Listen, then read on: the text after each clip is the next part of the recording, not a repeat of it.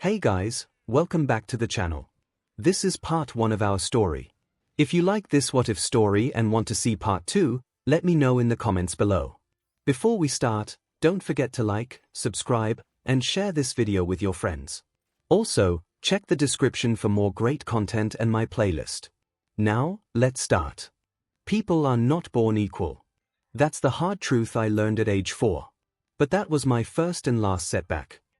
It all began in Qixi City in China with the news that a bioluminescent baby was born. After that, the exceptional individuals began popping up all over the world. The cause was unclear. There are many theories, from rats carrying a mutating virus to human evolution, even vampire bees, or it could have simply been an accident that was beyond our control or knowledge. Time passed and the exceptional became the norm. Fantasy became reality. At present, 80% of the world's population consists of superhumans with special abilities. The world fell into chaos. And a new profession that everyone once only dreamed about entered the spotlight. Along with the exceptional abilities came an explosion in crime rate. While nations struggled to overhaul their legal systems, brave individuals took up the mantle of heroes straight out of comic books, protecting the people from evildoers. With public support, some quickly acquired the right to serve as heroes in an official capacity. Fantasy became reality. My name is Izuku Midoriya, and this is the story of how I became one of the world's great hero, and arguably the greatest hero of other worlds as well. Izuku Midoriya happily writes about the newest hero that debuted that same morning into his notebook, titled Hero Analysis for the Future number 13. This is a little or big hobby of his, to analyze quirks, fighting techniques, and even the personalities of any and all heroes that he is able to find. Hopefully, a lot of this information can help support his dream, and if not, it's a great way to keep his mind active. While he's engaging himself, his homeroom teacher swats a stack of papers across his desk and proclaims how it's time for the third-year class to start taking their future careers seriously. He, however, assumes that most of his students wish to become heroes. The students cheer in response, proving his assumption correct. One of his classmates, an old childhood friend named Katsuki Bakugo, scoffs at their classmates' cheers. He proceeds to spout on about his own superiority by declaring how he'll enter Yuhai, the birthplace of heroes, and surpass even All Might, the number 1 hero. Meanwhile, Izuku tries to be as invisible as possible, but that proves difficult, especially as the teacher carelessly mentions that he too wants to attend Yuhai. This, of course, results in the entire class laughing and mocking him. Not exactly the best way to start the day. As Izuku tries to explain his reasoning, Bakugo slams his hand down, setting off an explosion that knocks the cinnamon bun off his desk. Come on, Deku. The maniac towers over the cowering Izuku. You're totally quirkless. And you think you can rub shoulders with me? Izuku futilely scoots away. Wait, no, Kakin. I wasn't trying to compete with you. Not at all. It's just been my dream since I was little, and well, there's no harm in trying, to I. Try what? The entrance exam. Sparks and smoke from Bakugo's palms threaten to end Izuku's very existence. What can you even do? It's always like this ever since Izuku was classified as quirkless. This only justified what Bakugo had already known. That he's better than everybody else, especially Izuku. Bakugo had always had a giant ego, thinking that he's the most important and best person to have ever walked this goddamn planet. Because he was lucky to be born with a powerful quirk, a gift that he didn't earn and arguably didn't deserve. But that's reality. Sometimes those undeserving are given what others could only dream of having. However, there is always a chance that something will change one's destiny. In a galaxy far, actually in a galaxy very, very close. So close in fact that it's the same galaxy, 2 spaceships are locked in an epic chase.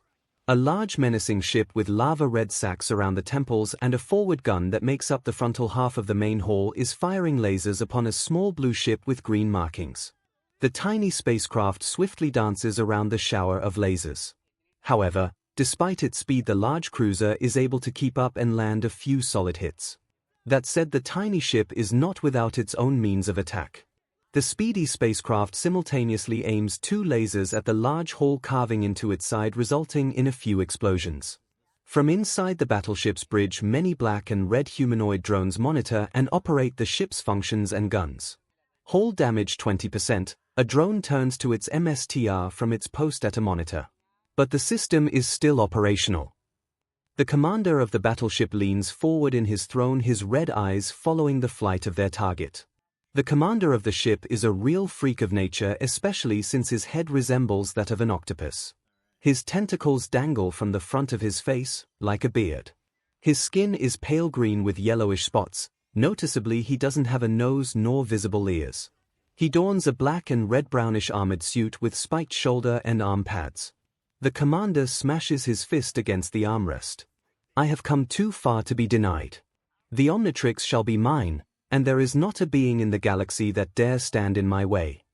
The battleship continues its onslaught. However, the little ship is clearly having trouble keeping its lead. A single shot hits the rear engine, causing the end of the blue ship to explode. The commander watches from his throne. Prepare the cannon. We will salvage the Omnitrix from the remains. As the enemy's large frontal cannon charges, a green sphere from atop the tiny ship fires a green energy beam right at the bridge of the cruiser. The impact sets off a chain reaction of explosions that decimates the tower of the battleship with the commander inside. The octopus-faced being is sent flying back, screaming in pain as flames and shrapnel tear his body apart. Meanwhile, the cannon finishes charging and fires a large beam at the blue ship. 80% of the ship is blown away, leaving the main hull somewhat intact. Just before the hull is ripped apart by the vacuum of space, a silver pod is launched out of the hull. The pod flies through space until reaching the atmosphere of the blue and green planet below. The spherical pod crashes into the ocean. A large cloud of steam rises from the water as the pod floats back up to the surface. As the spherical pod bobs about the water, the ocean currents begin to push the pod towards where it's meant to be. The school day finally ends. Izuku scrolls through his phone, reading up on the incident from that morning. He reaches for his hero notebook only for it to be swiped away. Bakugo holds the notebook up. We ain't done here, Deku. Bakugo's cronies laugh and jeer upon seeing the title of the notebook. See, come on. Give it back. Izuku begs. Bakugo sneers and claps his hands together, destroying the journal with a burning explosion. Izuku yelps in surprise as Bakugo unceremoniously throws it out the window. The best heroes out there, well, they showed signs of greatness even as students. I'm a perfectionist. I'll be the first and only hero from this crappy public middle school. The first to win the honor of becoming a student at UA High. Bakugo sneers and grabs Izuku's shoulder. Smoke rises from his grip.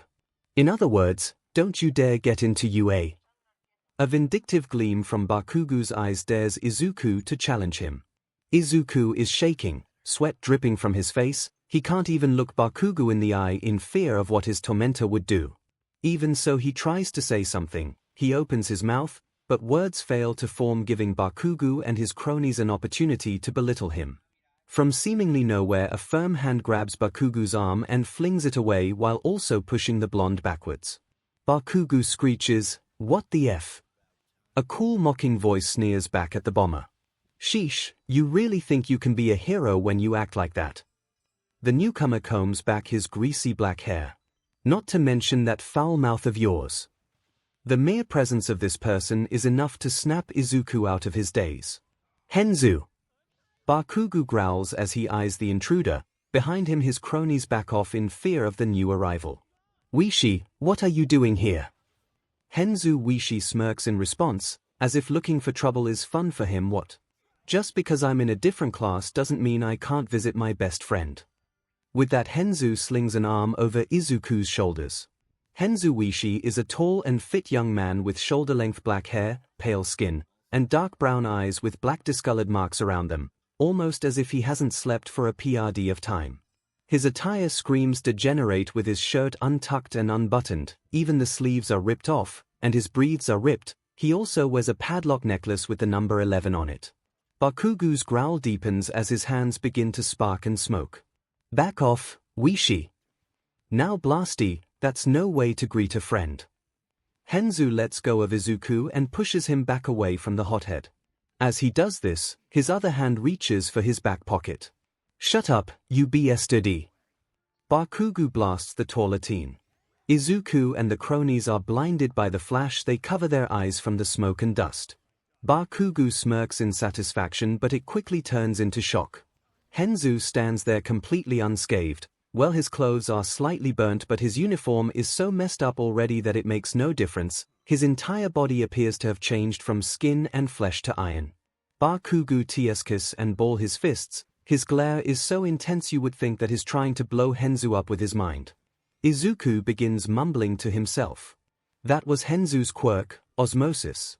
It can absorb nearly any type of solid matter that he comes into contact with, and it allows him to transform his entire body into the substance. He can also absorb energy, mainly electricity, and discharge it. But admittedly, he does become more erratic and unpredictable when he does absorb energy. It's both a power and versatile quirk. Whatifdekufanfic. Sorry. Sheesh. 𝐻𝐻𝐿 jabs a finger into his ear in an attempt to recover his hearing. Do you ever stop shouting?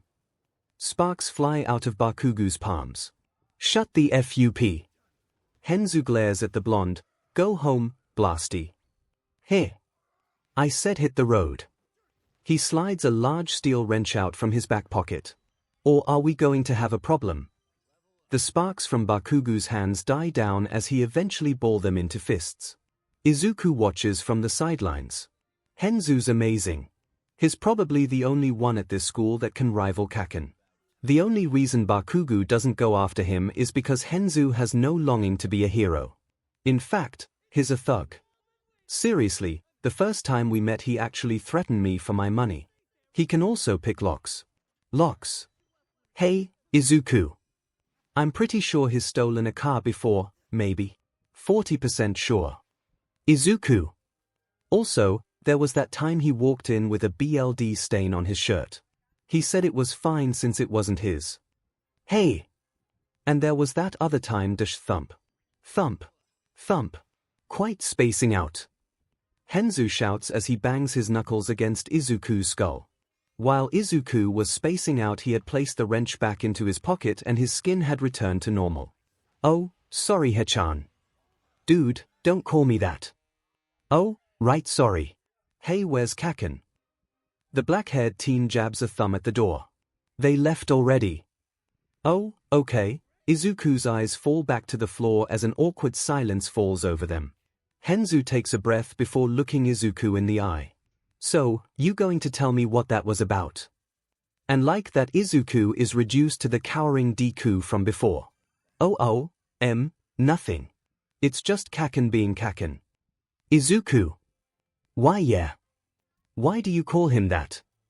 What? Blasty, why do you call him Kaken? Well, no, his not your friend.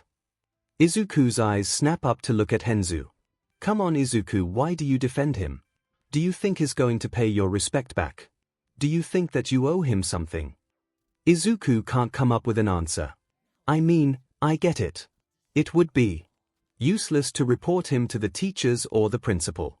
𝐻𝐻𝐿's face scrunches up in anger.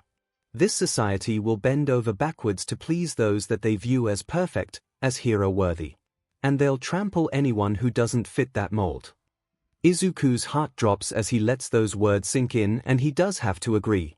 Even if he went to a teacher for help, he'll most likely be ignored or called a liar. And it would all be so Bakugo could be a hero. I know it sounds harsh, but face it, dude. He points directly at Izuku's chest. You don't have a quirk. Using his other hand, he touches a nearby outlet on the wall. You can't do what Blasty and I can do.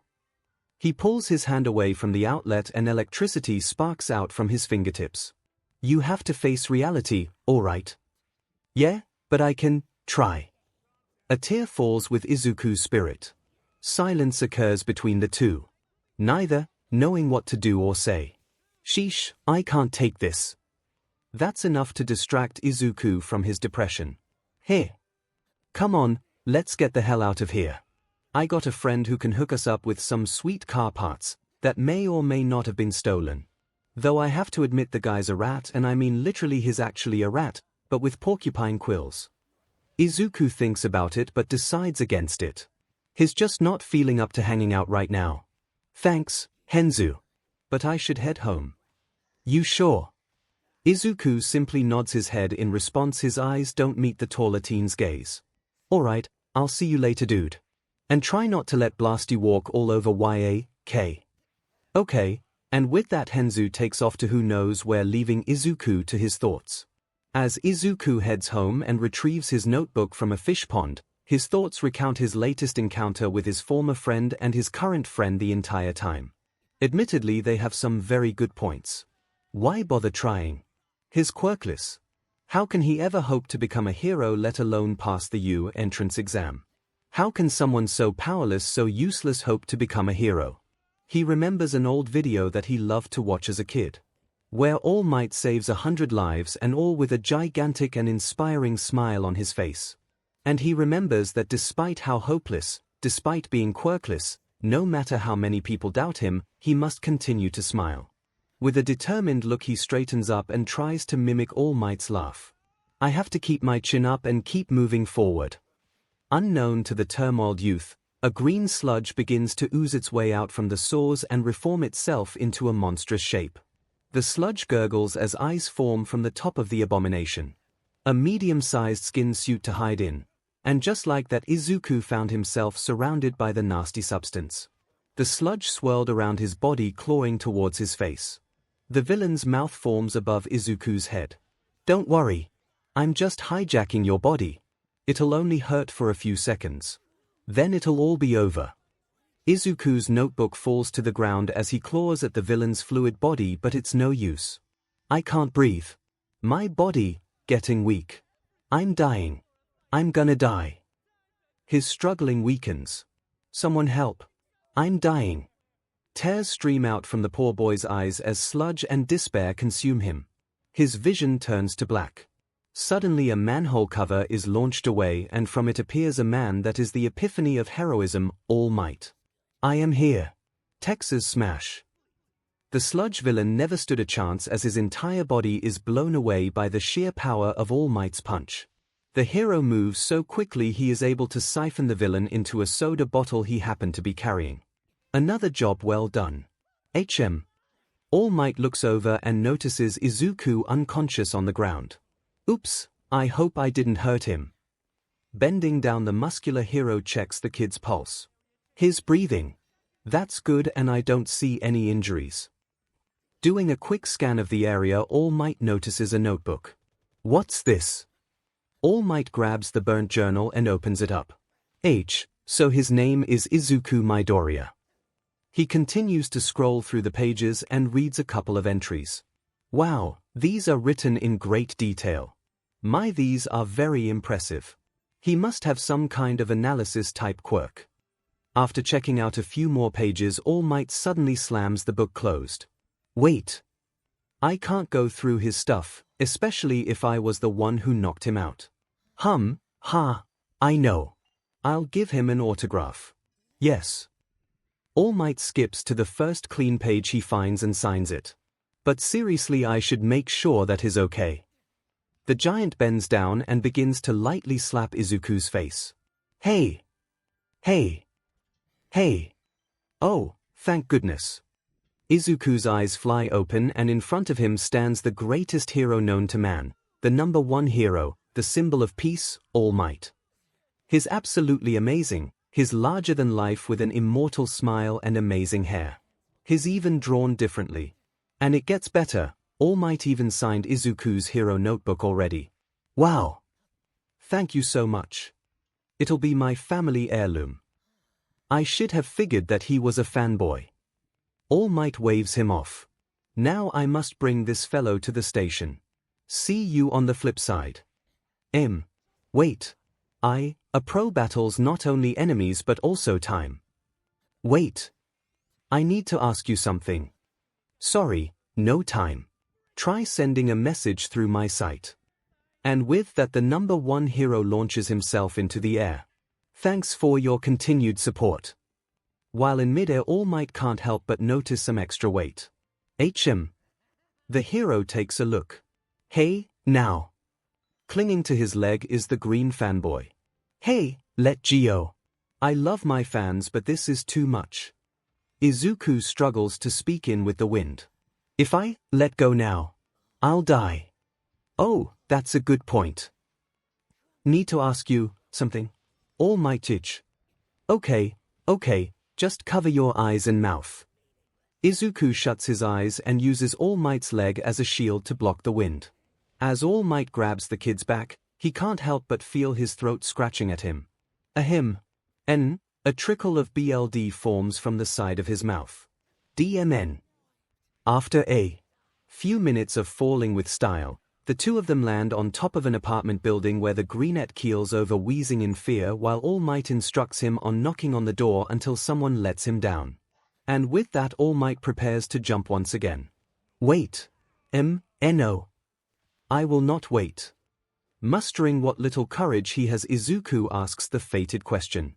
Can someone without a quirk become a hero like you? All Might pauses, considering the young man's question. Without a quirk, suddenly a sharp pain courses through All Might as steam begins to pour out of his body. Oh, and I'm a kid without any powers. That's why, maybe that's why. I think that saving people is just about the coolest thing someone can do. His speech and fondness for heroes gets to him, and finally he smiles cheerfully at his hero with great admiration. The way you save people with that fearless smile. I want to be a great hero, just like 𝐻𝐻𝐿.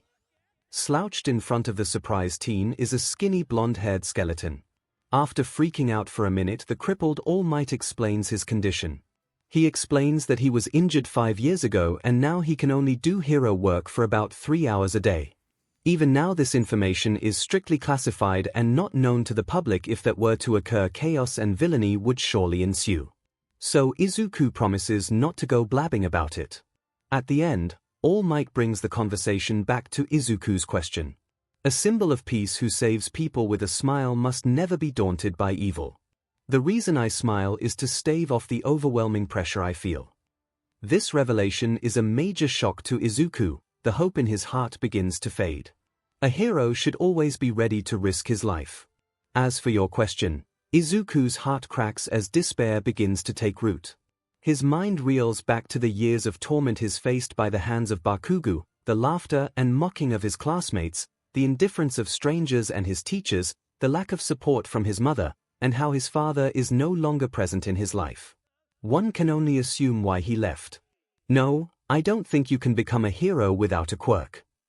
And just like that, Izuku's dream is crushed. All Might tries to give the boy some comfort with little effect. He says something about how noble it is to help others and that if he wants to do good then he should just join the police, but nothing really registers with Izuku's broken spirit. Except for the last thing that the number one hero says to him. It's not wrong to dream. But you need to be realistic. And with that the injured hero leaves the boy to his inner sorrow and pain. All Might rubs his head, sighing in grief. That could have gone better. Maybe I should have been a bit easier on the kid, after all I know where he's coming from. All Might reaches for the bottle in his pocket. Now to get you to the station, here. Swiveling back and forth, All Might becomes very aware that he lost the sludge villain. Damn it. The bottled villain 𝐿𝐴𝐺 in pain as his vision returns. Where am I? What happened? The sludge villain realizes that he's still under the same bridge. He recalls attacking the green-haired kid and then getting beaten by All Might. Oh, yeah, he showed up. He shakes with rage from within his plastic prison.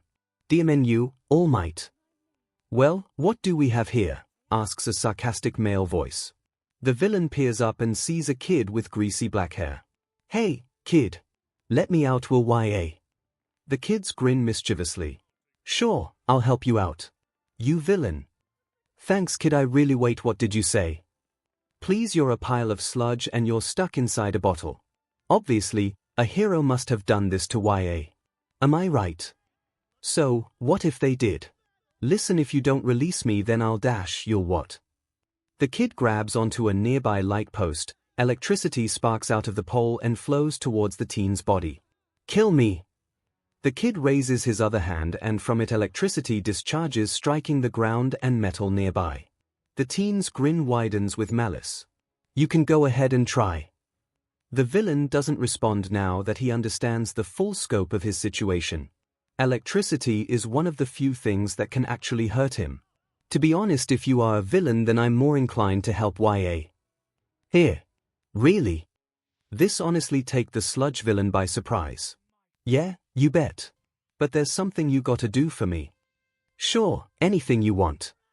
There's someone I want you to get rid of for me. Izuku is in a daze as he stumbles home. He's too stunned to notice what direction he's walking in. He's so out of it that he barely blinks an eye when he falls over the ledge of the local beach. He lands roughly on the sand below, luckily without getting too many bruises. Sitting up, Izuku hazily peers at all the garbage towering over him. Sighing, he pushes himself up and slowly trudges his way through the mounds of trash. Even the best of the best said it, his tears refuse to stop flowing. Don't cry. You knew already, right? This is reality. It's because I knew that I tried so damn and hard. Izuku eventually makes it through the junk and arrives at the ocean. Looking out towards the sunset, his mind begins to wander. Everyone was right. He turns his head towards a nearby trash pile. I'm like this beach, nothing but useless junk and a waste of space. He rubs his nose in an attempt to stop the tears. If only I had a quirk. He starts walking towards the nearest trash heap, which also happens to be the one closest to the ocean. If I had a quirk, then maybe I wouldn't be so useless. He peers down at the lowest part of the junk pile, which sits within the shallow water. His fist ball up as he stares down at the scraps of metal. Maybe people would care about my dreams if I had a quirk. He scowls and his fists tighten. Maybe Dad would still be around if I had a quirk. Izuku screams at the top of his lungs.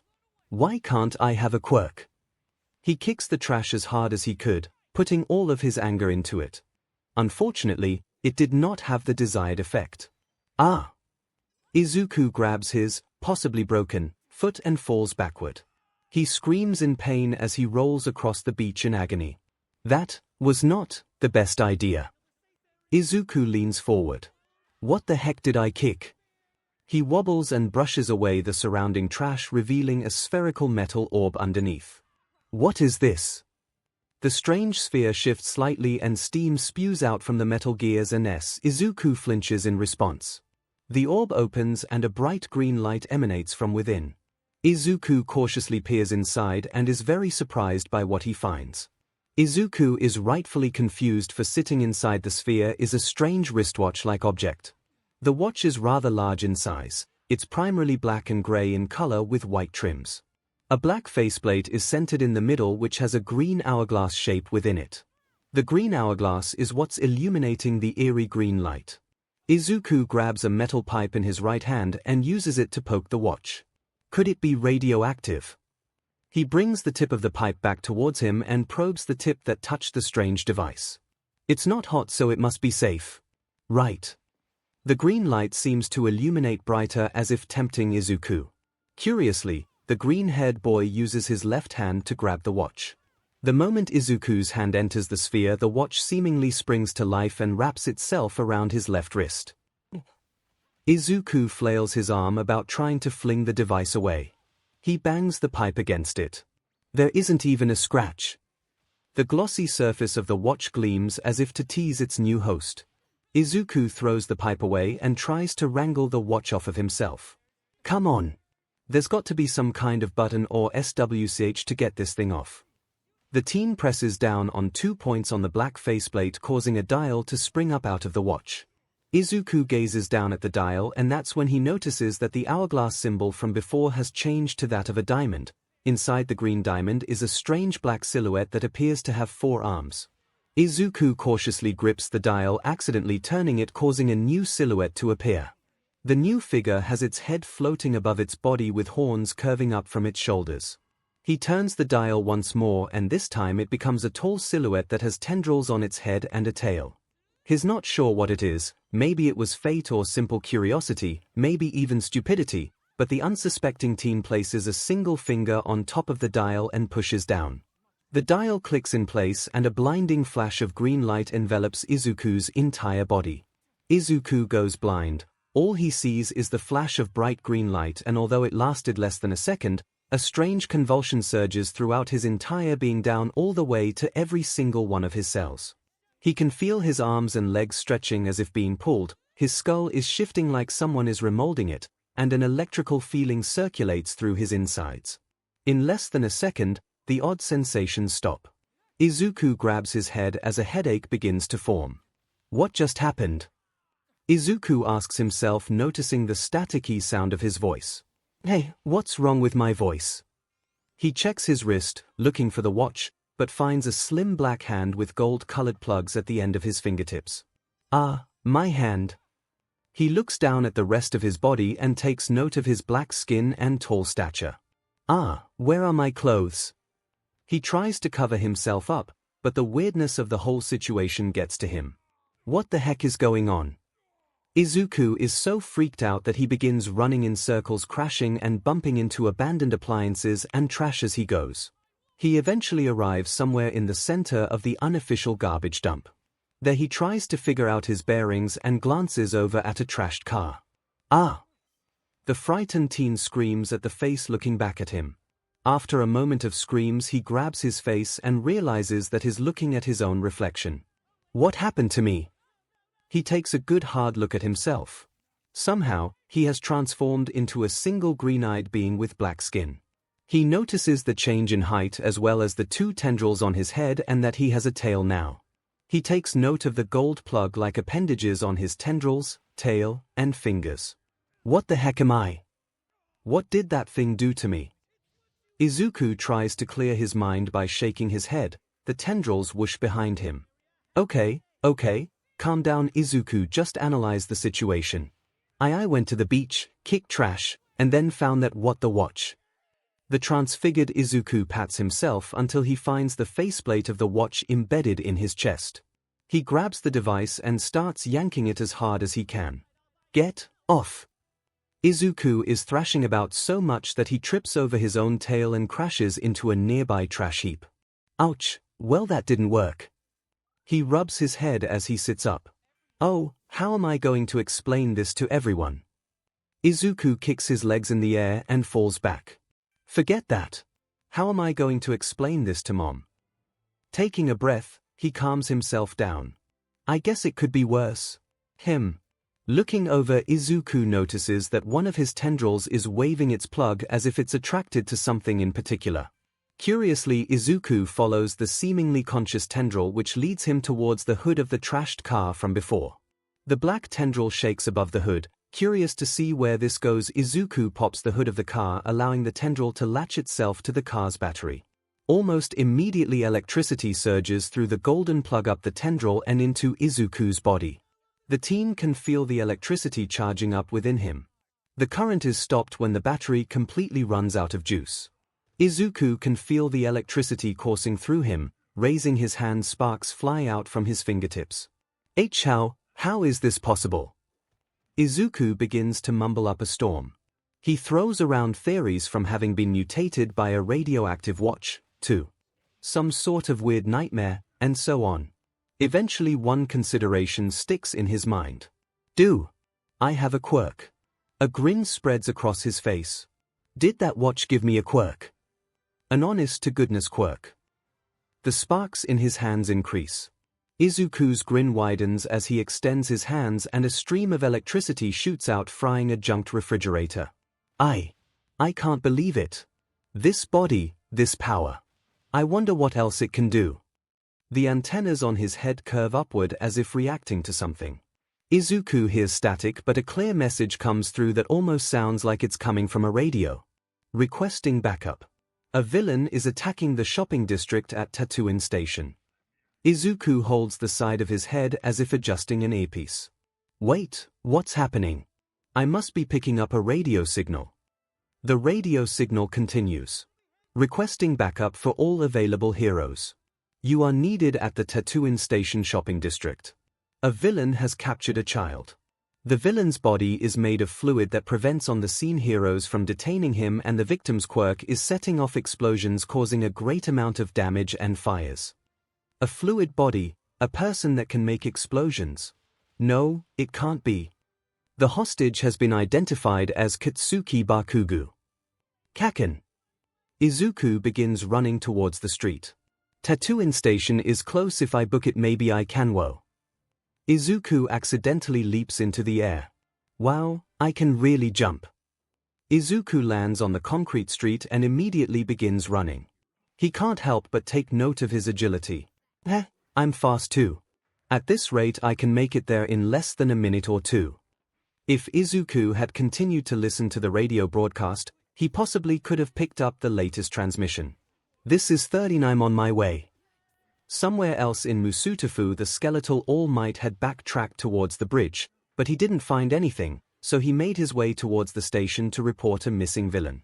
However, before he can get there, he spots smoke rising in the near distance along with the resonating sounds of explosions and sirens. He starts to make a dash towards it. Please, don't let it be what I think it is. Henzuishi laughs from his perch atop a nearby building. Below him the heroes are struggling against the sludge villain, and Bakugo's explosions are definitely not helping. Ha! This is so great. Look at all these morons tripping over themselves. Behind the black-haired teen is a humanoid rat with black quills on his head. Yeah, a real show.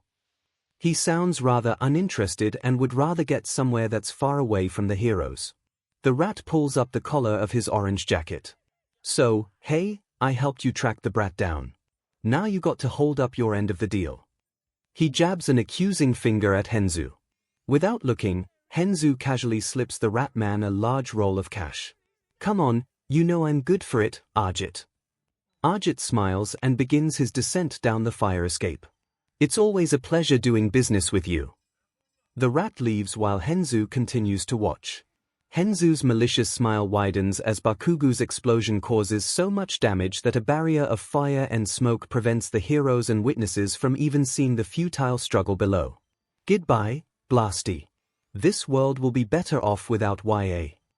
The twisted teen breaks into another fit of haunting laughter. While Henzu takes time to appreciate Bakugo's flailing about, Ardjit makes his way down to the ally below. Luckily for him, there are no people there to see him. They are all too busy watching the situation. Ardjit tucks the cash into his jacket when something tall and fast rushes past him. Hey! The rodent looks over and sees a tall black figure staring wide-eyed at the sludge villain. The rodent mutters to himself, cupping his chin. What's a Kentuctoid doing here? All Might finally arrives on the scene. Unfortunately, he can't see a thing amongst all the smoke and flames blocking his view. Around him, heroes are trying to keep the civilians calm while they also deal with the fires. He overhears a few civilians talking about a sludge-based villain and how it captured a child. One civilian even points out that All Might himself was chasing after the villain earlier. All Might's gaze falls downward as he grabs his injury. Pathetic, his hand tightens around his wound. Pathetic. How can I call myself a hero, especially after what I told that boy? All Might can hear the sounds of explosions dying off. I'm sorry, hopefully a hero with the right quirk will arrive soon. All Might gazes up towards the flames, and for a split second amongst the smoke and fire he notices a strange symbol moving beyond the inferno, an illuminating green hourglass within a black circle. Neither Bakugo nor the villain notice as a tall black-skinned being peers out of the ally and stares at the scene in front of him. It really is Kaken, and that same villain from before. Covering his mouth, tears begin to form in his single green eye. It's the same one, so that means it's my fault. I distracted All Might and prevented him from doing his job. His mind flashes back to All Might's injury. And All Might's weak, he can't do anything. It's my fault. Bakugo's explosions stop. This guy can't be caught. We have to wait for someone with the right quirk to show up. Bakugo has his eyes shut as he tries to pull himself away from his attacker. Hang in there, Kaken. I'm so sorry. Bakugo's struggling decreases dramatically. A hero's bound to come. Bakugo is clearly losing his breath. I'm so sorry. Someone will come to save you soon. In a moment of pure desperation, Bakugu's eyes shoot open, begging for mercy, begging for a hero to save his life. And in that moment, Izuku's mind went blank as pure instinct took over. He charges head first towards Bakugu. What am I doing? Why am I running? The living pile of sludge notices the stranger charging at him. He gurgles out a roar. Get away from me! The villain takes a swipe to fend off the intruder. Despite the oncoming attack, Izuku keeps charging. Eep! What do I do? What do I do? At a time like this, Izuku's mind flashes to page 25 of his hero notebook and gets an idea. Izuku's tendrils wrap around a garbage can and flings towards the villain's face. Hiya! Garbage flies out from the can and jabs the attacker's eyes. The villain screams in pain as Izuku grabs Bakugu, and with one swift motion he pulls the blonde free from the sludge's grasp. Kaken! Bakugu coughs, breathing heavily, as is pulled free. Who the F are you? He asks between gasps. As Izuku pulls Bakugu away from his capture, he tries to explain himself. Kaken, it's Uf. Izuku's whipped so hard that he tumbles down. Bakugu falls with him. The villain sends out several tentacles towards the two. You're in my way. Acting fast, Izuku grabs Bakugu and tosses him towards a nearby alleyway that's clear of people and fire. Quick, get away from here. A large tentacle knocks the morphed Izuku into a burning food stand. Ayuff! Bakugu rolls on the ground a few feet, and when he looks up, he sees his black-skinned rescuer getting knocked around by sludge attacks. The blonde hesitates for a moment but shakes it off. Despite nearly dying, he moves as fast as he can away from the scene. From further down the alley, the hero 13 appears. The hero notices the wobbling Bakugu and grabs his shoulders to help steady him. Hey, it's okay now, I got you.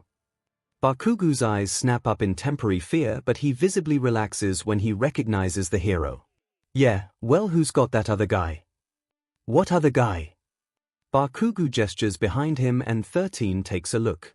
Their eyes widen as the rescue hero witnesses an alien-like being doing its best to avoid being whipped. Honestly, it's not doing a very good job of dodging. A 𝐭𝐿𝐼𝐽. What are they doing here? Why would it take such a risk? Before the rescue hero can get their answers, they are hailed over their radio. 13, are you engaged with the enemy? 13 tries to come up with a reply.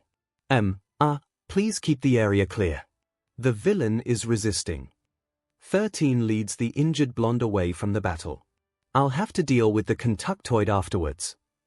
The sludge villain roars as he continues his onslaught against the wannabe hero. Stop getting in my way. Izuku's body has really taken a beating. He's covered in dirt and grime, and although it's hard to tell, he's pretty sure that he's covered in bruises. Izuku uses his slim yet strong arms to block the attacks. It's not much, but it's something, especially considering how battered he is. Why did my legs move on their own? Why did I jump in to help? I dunno. Izuku endures the quick and powerful blows. No. I know why. It's because he looked like, he can't help but remember the look in his childhood friend's eyes. He needed saving. The villain's sludge begins to swirl around, making a spiral-like motion above the villain's head. The slime screeches as he sends out a powerful attack of spinning sludge. Die, hero! Izuku's tendrils and tail stretch out and latch themselves onto a nearby power box. Electricity immediately begins to course through him. I won't let you hurt anyone else. Izuku balls his hands together, allowing the electricity to charge up. It's time to be a hero. He aims his hands out towards his attacker and a thundering beam of lightning rushes forward. The villain's attack is blown away as the lightning thunders straight for him. Ayuff! The villain screams in pain as watts of electricity begins to surge through him. All around him, metal and other electronics are getting similar treatment. The blast is too much. The villain's body rips apart, sending bits and pieces of sludge flying all across the burning street. Izuku cuts off the flow of electricity as slime and embers fall around him. I did it. I really did it. Izuku wobbles backwards towards the alley he originally entered from. I did it, and with a quirk no less. Just as the unlicensed hero stumbles back into the alley, the dial on his chest begins to beep and flash red, but it goes unnoticed by the teen even as a red flash of light envelopes his entire body. Izuku falls onto his knees just as he turns back to normal. He gazes at the red illuminated watch on his battered yet human wrist. Finally, exhaustion from the day's events catches up to the teen. He's so exhausted that he falls face forward onto the pavement. And with that he begins to fade out of consciousness. The last thing he sees other than the red glowing watch is a pair of yellow shoes approaching him. I can be a hero. An hour has passed since the sludge villain attack, the sun has begun to set, yet heroes are still occupying the scene as to help clean up and ease the people's nerves.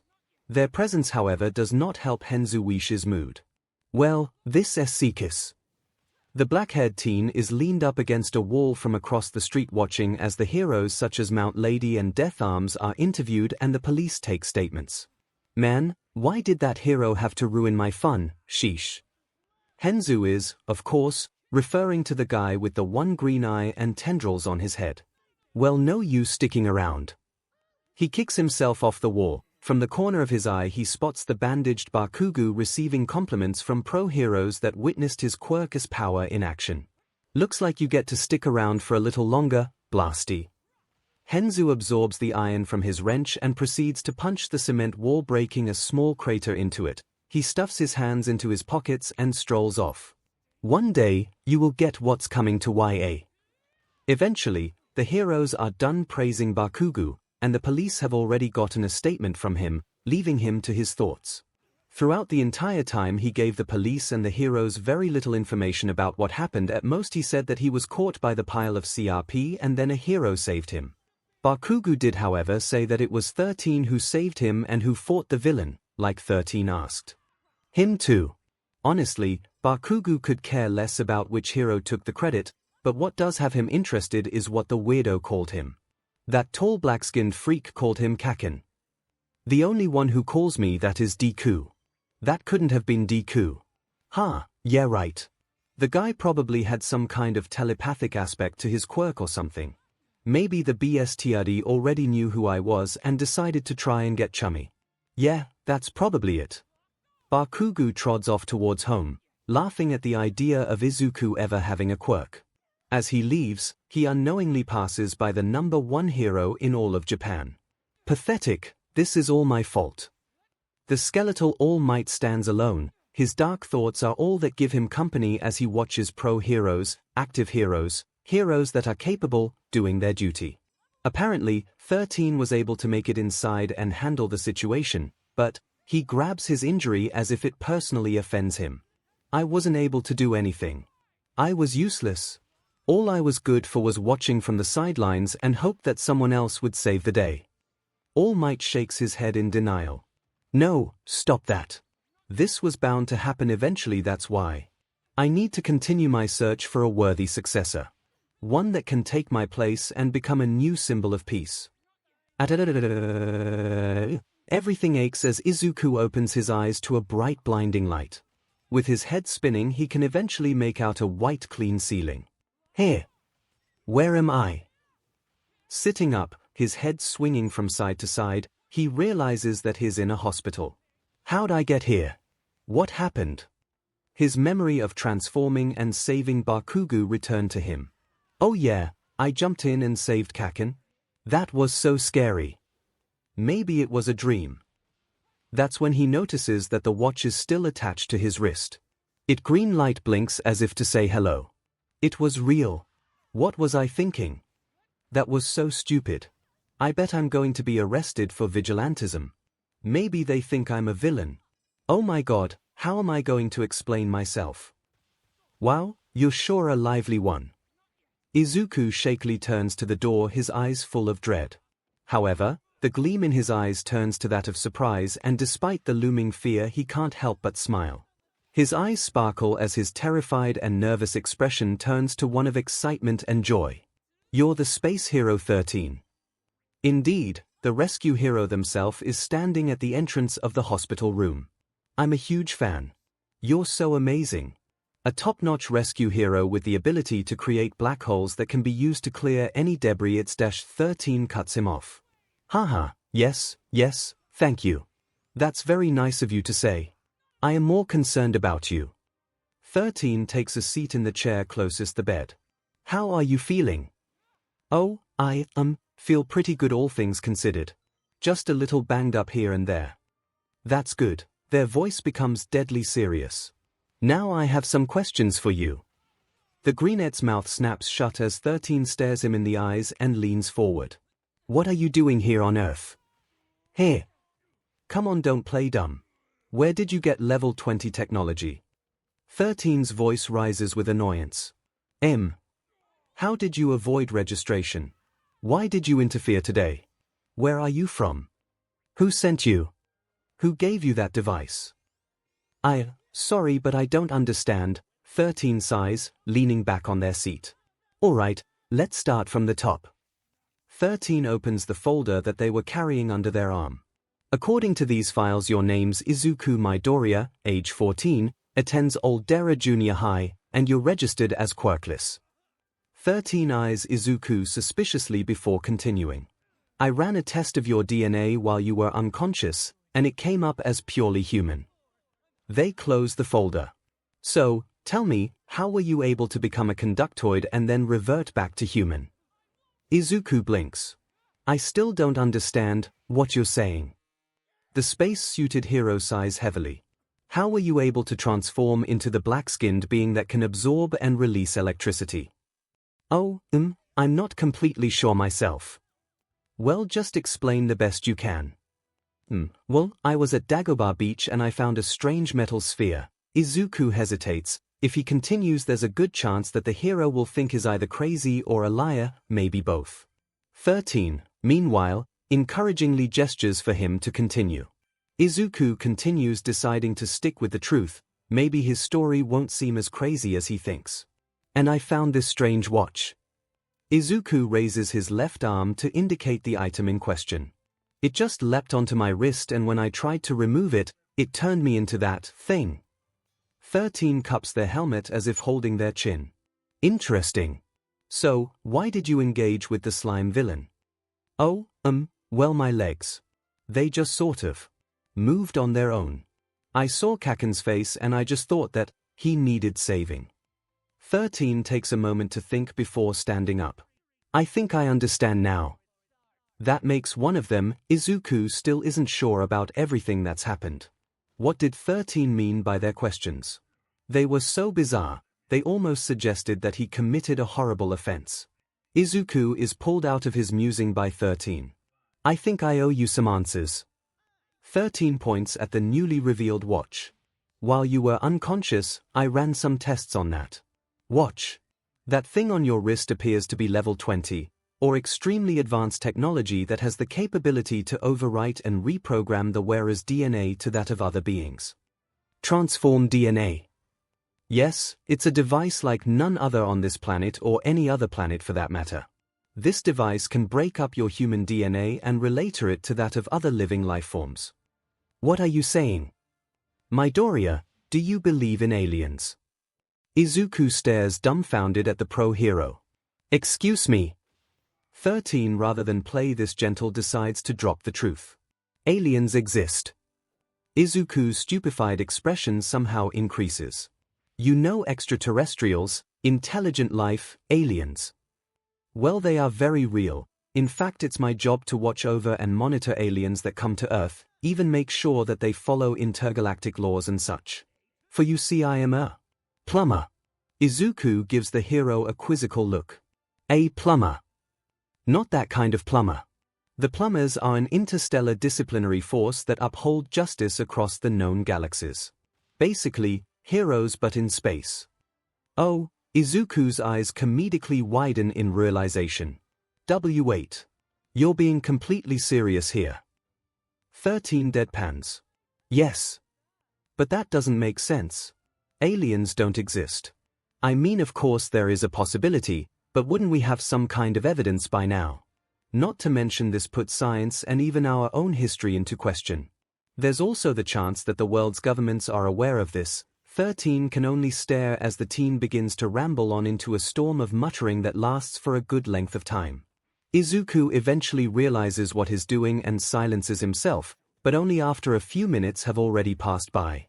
When he's done, 13 decides to continue.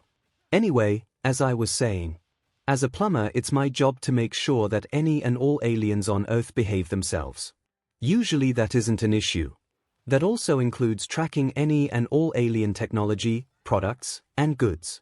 So, I've definitely seen a thing or two. 13 rubs the back of their head. Admittedly, I've never encountered or even heard of anything like this. They gesture towards the watch. A device that can transform people into aliens. The two sit in silence. 13 lets Izuku's mind process everything, while Izuku honestly has no idea what to think of all of this. Izuku fidgets from his uncomfortable seat. So, what now? His green eyes meet 13's. Well, this piece of level 20 tech, The look on Izuku's face tells them that he's confused. This piece of technology is so advanced that it would take millions of years for regular humans to make it. For comparison, the Earth has only level 3, arguably level 4, technology. 13 reaches into his back pocket. Ah! Izuku nods his head in understanding. 13 pulls out a small light gray disc that's shaped like a circular hourglass with a bright red dot in the middle. Izuku watches in fascination as 13 touches the red dot. The dot lights up and projects a hologram of a screen where 13 proceeds to type in a few things. What's that? My plumber's badge. I have no knowledge on things like this, so I would like to file a report and see if other officers know of anything like this. Ah. Yep, hopefully we can get this thing off of you. Izuku's inside fill with nervousness. Do you really have to take it? He subconsciously grabs the watch. It's just that this watch, gave me the opportunity to do something. 13 only watches as Izuku continues. It gave me the chance to be useful, to help someone else. To be a hero. So, can't I just keep it? A few tears escape Izuku's eyes as he begs for this. 13's heart goes out to the boy, but they have a job and a responsibility to uphold. I'm sorry, but no. It goes against protocol for humans to possess level 20 tech. Heck, I don't even know what this thing is fully capable of. I can't just let you keep it. 13 looks away from Izuku's dejected appearance. I'm sorry, but that's just how it's going to be. 13 scratches the side of their face helmet. However, according to the test results, the watch has fused with your own genetic structure. What does that mean? It means that it's bound not just to your wrist but your DNA. Izuku's head snaps up in worry. Although I said that you can't keep it, it's not like I can keep you here as well, and trying to lock it in portable case will look too suspicious. A flicker of hope lights up within the teen's heart. Does that mean? Yeah, you can hold on to it for now. It's unclear, but Izuku is pretty sure that 13 is smiling from under their helmet. It should be fine, as long as you don't draw attention to it or yourself. Tears of joy slide down the boy's cheeks as his hold tightens around the watch. Thank you. Don't get too excited, I'm still not sure about what it can do. Also try to avoid using it. The last thing we need is for some lunatic to go after it. Yeah, Izuku chuckles lightly. I wouldn't want that. Definitely. Now, I'm sure you have more questions, but it's gotten pretty late. Let's get you home, alright? We can discuss more later. Yeah, wait, how am I going to explain everything to my mom? 13 smiles and gives the teen a thumbs up. Don't worry, I got it covered. Izuku, honey. Are you alright? Izuku is enveloped in a bone-crushing, yet very loving, embrace. I'm fine, Mom. He returns the hug. I was really well cared for.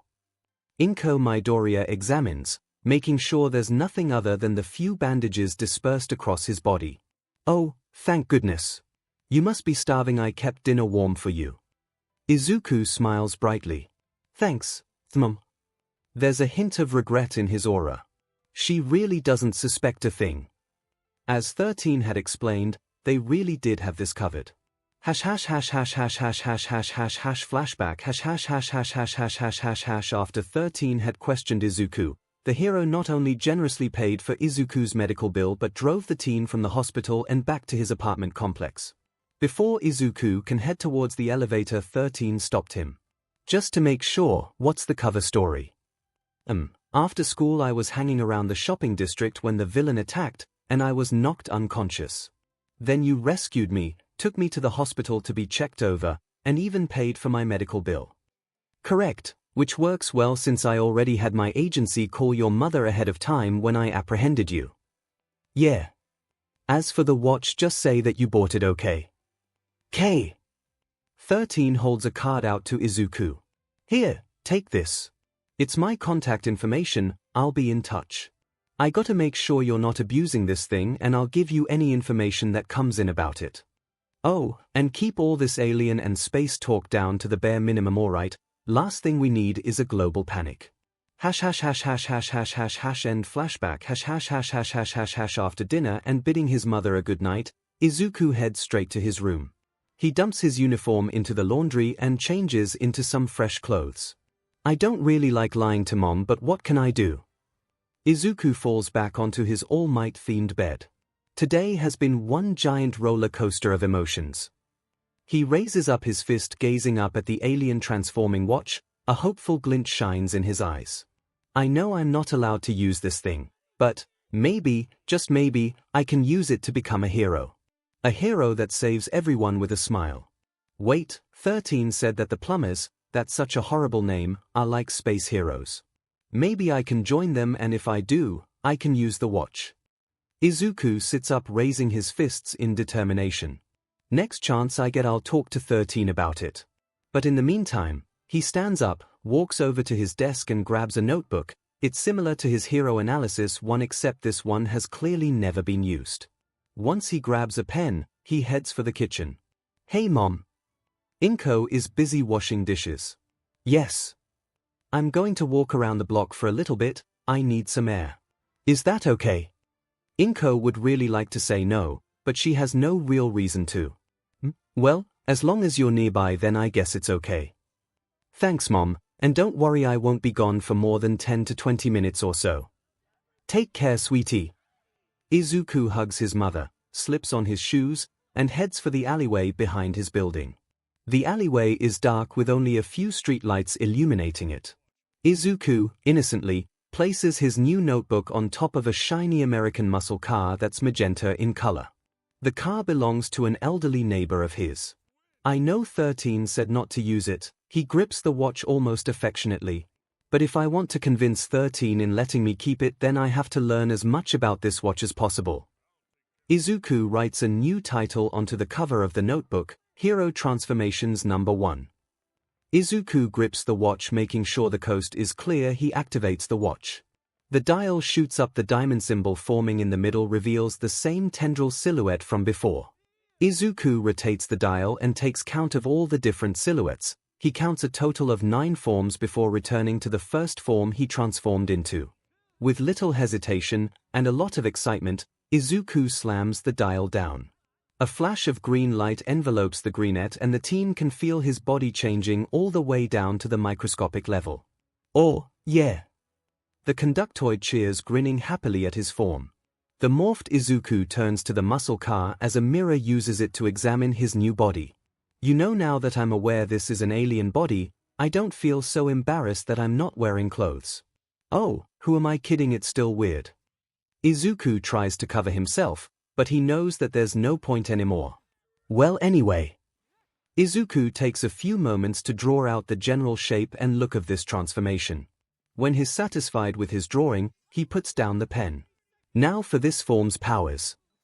The 2 tendrils on his head stretch up and attach themselves onto the street lamp that hangs above his head. The tendrils absorb the electricity, causing the lamp to flicker. Izuku removes the tendrils and aims a finger out towards a garbage can. A small beam of electricity flies out and knocks the can away. So cool. Izuku, as the conductoid, takes time to write down what he does know about this alien into his new journal. Agility, can hear radio waves, feeds on electricity, has tendrils on the back of his head, staticky voice, etc. Okay, I should probably give this form a name, like what some pro heroes with transformation type quirks do. He presses his pencil against his lips. What did 13 call this thing, by the way? I think they said conductoid. That must be this guy's species or something. 𝐒𝐬𝐽 jots the species name down before taking a moment to look over what he has written. The words feed and back stick out to him. Feed. Back. Oh, I like that. Feedback. It fits and it sort of plays off this guy's staticky voice. He picks up the notebook and writes in big bold letters, feedback. Feedback is so excited that his tail and tendrils reach towards the nearest electrical items they can find, lamp, electrical lines, etc. Having charged up on electricity, feedback begins firing small blasts from individual fingers at various items, namely garbage. He gets a little too carried away though. The teen swings his hand to the side and accidentally releases a ray of lightning that's 10 times more powerful than what has been releasing. The sound of metal being fried and the smell of burning RBB and leather fills the alien's nostrils, assuming he has those. Feedback gasps as his green eye widens in shock. The once shining American muscle car that 𝐒𝐬𝐽 was using as a table is now charred with melting tires and burned leather seats. Somehow the alarm is still able to work and is blaring. The conductoid is shaking as he looks upon the result of his carelessness.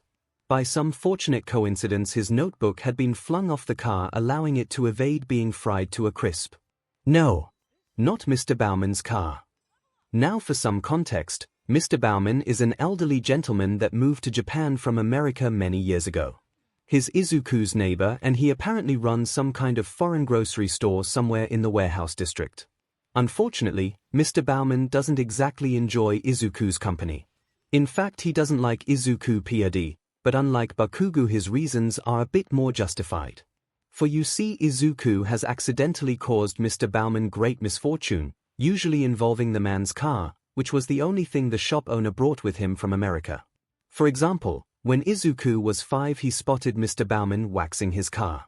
Like a playful child, 𝐒𝐬𝐽 tried to inspect the car using a magnifying glass, and he just so happened to notice that the gentleman had missed a spot on the hood of his car. Unfortunately, the son had direct access to the magnifying glass, and because 𝐒𝐬𝐽 had the magnifying glass over the waxed hood for too long, the car actually caught on fire. 𝐒𝐬𝐽 ran away as Mr. Bauman shouted and cursed at him. There were several other similar instances like this as the years went by. Not wanting to be scolded or seen in his altered form, 𝐒𝐬𝐽 quickly retreats down the alley, hoping to avoid his angry neighbor. Feedback rounds the corner, and a few seconds later Mr. Bauman himself makes his way down the alley, having heard his car alarm from his apartment. Ignatius Bauman is a short pot-bellied man with a little black mustache over his lip. He's always wearing his magenta apron and bow tie over a light pink striped yellow dress shirt with brown briefs. Mr. Bauman rushes over to his crisped car. Steam practically explodes from his head. Ooh, this has got 𝐒𝐬𝐽 written all over it. The grouchy neighbor grumbles various ways to make the teen take responsibility for this. He becomes silent as the bumper of his car unceremoniously collapses to the ground. At the following morning. I'm late. 𝐒𝐬𝐽 scrambles out of his home and down the street with a piece of toast dangling from his mouth as he tries to adjust his school blazer. I can't believe I slept in. 𝐒𝐬𝐽 was kept up late last night. After running off, it took about 4 more minutes for the watch to begin beeping and flashing red, reverting feedback back into 𝐒𝐬𝐽. 𝐒𝐬𝐽 also noted that he was feedback for about 10 minutes. He also took note that the watch was red instead of green for another 10 minutes after. But that isn't what kept the teen up. After 𝐒𝐬𝐽 returned home and showered, Mr. Bauman stopped by and, despite little to no proof, gave 𝐒𝐬𝐽 an earful for nearly an hour. Followed by another 5 or so minutes of 𝐒𝐬𝐽 apologizing and explaining that he accidentally kicked a loose electrical wire at the car. Considering he set the car on fire with a magnifying glass once, Mr. Bauman believed him. 𝐒𝐬𝐽 continues his exhausting sprint, having just finished his toast. There's no way I'll make it in time. 𝐒𝐽 stops dead in his tracks, skidding across the ground.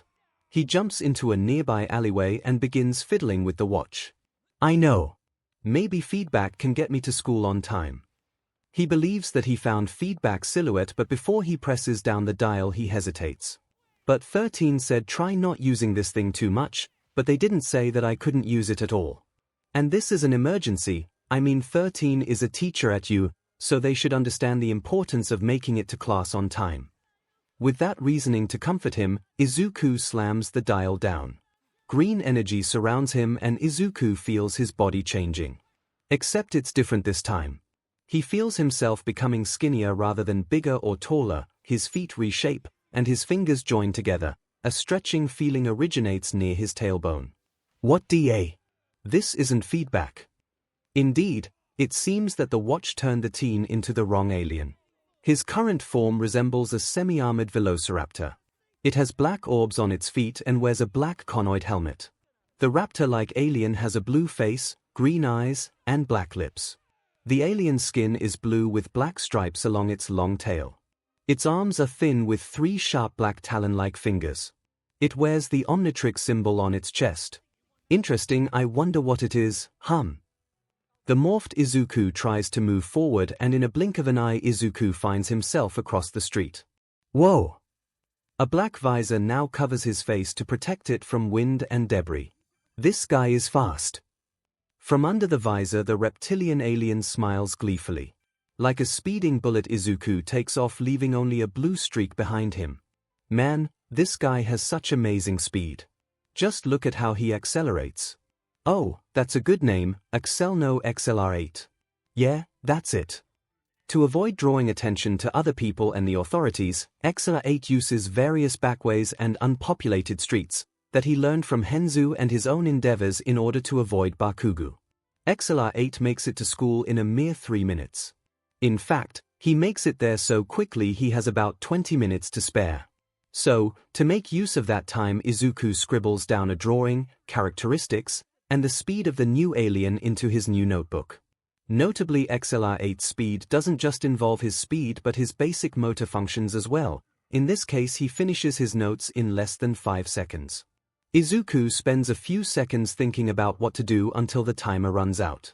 In 1 second, he types and sends Henzu a text asking how he's doing. XLR8 taps his foot rapidly waiting for a reply which comes a few minutes later. Henzu is ditching school today. Usually Izuku would have a small panic attack but this is pretty normal for his best friend. Ah, man, I really wanted to show the watch off to Henzu. XLR8's mind rails back to the last thing he showed Henzu. It was a limited edition All Might figurine and for some reason he lent it to the delinquent only for Henzu to go behind his back and return with a huge wad of cash with him, although he did split some of the cash with him. You know what, maybe I shouldn't mention it. I'll have a real hard time explaining myself. After replying back, a few students pass XLR8. When Izuku notices them, he flinches expecting to be ridiculed but his classmates simply walk right by him without so much as a glance. Hey! Izuku looks at his sharp claws. They must think I'm someone with a mutation quirk. You were so cool. Yeah man, just like a hero. Your quirk's so powerful. XLR8 spins around and sees an annoyed Bakugo surrounded by some of their classmates. They seem to be praising him for surviving the sludge villain attack yesterday. XLR8 cautiously watches on as the group walks closer. He thinks about hiding but figures that he won't be recognized. Bakugo stomps forward doing his best to ignore the annoying FS. Stupid extras.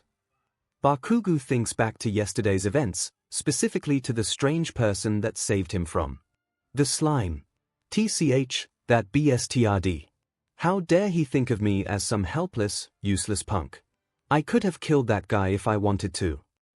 His grip around his backpack strap tightens in frustration as if he doesn't believe that himself. As the group of noisy kids pass by the blue-scaled alien, Bakugo's eyes divert down towards the symbol on the lizard's chest. Bakugo, recognizing it as the same symbol that the other hero had, so he stops and turns towards what he thinks is a person with a mutation-type quirk. Hey, lizard tail.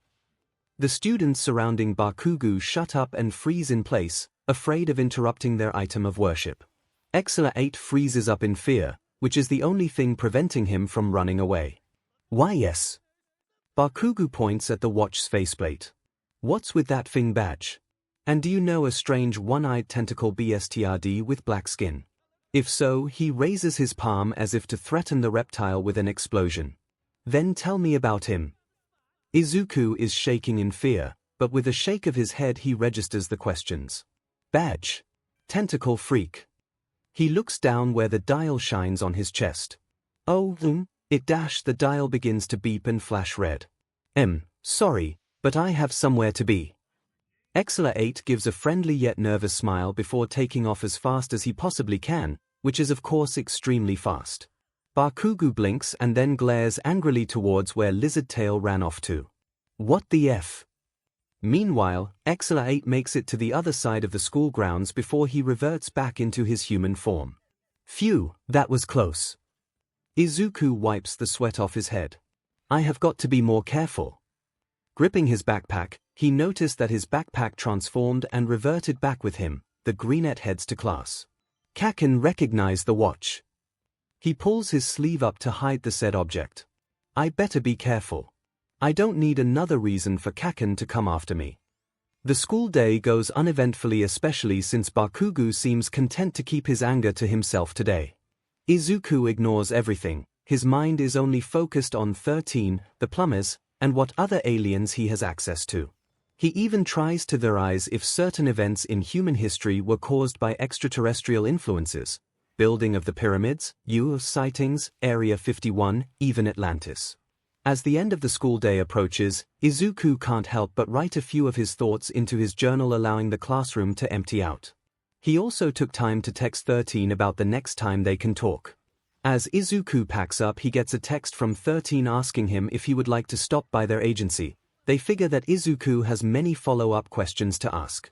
Izuku grabs his Hero Transformations notebook and heads for the exit as he eagerly replies with yes and promises to meet the hero in an hour. Hey, Deku. Izuku turns stark white and shakily turns towards his old childhood friend. Why yes, 𝐒𝐴𝐽. Bakugo eyes Izuku's wrist. What's with the stupid-looking watch? The greenette slowly averts his eyes towards his wrist where the watch, with its green hourglass symbol, is in full display. He had forgotten about covering it up with his sleeve. Bakugo growls. That's the third time I've seen that thing. He raises his palm in a threatening manner. Tiny explosions pop from it. What is it and why do you have it? Oh, I bought it. Yeah. I got it yesterday at a little gift shop. Bakugo scowls. You better not be lying to me, you little 𝐿. I'm not. I swear. Good. Bakugo turns away so he can fetch his backpack from his desk. Seeing that he's free to go, Izuku waddles towards the exit, clutching his new notebook for comfort as he goes. Bakugo glances back and spots the nun-burnt notebook and notices the word hero on it. Hold it, nerd. Izuku freezes in place, a tear leaks from his eye. Bakugo jabs an accusing finger at the notebook. What's with that? Izuku follows the angry blonde's finger, but his brain is too nerve-wracked to reply. And in that brief moment Izuku's instincts went into fight or flight mode. Izuku seemingly flies down the hallway, leaving behind a trail of terrified tears. Get back here, shitty Deku. Izuku can hear the sounds of small explosions coming after him. What do I do? What do I do? Oh, of course. He won't recognize me if I go alien. I need a better way to refer to transforming. Rounding a corner, the teen activates the dial and disappears behind a flash of green light. Izuku can feel his head widening, his eyes bulging, but for some reason his entire body shrinking at the exact same time. All this occurs just as Bakugo catches up with him. Deku. Bakugo turns the corner with smoke emanates from his hands, but his target is nowhere in sight. Damn it. Where's that bastard? The completely cessed off Bakugo charges down the hall in order to hunt down his prey. The sound of detonations eventually gets further away. Phew, he's gone. For now, at least. A tiny bipedal amphibian steps out from behind a garbage can. The little guy has gray skin, a wide head with large green eyes and rectangular pupils. The face dial of Izuku's watch is lodged onto its back. Izuku takes a moment to examine his new form. This form worked out better than expected. After all, if I turned into feedback or 𝐒𝐬𝐽 then I really would have gotten 𝐭𝐴𝐾𝐴's attention. The tiny Izuku shivers at the thought. Even with 𝐭𝐴𝐾 gone I have another problem, I'm so tiny. And 𝐭𝐴𝐾 is still after me. The frog-like alien takes a deep breath. Maybe this new form will work to my advantage. It'll be harder for 𝐭𝐿 to find me if I'm only 5 inches tall. But he'll recognize the watch if he sees it. Plus, I could accidentally get stepped on. So, how do I get out of here? The little guy looks around and spots an air vent near the ceiling. After further scanning, he notices that the janitor left his mop and bucket cart in the hall. The amphibian smirks. A few seconds later, one would be a bit shocked to see a gray frog riding the janitor cart towards the wall. The cart slams into the wall, the change in momentum launches the mop forward, allowing the frog to grab on and be flung towards the vent. 𝐒𝐬𝐽 crashes into the vent cover and tries to grab it, but he slides down. He adjusts his fingers and he stops moving. That's when 𝐒𝐬𝐽 realizes that this form can stick to walls. I probably could have climbed up if I had known. 𝐒𝐬𝐽 takes a moment or two to unscrew the vent with his finger before crawling inside. Once inside, he takes a moment to take a little pride in himself. I guess being little has its advantages. Now how do I navigate this place? 𝐒𝐬𝐽 taps his chin in thought. He then squats down and begins drawing out an overview of the school with his finger onto the dusty floor of the vent. Well, I'm near the science room, so I'm on the east side of the building, and if I remember correctly, the air conditioning units are over here on the roof. Based off that, I can determine how the vents are laid out in comparison to the school facilities, and thus I can find the best route to get outside. 𝐒𝐬𝐽 points at his exit and jogs towards it. Strange, I don't mean to toot my own horn, but I'm pretty smart on my own. However, it seems that this specific alien species has an increased intellect. As 𝐒𝐬𝐽 makes a few turns here and there and even a high jump at one point, he can eventually spot sunlight in the distance. The entire time he's trying to come up with a good name for this alien. IQ? No. Tiny genius? No. How about ace student? That's even worse. 𝐒𝐬𝐽 glances at his gray hand. Gray anatomy. Gray matter. Ah, that's it. I shall call this new form gray matter. Gray matter pries the exit vent open as he declares his name to the world. Gray matter smiles proudly as he takes a breath of fresh air and enjoys the heat of the sun. Not to mention bask in the fact that he managed to avoid Bakugo. Gray matter peers down and sees the barrier surrounding the school a mere 5 feet away. Walking back a few feet, human feet, Gray matter takes a running stance, and with a determined look in his eye, he sprints towards freedom.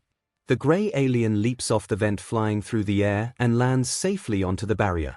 From there, he sticks himself to the side of the outer wall and safely climbs down. Just in time for the watch to flash red, transforming the alien back to human. 𝐒𝐬𝐽 glows with pure joy that he got away scot-free. Happily holding his backpack and notebook, 𝐒𝐬𝐽 heads off for 13's agency with high hopes. Hi, 13. 𝐒𝐬𝐽 is so excited that his yell actually shakes a few items in 13's office. 13 adjusts their helmet's earpiece just in case 𝐒𝐬𝐽's voice becomes too loud again. Oh, hello Midoriya. Good to see you. 13 places a few papers onto their desk. 𝐒𝐽𝐽 replies from his seat. Nice to see you too. Listen, I filed the report about the watch, but I have yet to receive any information back, and there hasn't been any requests or reports made for its location or return. 𝐒𝐽𝐽 sits up with a hopeful look. That said, I'm still not completely comfortable with you having it. 𝐒𝐽𝐽 slouches in his chair in dejection. I understand. Not to mention, you already used it 3 separate times. 13 grabs their computer monitor and spins it around, showing several images of 𝐒𝐽𝐽 in his various alien forms. The photos seem to be taken by various security cameras. One photo is 𝐒𝐽𝐽 in the alleyway as feedback, another is a photo taken while he was zipping around as 𝐒𝐬𝐽, so you only see the streak of blue, and the last photo is of gray matter climbing down the school wall. How'd you get those? Like I mentioned yesterday, my job as a plumber is to monitor any and all alien activity on Earth. That includes teenagers that don't follow directions and use alien devices as toys. 𝐒𝐽𝐽 bows his head. I'm sorry. 13 sighs. Luckily for you, I am able to erase footage like this in order for aliens and those associated with them to remain discreet. But that doesn't mean it's a sound system. Even if people assume that it's just someone with a mutation, there is still the risk of aliens being exposed. 13 glares at the ashamed teen. What you did was incredibly irresponsible. Do you understand that? Izuku is trembling. He feels so ashamed that he can't look the pro hero in the eye. Why yes and... I'm sorry. I'm sorry that I disappointed you. 13's eyes soften. I'm not disappointed. Heck, I'm not even mad at you. They lean back into their chair. I'm a bit frustrated by all of this and with myself. After all, I really should have expressed the severity of this situation better to you. And I'm just worried about what the watch can do and what unforeseen consequences it may have. So, I shouldn't be allowed to use it. Izuku grips the watch as if it'll be ripped away from him. It'll just be a strange watch that can't tell time, it'll just be something useless. A tear drips from his freckled cheek. That's how it should be. Oh. Okay. The tears begin flowing. Izuku tries his best to hide them by slouching forward, allowing his hair to cover his face. 13 watches on in thoughtful reflection. This boy. He means well, but he lacks restraint. Then again, that might be expected when one grows up without a quirk. Seeing everyone do amazing feats like it's normal, but never be able to have what makes yourself unique. This watch really is a dream come true for him. Can you answer something for me, Midoriya? Izuku sniffs, rubbing his eyes as he picks his head up. 13 looks the young man in the eye as they ask him a question. Why do you want to be a hero? Izuku thinks about his answer before answering. I'm a quirkless kid without any powers. But ever since I could remember, all I've ever wanted to do was be a hero that saves everyone with a smile. A smile that inspires and gives them hope. And honestly, I nearly gave up on that dream. Izuku holds the watch up in appreciation. But then I found this watch and it's able to give me powers. Powers that I could only dream about, powers that I would hopelessly wish for. Yet here it is sitting on my wrist. So, maybe it's a sign that I can be a hero.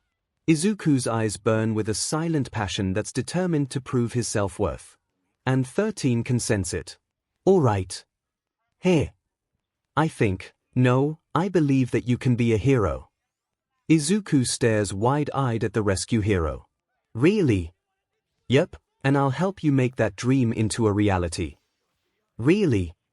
Izuku shoots up out of the chair with a mix of disbelief and excitement. Yes, but there will be some caveats. Anything is fine with me. 13 holds up a finger. Don't go using the watch for personal gain. Don't tell anyone about the watch, aliens, or the plumbers. Izuku comedically bows rapidly.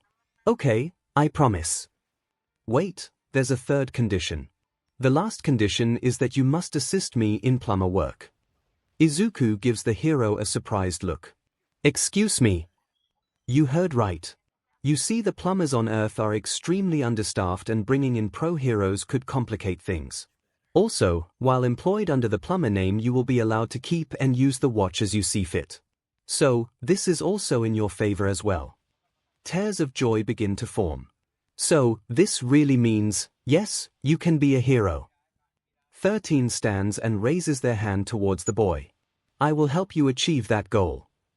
Thank you, that means a lot to me. Izuku clenches at his heart as he tries to prevent himself from crying. 13 pats his shoulder and lets him get his emotions out. I wonder if I should tell Midoriya about him. No, it's not my place to tell. Perhaps someday, he will find out for himself. In the meantime, I'll watch over him. Who knows what the future has in store? Early the following Friday morning, a tall muscular mutant with red skin and 4 arms is hauling around junked appliances and trash. I'm sorry, but why am I doing this again? The Red Hulk turns towards the street where 13 is watching him. 13 walks over towards the red alien. You need to get a handle on your powers. This place is secluded, free of the public eye, and well hidden. The perfect place for you to train and practice. Not to mention you can do some real good for the public by removing all of this waste and trash. If that's the case. The red alien easily chucks the broken appliances onto the side of the road. Then 4 arms is perfect for the job. 4 arms flexes to emphasize his point. 13 raises an eyebrow at the morphed Izuku. 4 arms. 4 arms sheepishly smiles while 2 of his hand rub fingers and another hand rubs the back of his neck. Yeah, I've, been given these aliens' names. Oh, I guess that's alright. I don't really have a problem with it. They will later regret that statement. Where is all this trash going anyway? The metal is going to you where the support course can make great use of it. The rest is going either to the recycling plant or the dump. It's always good to recycle. Also, I wanted to show you this. 13 hands the red alien a binder. 4 arms flips through the binder, reading the title. The All-American Dream Plan.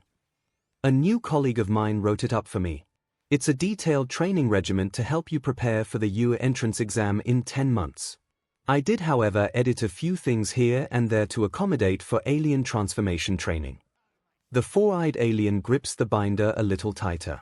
Do you really think I can do it? 13 places a hand on the kid's shoulder. Of course. Thanks, I do have one question though. What's this physical and stamina training? Oh, that. Well, because of the transformation time limit, you need to be able to hold your own without it. 13 takes the binder and flips to a different page. This will help build your strength, speed, and stamina so you can last long enough to transform after the 10-minute recharge time is up. Fittingly, the watch begins to flash red. Speaking of 10 minutes. Izuku squeezes his arm and pats himself. A single tear forms from his eye. Goodbye, muscles. Don't worry, hopefully with this you'll have your own. 13 hands Izuku back the binder before taking a look at their phone. But for now, you should get to school. For this morning, I just wanted to explain how we'll be going about your training. Right, so I should come back right after school. Correct. Alright, I'll see you then. And thanks for everything. You're welcome. Izuku slings his backpack over his shoulder and runs off for school with a grateful smile on his face. I'm going to have to work hard. Izuku glances down at his wrist. It may have been luck that I found this, but when you think about it, I haven't earned it.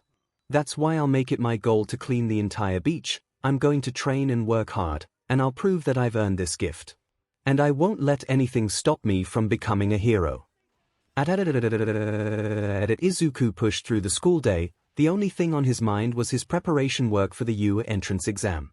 After reading through the entire All-American Dream Plan, why does that sound like something All Might would write up? He figures that he should try and fit in as much physical training as he can in his off hours, home, school, etc. Izuku writes all of his ideas down into his regular school notebook, not wanting to risk attract Bakugo's attention again with either his hero nor alien notebooks. To be honest, the hot-tempered and foul-mouthed blonde has actually been behaving himself today. Well, he's still cursing and shouting at people, but he has yet to blow anybody up. So, that's a good sign. Right. At the end of the school day, an arm flings itself onto Izuku's shoulders. Henzu Wishi nonchalantly smiles as Izuku freezes up thinking he was Bakugo. Hey buddy, sorry for flaking out on you yesterday, but I needed to blow off some steam. Why, I understand. Izuku shy looks away. But what got you so upset? Nothing really, there's just this guy that's been bugging a friend of mine and he won't cut it out. I tried to get him to go away, but it didn't work out the way I wanted it to.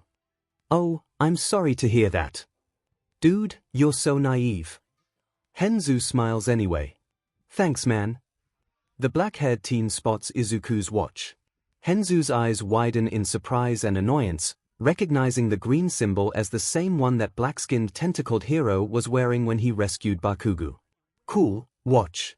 Where'd you get it? Izuku pulls the watch out of sight.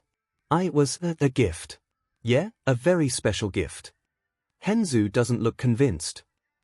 It came from a very kind and friendly store owner. That I know. Izuku is sweating profusely as Henzu considers his answer. Is that so? Henzu shrugs. I have no reason to doubt why. So, you want to get a bite to eat? Sure, but really quick, I have somewhere to be later. Sweet, what is it you have planned? I have, training. Izuku flinches, expecting a bad response. Henzu frowns. Training? For what? Don't tell me. Izuku shyly presses his fingers together. Well, the test is 10 months away, so I should start training sooner rather than later. Dude, although I like your resolve, and this is going to sound harsh, but I gotta ask. Why are you doing this to yourself? Izuku silently gasps before asking in a near-silent whisper. What do you mean? The rugged teen sighs heavily in annoyance and disappointment. You are quirkless. Izuku's heart drops. Even if you train as hard as you possibly can, even if you get accepted, you'll always be at a major disadvantage. You'll never be able to compete on the same level as everyone else. Izuku is shaking, his breathing is hitched, but he does his best to come up with a reply. You don't know that. I can still give it a try, can't I? Henzu TSKS. Whatever, I still think you're wasting your time. Hell, I still don't know what you see in heroes. Izuku immediately becomes defensive. But they're so cool, Vidish, save me the propaganda, man. Henzu waves Izuku off before stomping away. Where are you going? Aren't we going to get something to eat? Henzu's hand grazes a nearby light SWCH, absorbing the electricity. I lost my appetite. Instead, I'm going to go blow off some steam. A small amount of electricity discharges from his hand as the dark marks under his eyes spread further down his face. Henzu smiles maliciously. Or maybe I'll go beat up some whelp for some sweet cash. Izuku watches as his disgruntled friend marches away. There he goes. Izuku takes his time leaving the school. What he said hurts, but I know that he means well. Besides, I've got the watch now. A small smile begins to form. I can compete and stand tall with everyone else. That's why I'm training to get stronger, to get better, to become a hero. Smiling brightly and with a glint in his eye, Izuku looks towards a bright future. I will become a hero that saves everyone with a smile. Smiling with glee, Izuku sprints towards the beach and his goals. And so began Izuku's hellish training under 13's supervision and coaching. The Rescue Hero's experience as a teacher really pulled through in keeping the teen motivated. Every week they would focus the training on one alien transformation. For example, 1 week Izuku practiced using feedback's powers and abilities by absorbing electricity from abandoned electronics and then blasting designated target trash across the dump site. The next week, 𝐒𝐻8 was running around the trash while also avoiding being scared up by surprise attacks from 13. The following week, 13 provided many different types of puzzles, questions, and equations to test gray matter's knowledge. They also had the little Galvin run across the junk piles as if in an obstacle course. The fourth week, 4-Arms was hauling tons of trash across the beach with various techniques.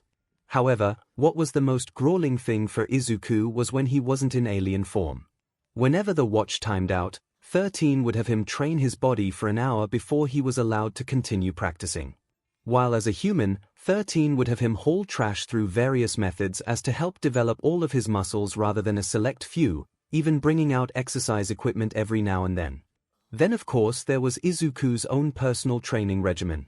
He began the habit of doing small exercises while in class by bringing in smaller weights. He would jog early in the mornings, and he even got his mother to cook healthier foods for him. He also stopped using the watch outside of training just in case he ran into Bakugo or Henzu in one of his altered forms. Throughout his training he did manage to make time to hang out with his best friend, Henzu. Even if most of the time it results in Izuku having a heart attack or getting into trouble. Much to his mother's dismay. She really doesn't approve of Izuku's friendship with the delinquent, but she allows it cause he's her son's only friend.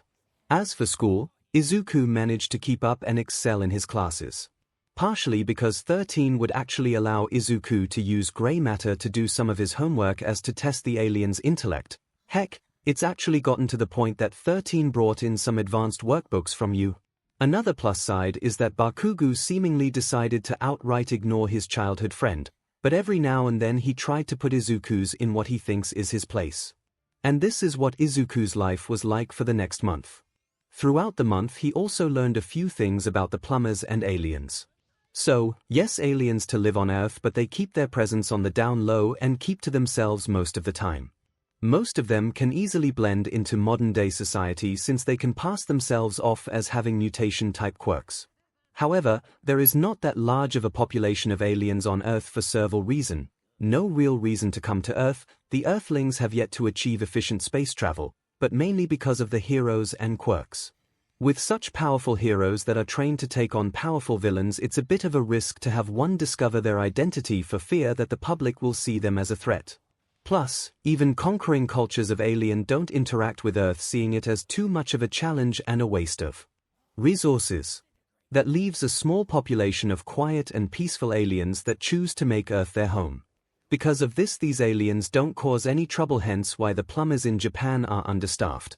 There isn't a lot of reason to prioritize resources for a division that gets no trouble from the aliens they are supposed to be monitoring. And as things are now, that's not really going to change anytime soon. It's somewhere above Earth's orbit. A damaged space cruiser is currently undergoing repairs.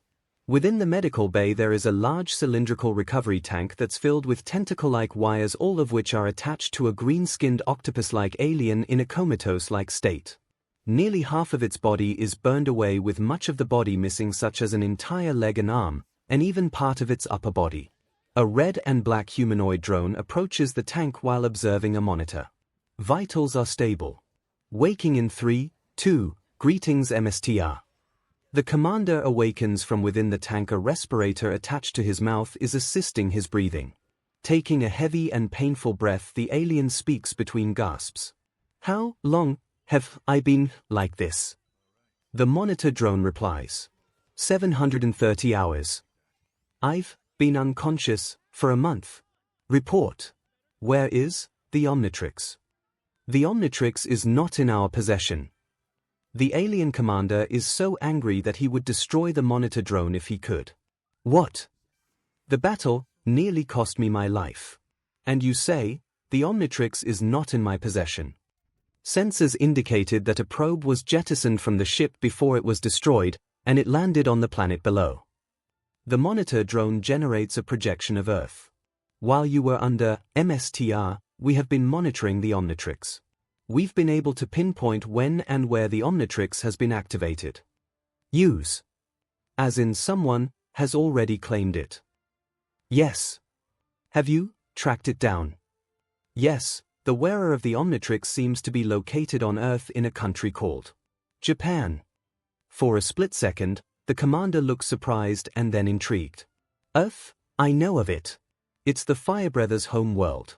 And if I'm not mistaken, many beings on that planet are equipped with unique powers and abilities. The commander considers his options. This complicates everything. If the population of this planet become wise to my intentions, there is no thought that they will rise up to challenge me. I need to think about this strategically. It's Friday, and Izuku had agreed to meet 13 near the warehouse district. As Izuku nears the warehouse that 13 directed him to, he excitedly ran up to his trainer, who is already waiting for him there. Hi, 13. 13 futilely tries to cover their ears. You have got to stop doing that. Sorry. So, why are we here? We are here because you need a change of pace. Excuse me. 13 gives Izuku a stern look. You've been overexerting yourself. Izuku rightfully looks ashamed, probably for being caught. The All-American Dream Plan was designed to efficiently get you in shape while making sure that you could handle it. However, you haven't been following it. Instead, you've been pushing yourself far too much. Izuku looks away in embarrassment. How could you tell? When you're a teacher, you pick up on things like this. 13 chuckles to themselves. So, I figured why not change things up for today. For today we will be doing some plumber business. Heh, like a mission. Izuku smiles excitedly. No, nothing like that. This is more of a inspection. Inspection. Izuku looks at the large warehouse. Does it have anything to do with this building? 13 smiles and waves Izuku towards the doors. Follow me and find out. Oh, and try not to get overexcited, alright? It may start a panic. 13 opens the large metal doors, stepping inside. Izuku hesitates before following. He has no idea what he's in for. Is he entering a secret alien base, an alien hive? Just what kind of horrible monstrosities wait for our young hero within this gigantic warehouse? A grocery store apparently. Yep, just a very large and normal grocery store. Well, mostly normal as long as you can ignore the non-human shoppers, bizarre foods and products, and the strange smells. Aliens, not humans with mutation, but real alien from across the cosmos are going about their business. Each one of them is different. They are slimy, creepy, fast, and strong. They're every shape and size. Each one more bizarre than the last. Some, however, are wearing regular human clothing, since most if not all of them can pass as mutated humans. For example, there is a pink rabbit-like alien with what looks like metal encases his yellow eyes who's buying a bag of tentacles. There's a fat alien with pale pink and dull purple skin with a large round nose, for eyeball, and a blue tongue. The yellow Hawaiian shirt is nice thou. There's also an alien that has an egg-like exoskeleton with the top half made of glass, 2 thin robot arms on the side, and a metal mouth mimicking sharp teeth in the front. Within the egg are 2 eyeballs held up by a green-like slime. Obviously, some have an easier time blending in than others. And they are all shopping for delicacies, products, and supplies that are literally out of this world. Hell, some of the food products still look alive. This is amazing. Izuku furiously scribbles away into his Hero Transformation #1 notebook, making new sections for aliens not in the watch, alien items, and other information. 13 tries to quiet down the excitable teen. Midoriya, stop. You're scaring everybody. Indeed, the strange aliens are ironically weirded out by the kids' muttering and frantic writing. Some even leave the store, worried about their status as aliens being exposed. 13 eventually has to drag Izuku by the collar because he's too absorbed in his hobby. The space hero drags Izuku towards a food counter near the center of the giant store. Behind the counter is an elderly gentleman who's busy restocking cans. How are you doing today, Mr. Bauman? Izuku stops writing as a sense of dread runs down his spine. Mr. Bauman sets down the last of the cans before turning around with a friendly smile. I'm doing well, thanks for asking. Wait, Izuku. The teen and old man stared at each other for a few seconds, unsure about what to do. What are you doing here? What are you doing here? They both ask at the same time. 13 raises an eyebrow. You two know each other. Izuku is the one to reply. Yeah. We're neighbors. Mr. Bauman gives the teen a suspicious look. Yes. And last time I checked, you're no alien. Izuku opens his mouth to ask a question, but the shopkeeper beats him to it. And no. Before you ask, I am not an alien. 13 claps their hand together. Well, this makes things easier. I wanted Midoriya to get acquainted and familiar with this place. Mr. Bauman slams his fists onto the counter. No, no, no. Get out. Get out. Get out. He jabs a finger in Izuku's face, making the teen flinch. I will not have this walking disaster in my shop. Izuku raises his hands in surrender while smiling sheepishly. So, you're still mad about your car? Mr. Bauman leers into Izuku's quivering face. I'm furious. 13 cups their chin. Ta! Wait, was that the one you fried as feedback? Mr. Bauman raises an eyebrow. Feedback? Oh, yeah, there's another reason why we came to you today. 13 leans in, raising their hand to cover their mouth, which is unnecessary since they already wear a dark helmet at all times. We need to inspect a few things, out back. The old man becomes silent. He walks away from the counter towards the south end of the store. Silently, 13 gestures for them and Izuku to follow. Mr. Bauman gets to the back of the store. There he takes them to the back room. From there Mr. Bauman heads to the freezer, leaving the other two outside. There he reveals a hidden keypad behind some hanging meat, and he types in a code. In the back room with Izuku and 13, a hidden door opens up from the wall, revealing a secret panic room. Mr. Bauman locks the freezer room as 13 leads Izuku inside. Once inside, Mr. Bauman locks the room shut. After making sure that no one is spy on them, Mr. Bauman speaks. Alright, let's make this quick. The sooner you're out of here the better. He glares at Izuku when he said that last part. Oh, come on Mr. Bauman, that's not fair. Mr. Bauman simply grumbles to himself in response, trying not to curse in front of a pro hero and a plumber. 13 steps in before the situation escalates. Let's move on, shall we? The plumber gestures for the teen to hold up his left wrist. Please, take a look at this. Mr. Bauman leans into to examine Izuku's watch.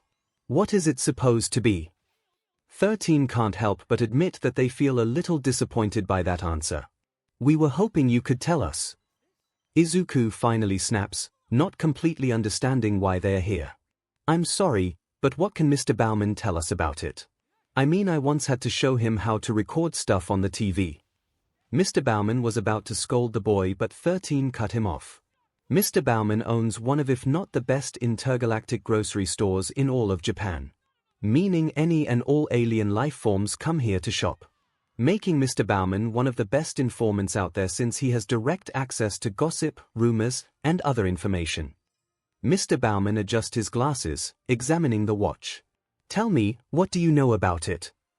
It's a device that transforms the wearer's DNA to that of several different alien species, albeit for 10 minutes at a time. Mr. Bauman takes a minute to think. Sorry, but I've never heard of anything like this before. A thought crosses the store owner's mind that makes him frown. Does your mother know about this young man? Izuku's legs begin to tremble. Well, no, not exactly. At least Izuku has the sense to look ashamed. Mr. Bauman shakes his head in disapproval.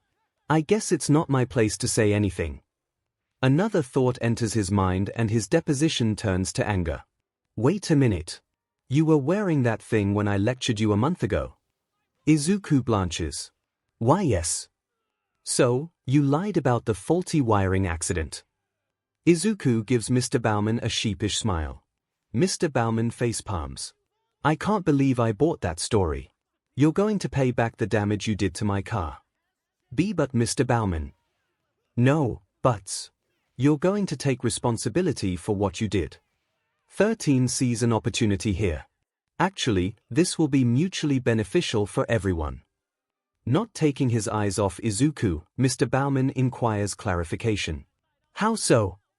Midoriya will work here at your store every Saturday to pay off the damages. Izuku's eyes would have popped out of his head if they weren't attached to his skull. What? But what about training? You've been pushing yourself too hard. Working here will allow you to take it relatively easy while also getting familiar with the alien community in Japan. Izuku considers the proposal such as the fact that he can meet new aliens and learn a whole lot from them. I guess that works for me. 13 and Izuku look to Mr. Bauman. I suppose it works for me as well. 13 nods their head in approval. Good, they turn towards the greenette. Also, I think we can work in some more alien practice while you're here. Izuku immediately perks up. Really?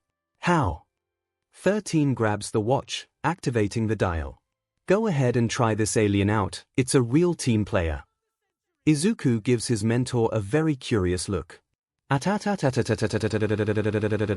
monitor drone sprints towards his greatly wounded commander. MSTR, the sensors have detected the Omnitrix. The alien commander remains silent for a moment. Send an infiltration drone to retrieve the Omnitrix. The commander has a coughing fit. After calming down, he continues. Kill the wielder of the Omnitrix, if that is required. Clean up on L9. That'll be 39,126.77 yen. Can anyone tell me where we keep the flubbergusts? Figure it out for yourself, buddy. Excuse me, customers, there is a 20% discount off all blue milk. The number of aliens inside Mr. Bauman's store has greatly increased. However, most of the alien population is actually one person.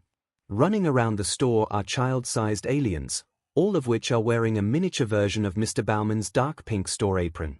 The aliens have white skin, a black and white face, and black shoulders. The little employees' hands are large with 4 digits and stubby feet. They each have 3 fin-like growths on their heads and gem-like orbs on their arms and waists. While the little aliens are round about, Mr. Bauman is busy hand-drying a glass cup with a contempt smile on his face, enjoying the lack of stress and work. This is working out better than I thought. 13, who is sitting at the booth, nods. Agreed. One of the short aliens sits next to the plumber. Yeah, I'll say. The slacking alien takes a sip from his soda. Mr. Bauman's eyebrows scrunch.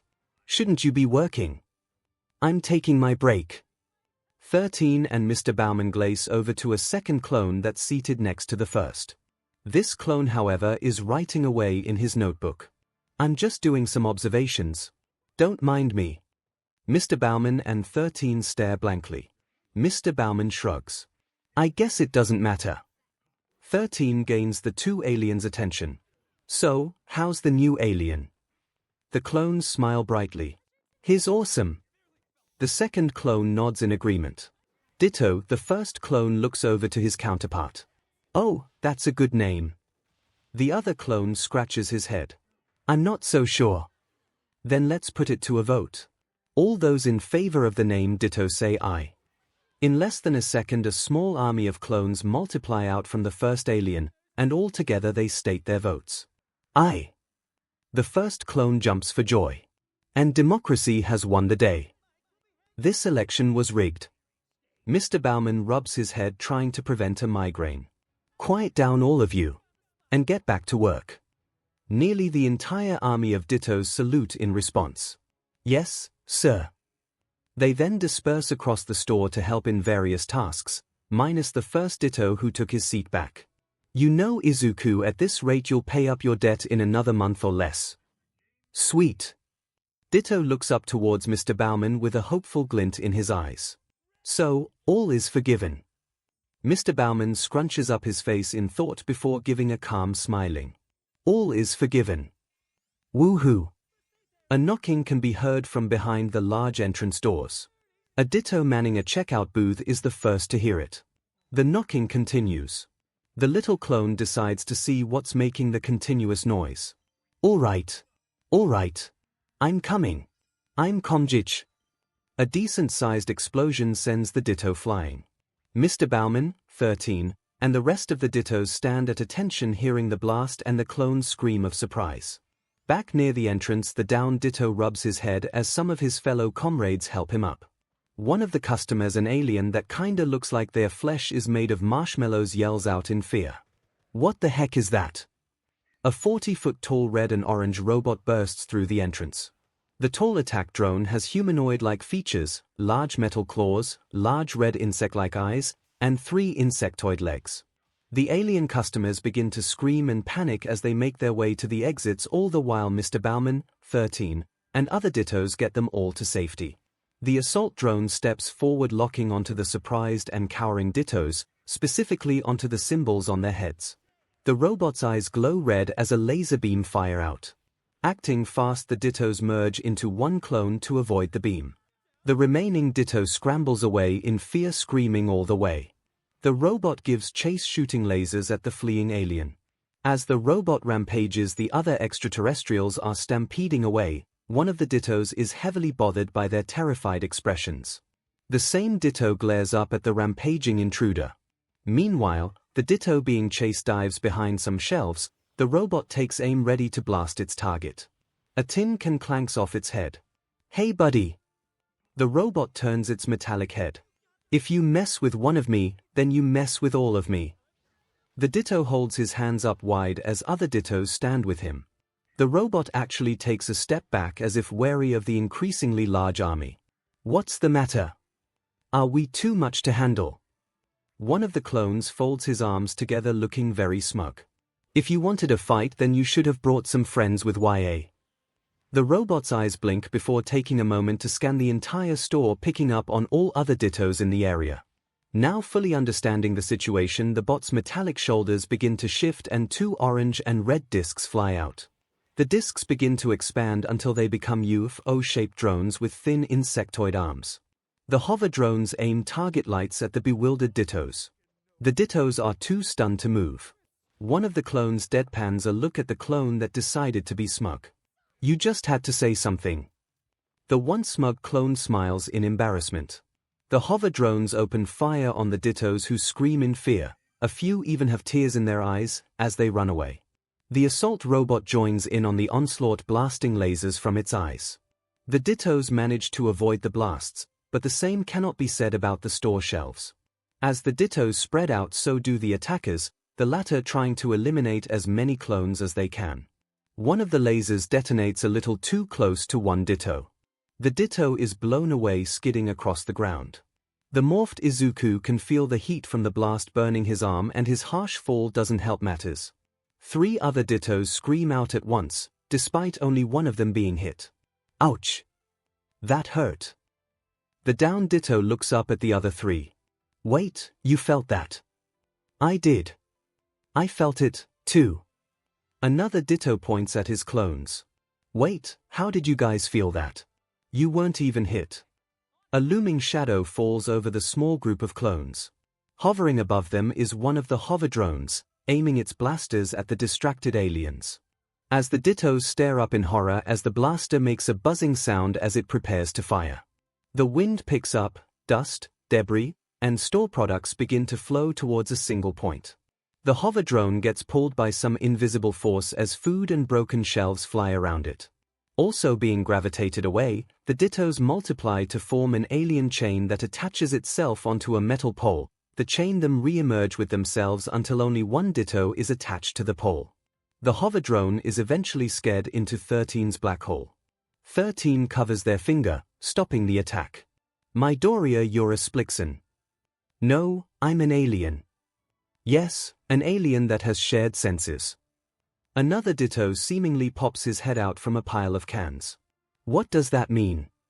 It means -A hover drone latches onto 13, trying to push them away. 13 in turn tries to pry the enemy away. If one clone feels pain, then all clones feel it. Oh, is that all? No. 13 manages to push the drone over their head, letting it fly a distance away. 13 activates their quirk, king up the hover drone. If one of your clones die, a mechanical clank resounds over them, drawing 13's and Ditto's attention. The assault robot towers over them, flexing its metallic claws that shift and change to form into dual-arm cannons. The cannons begin to charge up as the metal monstrosity takes aim. More Dittos pop out from their hiding places as the main Ditto gulps.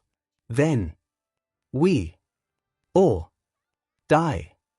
The robot open fires, sending the heroes diving for cover. 13 slides away towards the store's center food store. They then jump over the counter to use it for cover. A blast launches a Ditto towards the stand. The Ditto rolls on the ground before slamming into the side of the food store. The dizzy Ditto lands upside down against the booth. The Ditto shakes his head, regaining his senses. What do we do? 13's eyes furrow as they stand up, watching as the assault robot gets distracted by other Dittos running around. We stand and fight. Another Ditto pops out from one of the cupboards. What? But what about the other heroes? Someone must have noticed by now and called the police. No, they wouldn't. The Ditto that slammed against the booth joins 13 behind it. How come? There's a holographic cloaking device around the entire perimeter that prevents bystanders and heroes from noticing this place. Well, isn't that convenient? It sure is, replies the Ditto in the cupboard. I was being sarcastic. 13 jumps back over the counter. Come on, we need to stop these things. But how? I'm a short alien, with no speed nor strength. I can't even shoot lasers. How am I supposed to help? I mean, if just one of me dies, then rest of me will die. Izuku is truly inhabiting the Dittos because each one of them in the vicinity begin to mutter and ramble on in a panic about what he can and cannot do. 13 places a calming hand on the nearest Ditto. Izuku. The reassuring voice, a clearly practiced and well-tuned voice that came after years of rescuing panicked victims, instantly calms Izuku right down. So much so that even the other Dittos that aren't even present quiet down as well. Kneeling down, 13 looks the alien Izuku right in the eye, their gaze silently saying that everything is going to work out. We all have one life. Life isn't a video game where you get restarts and extra lives. This is reality. And in reality, everybody only gets one chance, one life. There are never do-overs. Once you're gone, you're gone. Ditto frowns, feeling very scared and even smaller than he already is. Life is fragile, but that is what makes life so precious. Because everyone only gets one life, we need heroes that are willing to put their lives on the line. To ensure that the innocent can live their lives out in peace. Izuku meets 13's eyes, their words really resonating within him. Do you think you can risk your life for others? With a determined glow in his eyes, Ditto stands straighter and gives the pro-hero a nod. 13 nods back. Then it's time to be a hero. 13 and Ditto march towards the rampaging assault robot. More Dittos join in formation behind the two. The remaining Dittos around the store join in, but rather than join the procession, they all morph back into each other, bringing the number of Dittos down to noticing the lack of targets. The robot turns to face off against the approaching heroes. Standing tall Ditto raises a fist and proclaims, "Bring it on, you giant tin can." Only for the watch to flash red, reverting all the Dittos back into a single bewildered Izuku. 13 stares wide-eyed at this new predicament. Time for another lesson: you can't save others if you can't save yourself.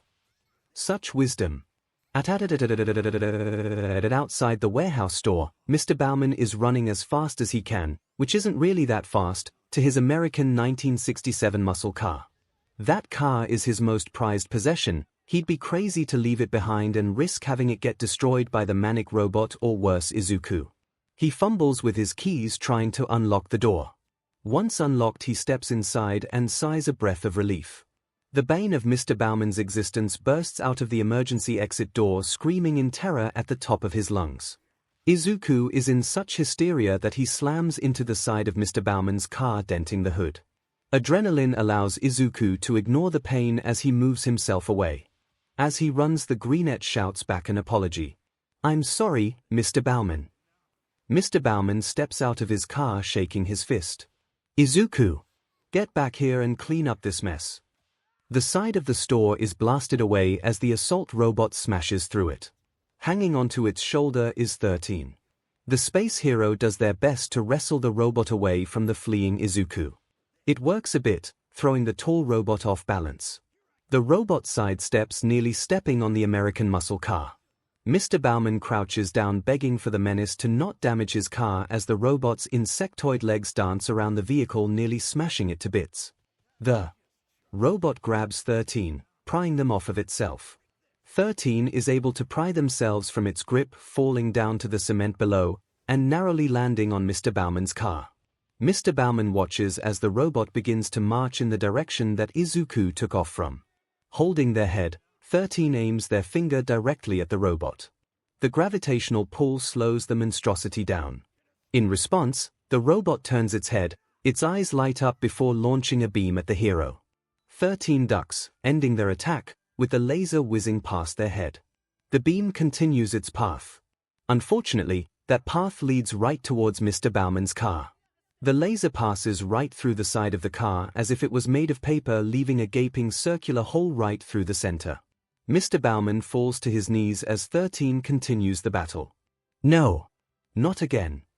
Meanwhile, Izuku continues running with tears leaking from his eyes and a terrified expression on his face.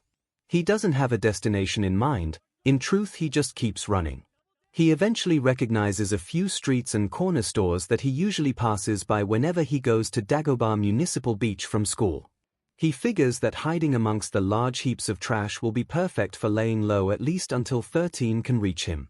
It doesn't take long for Izuku to reach the involuntary junkyard. It's enough time for the watch to finish recharging. Izuku bends over, breathing heavily, trying to regain his breath. Slowing down his racing heart is not Izuku's main concern, rather the regret he feels is. After all, he left 13 behind to face the metal menace alone. Sure, the customers and Mr. Bauman were able to escape, but that doesn't lessen the pit in his stomach. How could he leave his mentor, his teacher, the first person to believe in him, behind like that? 13's last piece of advice enters his mind, that one cannot save others if they can't save themselves.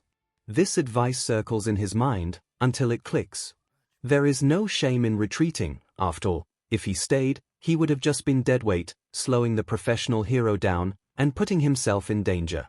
But now that he's safe, 13 can focus on the fight without worrying about him. Also, that robot was really scary, so it works out that he was able to escape. Izuku smiles softly in relief. At least I'm safe here. The sound of a helicopter resonates overhead, getting increasingly louder. Curiously, Izuku looks up, he spots the source of the noise, and his eyes expand with dread. The assault robot crashes down onto a junk pile, smashing it into the sand and generating a cloud of dust that swirls around the metal beast. The robot towers over Izuku, its beady red eyes glowing with the intent to harm. The instinct to run is there, but Izuku's legs refuse to move. His mind replays recent events, the rampage at the store, targeting him, and 13's lesson on heroism. Right now, with nobody to worry about, with no witnesses, it is the perfect time to be a hero. It's hero time.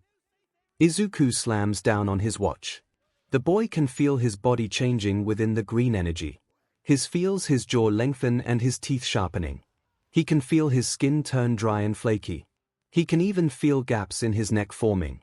Eventually the odd sensations end. Now standing on the beach is a tall fishman with a mouth full of protruding sharp teeth, webbed hands and feet, greenish-gray skin, and a lure like that of an anglerfish sits upon its forehead. Whoa, now this is cool. The robot shifts. From its shoulders 2 more hover drones emerge. The fishman growls. What's the matter? Can't take me on alone.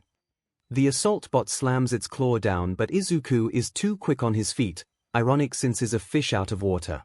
The alien fish uses the bot's arm as a springboard at the same time that the robot pulls its arm free from the sand. The force of the jump propels Izuku towards one of the hover drones. Expanding his mouth, displaying his sharp jagged teeth, Izuku takes a giant bite out of the drone. Izuku lands safely onto the sand just as the remains of the bitten drone combust and crash into a junk pile. "I'm going to have to clean that up later, goo." Izuku is having trouble breathing, he's actually gasping for air. So much so that he almost feels like he's choking, like he's completely running out of oxygen. That's when he holds his neck and realizes something that should have been pretty obvious to him from the start. He has gills. The robot and the remaining drone charge, firing lasers at the fishman. Izuku barely avoids the onslaught as he rushes towards the ocean. With a mighty leap, Izuku dives into the refreshing and breathable water. The fish alien takes deep breaths. Looking down, Izuku notices that his legs have merged together to become a mermaid-like tail. Up on the beach, the assault robot aims its arm cannons down towards the waves, firing a barrage of lasers into the water. Acting fast, Izuku swiftly and somewhat gracefully evades them all. Meanwhile, the hover drone flies over the water trying to pinpoint him. Izuku leaps out of the water and with one chomp Izuku grabs the drone and pulls down into the water, where it leaks oil, sparking from its gash marks before shutting down. Making sure to finish the job, Izuku lodges his sharp claws into it and using his increased strength to tear the drone in half. "I think it's time to go after the Whopper." Izuku pops his head out of the water before diving back down just in time to avoid getting his head vaporized. The assault robot continues its barrage of attacks using its sensors to lock on to Izuku's alien watch. Unfortunately for the tin can, Izuku is too quick for it, especially in the water. Izuku lunges out of the water, grabbing onto the robot's right cannon. He takes a bite, ripping off the robot's arm. "Lose something, tin can." The robot uses its last claw to swipe at the fishman. It hits its mark, launching Izuku into the sand, and acting fast the robot pins him down. Apparently not.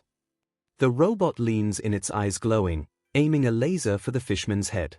Not letting fear take over, Izuku grabs a metal pole and lodges it into the robot's arm. With the grip loosened, Izuku wiggles free just as the laser blasts the sand. The detonation was too close and powerful that the robot's face is damaged by its own attack. The robot sparks as it straightens up. Not giving it a chance to recover, Izuku tears through 2 of the bot's legs. The robot tips over, falling onto a pile of scrap metal. A large piece of metal pierces through the robot's right shoulder, making its right cannon useless. The robot shakily turns its head, sparks flying out from its eyes and neck, trying to find its target. Izuku jumps up, his piercing claws at the ready, and stabs through the chest of the downed robot. The sound of gears shifting stops as the glow of the robot's eyes dim. Izuku frees his scaly hand from the robot, taking a few deep breaths, before remembering that he needs water. Turning around, Izuku dives into the shallow shore so that at least his gills are in the water. Izuku smiles in contempt. "Ah, much better." With his back turned, he fails to notice the red eyes blinking back to life. The robot's head shakes violently as it aims one final attack. It never gets the chance to, however, as it and the entire scrap heap it was laying on gets sked up into the nothingness that is 13's black hole. Midoriya, are you alright? Finally taking notice, Izuku reels around. I'm real good. Huh, 13, you should have seen me, I was ripping through these guys like they were nothing. 13 approaches the water. Understandable, Pisces volans are known for their powerful jaws that can rip through anything. Izuku cups his chin, or where his chin would be, but fish don't have chins. Jaws? Rip. Jaws rip. No. Rip jaws. Yeah. Rip Jaws smiles happy with his name. He takes a mental note to write that name down in his notebook. After some time, Izuku turns back to normal. Together, 13 and him look out to the open ocean, simply enjoying the fresh ocean breeze and the gorgeous view. 13 places a hand on the boy's shoulder. Good job today, Midoriya. Izuku is a little nervous to ask. Really? Oh, yeah. For being untrained in combat, or hero work in general, you did amazing work today. And it's true, he not only fought off 3 killer robots all on his own, but he also helped guide aliens away from danger back at the store when he was Ditto. Also, because he went to the beach, he was able to avoid involving other people and heroes into the mix. Thanks. Don't mention it. Though it is a bit concerning. What is? That robot was targeting you. Do you think it was after the watch? Maybe, can't be too certain.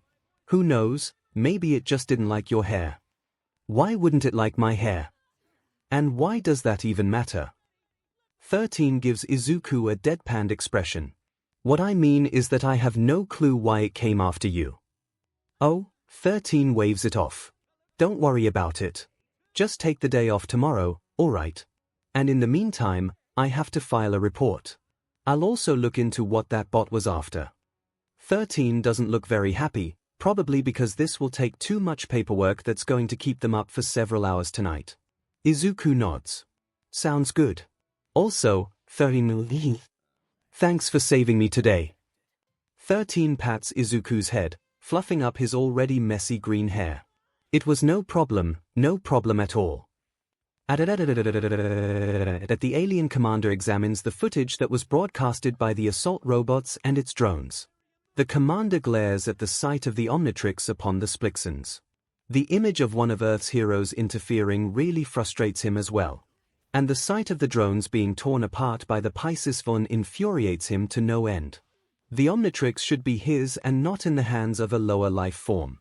His entire plan, his ambitions are falling apart because of some child. Yes, the most upsetting piece of information received was that of a human child wearing the Omnitrix. The most powerful weapon in the galaxy is controlled by a being whose species haven't been able to achieve space travel. Talk about pathetic. Yet, here it is, a small boy with green hair and a freckled face is all that stands between the commander and his quest for galactic conquest. Unfortunately for the boy, this being has experience with removing obstacles that hinder his ambitions. A week has passed since the robot attack, but no mention of the robots ever made it onto the news.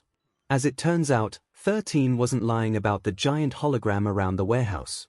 Nobody noticed a thing, plus as a bonus the robot actually turned invisible to escape 13 before using its legs as helicopter blades to go after Izuku. So, no one witnessed it flying over the buildings. Training picked right back up with Izuku's strength training combined with some practice as Ditto. According to 13, his physical capabilities should transfer over to his alien forms and vice versa. So, with an army of Dittos, Izuku took to clearing the trashed beach. Unfortunately, he was 10 times more exhausted by the end of each workout when compared to before. It also doesn't help that Ditto is half his own size. Saturday eventually rolled around. Early that morning Izuku set off for Mr. Bauman's store only for the old man to kick him out. According to Mr. Bauman, he literally can't afford to have Izuku anywhere near his store, claiming that he's the reason for ruining his store and scaring his customers. Of course, that isn't completely true, but in Mr. Bauman's eyes it might as well be. So, with nothing else to do, Izuku decides to text Henzu Wishi, figuring it's been a while since they've hung out, while treading off away from the warehouse district. Henzu gets back to him rather quickly, complaining about how early it is, but suggests that they should head over to the Kiyashi Ward shopping mall. There's a new arcade there that has been wanting to scout out. Smiling happily, Izuku heads for the train station. It's somewhere in Kiyashi Ward. A man dressed in a brown business suit slams his fist onto the door of a rundown and shabby apartment building. The windows are cracked and boarded up, the sides of the outer wall are falling apart, and the cement walkway is cracked. Yo, Animo. I know you're in there. Open up. Getting no reply, the man pulls out a key, unlocks the door, and steps inside. The apartment is cluttered with filthy tanks and cages strewn about with various animals from fish, lizards, birds, and rodents. The TV appears to be left on in the corner of the large room. The man holds his nose. Smells like a zoo in here. He walks through the apartment, stepping over the smaller cages, looking for the only human resident. Entering the farthest end of the living room, the man curiously watches a large frog hop about its terrarium, oblivious to the figure approaching him from behind. The man turns around and yelps in surprise. "How did you get in?" demands a scratchy-voiced old man. The withered old man has greenish skin, long white hair that clearly hasn't been washed in weeks, and crooked teeth. The man's clothes are dark and ragged. They too have not been washed or mended to seen, as his shirt is torn up in places. The man composes himself, fixing his tie. "The key, I am still your landlord, remember. Maybe not, because your rent is 6 months past due." Animo stares at the man as if he's crazy before shrugging him off. "All my funds go into my research." He says it in a way that sounds like that should have been obvious. "Now get out. You're disturbing me." Animo turns away and fiddles with something on his desk. The landlord gazes at the state of the apartment, noting the smells, grime, and animals. "Looks like you were disturbed long before I got here, pal. Listen, Doc.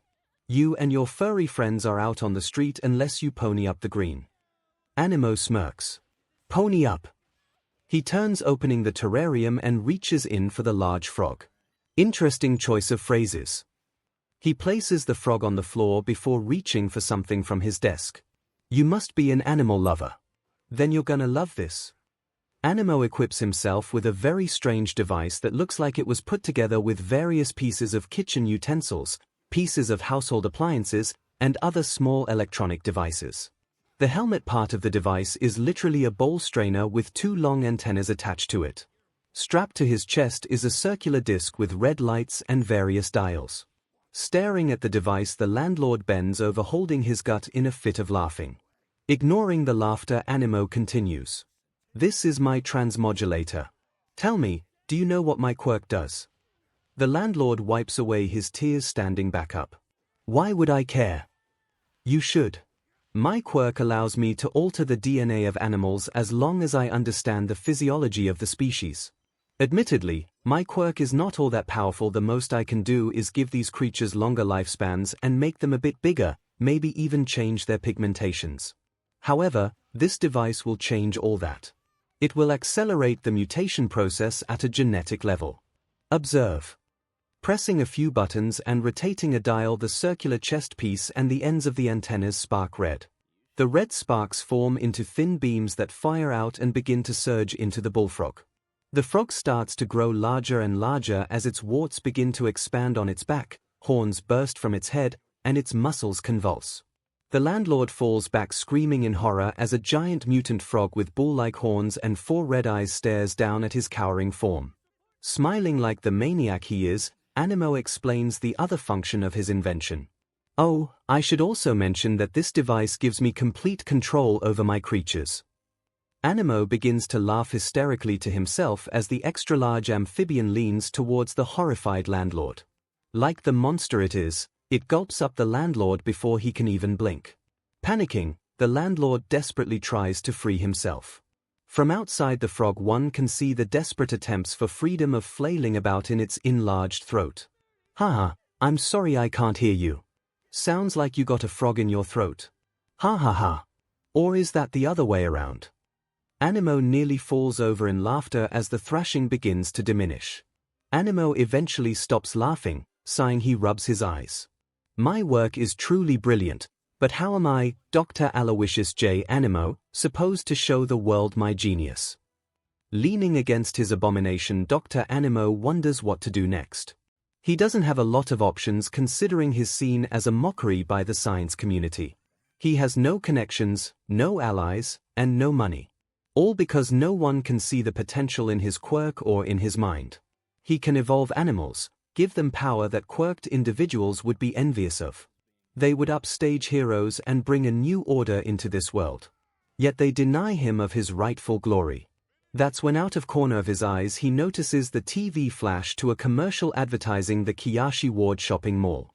Dr. Anemo grins, a plan hatching within his mind. Ah, just what the doctor ordered. The Kiyashi Ward shopping mall is huge with stores that sell nearly everything you can think of. The mall is so large that other companies rent out their own parts of the buildings. For example, one part of the mall is used to house a radio tower.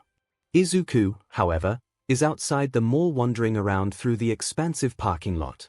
Where is he? He turns here and there searching for Henzu. Henzu texted him saying that he's near the east side of the parking lot, but this place is overcrowded with people and cars. A heavy hand made of red steel grips the lost teen's shoulder from behind, making Izuku freeze up. Give me your cash if you know what's good for YA. Izuku visibly relaxes. Does it even matter?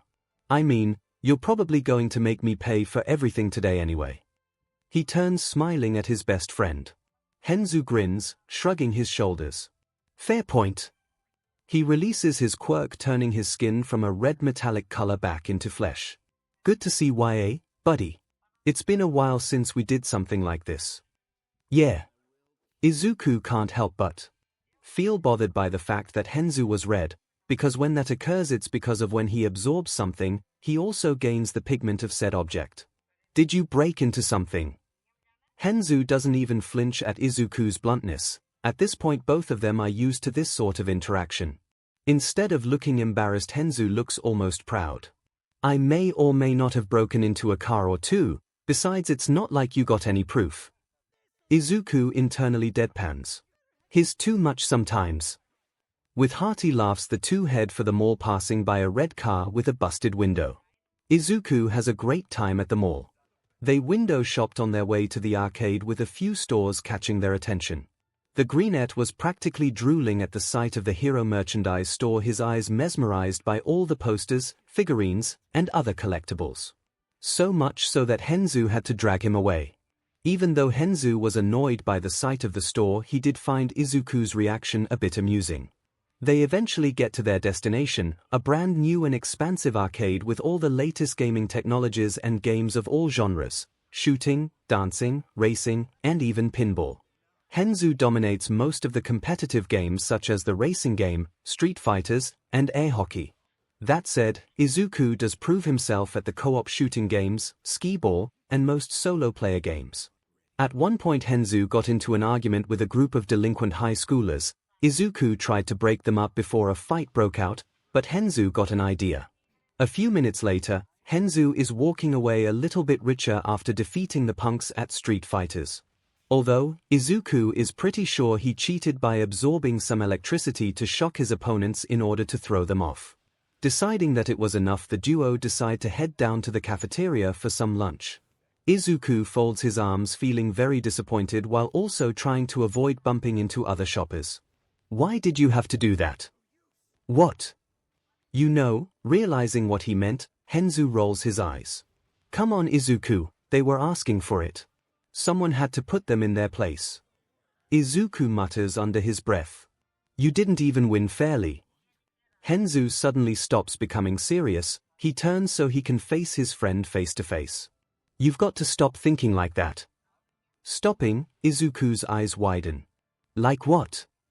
That playing by the rules is going to lead you to success. Newsflash: the concept of fair and square is total bullshit. Those rules are only in place to stop those that are superior from outshining their inferiors. Henzu folds his arms, his eyes soften slightly, but he holds his serious expression. This is something that you ought to know by now. Izuku's head droops. That doesn't make it right though. What's right and what's wrong are totally subjective. Izuku is not entirely sure what his friend is talking about. Realizing this, Henzu continues. Okay, for example, stealing is wrong, right? Of course. Okay, but what if someone stole so they could provide for their family? Is it wrong then? That's a tricky question. Well, if they had the time, I'm sure they could find another way. 𝐻𝐻𝐸 shakes his head in disapproval. Time isn't the problem. It's society, it's the rules that govern it, that can lead people to break the rules, to not play fairly.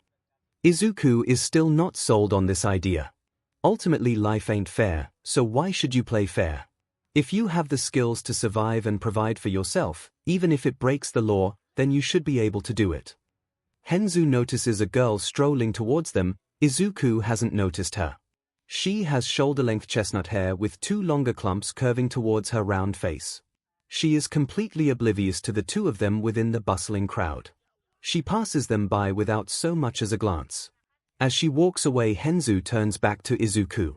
So, if I need cash for some new game system, then I should be completely justified to take it, because I have the ability to do so without anyone noticing. 𝐻𝐻𝐸 holds up a little pink wallet that clearly isn't his. Instantly, Izuku understands the situation. He pickpocketed the poor girl. 𝐻𝐻𝐸. Stop. You can't do that. Relax, she didn't even notice. 𝐻𝐻𝐸 smirks, feeling very cocky as he waves the wallet around. Besides, it's not like you'd rat me out. Hey! That's mine. A feminine voice with a crossed tone yells back at them. 𝐻𝐻𝐸 twists around as Izuku silently begins to panic. Behind them stands the same girl that 𝐻𝐻𝐸 just pickpocketed. She is a short girl of slender yet feminine build. She is fair-skinned with a perpetual blush on her cheeks. Her eyes are large and round, their irises are warm brown. She's wearing a dark pink t-shirt and black gym shorts that extend to her knees, and white shoes. She holds her hand out, trying her best to look firm. Give it back, she demands with as much conviction as she can muster. 𝐻𝐻𝐸 gives Izuku a look, smirking mischievously, seeing an opportunity to have a teaching moment for his friend. 𝐻𝐻𝐸 gives the girl a nasty grin. Or, you want it? Then you're going to have to take it back. 𝐻𝐻𝐸 touches the ground, absorbing the tile, thus changing his skin to the hardened substance. The round-faced girl tries her best to stay composed, but it's clear that she's not so sure about this anymore. But that's all the money she has. She literally can't afford for this thug to take it from her. 𝐻𝐻𝐸 is able to pick up on her hesitation. After years of taunting and picking fights, you pick up on people's mannerisms, especially when it comes to confrontations. Clearly this girl would like to run, but she won't for whatever reason. It's an opportunity to show Izuku that if she's capable of taking the wallet back, then she earned it, but if she has to use her quirk, thus break the law to do so, the better. Even if she doesn't, 𝐻𝐻𝐸 will still get his point across by using his quirk. That if you want something, you need to have the will to break the rules to get it. Izuku, not quite sure what's going on, doesn't want a fight to break out. Last thing he needs is for the authorities to arrest them for thievery and illegal quirk usage. With one swift motion, Izuku swipes the wallet from the taller teen's hand. He falls onto his knees, bowing for forgiveness, holding up the wallet like an offering. I'm so sorry. Please forgive my friend, he didn't mean it. The girl's eyes pop out for a minute, staring at the begging brunette. No, I'm pretty sure he did. Even 𝐻𝐻𝐸 has to agree. Yeah, I did. She scowls at him while he smirks in response. I'm really sorry. Please, I'm begging you, don't report us. A fountain of tears gushes out from the brunette's eyes, so much so that it begins to soak through their shoes. Other customers notice and begin to move away. The girl steps back, avoiding the growing puddle. Ah, okay. She takes back her wallet. Izuku sniffs, regaining himself. Thank you. 𝐻𝐻𝐸 rubs his ear. You're too loud. The girl firmly grips her wallet. That said, I don't appreciate being robbed. 𝐻𝐻𝐸 opens his mouth, readying a smartest remark, but Izuku jumps back up onto his feet. Here, I'll make it up to you. We were just heading to the cafeteria. I can pay for your lunch. You can get whatever you want. It'll be my treat. 𝐻𝐻𝐸 isn't so sure it'll be that easy. Nice try, Izuku, but there is no way she'll accept. Her reaction is not what he's expecting. Her eyes are glazed over, glowing with excitement, as drool drips from her gaping mouth, as if imagining all the tasty treats she can have. You gotta be kidding. As the girl happily accepts the offer, the three teens don't notice a smelly man with a large box walking past them. Dr. Animo gazes up at the pet shop a floor above them. He smiles, putting his crooked teeth on display. At the round-faced girl holds her cheek, tongue sticking out, enjoying the delicious jumbo sundae that she ordered. It's so good. 𝐻𝐻𝐿 is sitting across from her with a plate of cheese fries. He's taken slightly aback by the result of his thievery. I wasn't expecting this. Izuku is sitting between the two, tears streaming down his eyes. All he has is a cup of water. My poor wallet, it's empty. Deciding not to feel down, Izuku attempts to distract himself. So, can we assume that all is forgiven? The cute girl nods her head, dipping her spoon in for another scoop. Oh, heck yeah. After taking a bite, she puts down the spoon. Oh, I guess I should introduce myself. My name is Ochiko Uraraka. Hi, I'm Izuku Midoriya and this is 𝐻𝐻𝐿 Wishi. Izuku becomes very nervous now that he realizes that he's actually having a conversation with a girl. It's nice to meet you, Midoriya. Her smile turns mischievous as she shifts her attention to the black-haired thug. And it's nice to know the name of the person who robbed me. Now I can properly file a report to the police. 𝐻𝐻𝐿 growls. Hey, where was that confidence earlier? That immediately shuts her up. She pouts, making her cheeks puff out in annoyance. Izuku immediately jumps in, trying to mediate the situation. So, Uraraka, what brings you here today? The distraction works. Oh, I'm just browsing for today, trying to get the lay of the land. She becomes embarrassed, rubbing her head. I actually don't have enough money to buy anything too big. 𝐻𝐻𝐿 sits up straight, deadpanning. Then why did you stand up to me? Lay of the land. Did you just move here? No, not yet.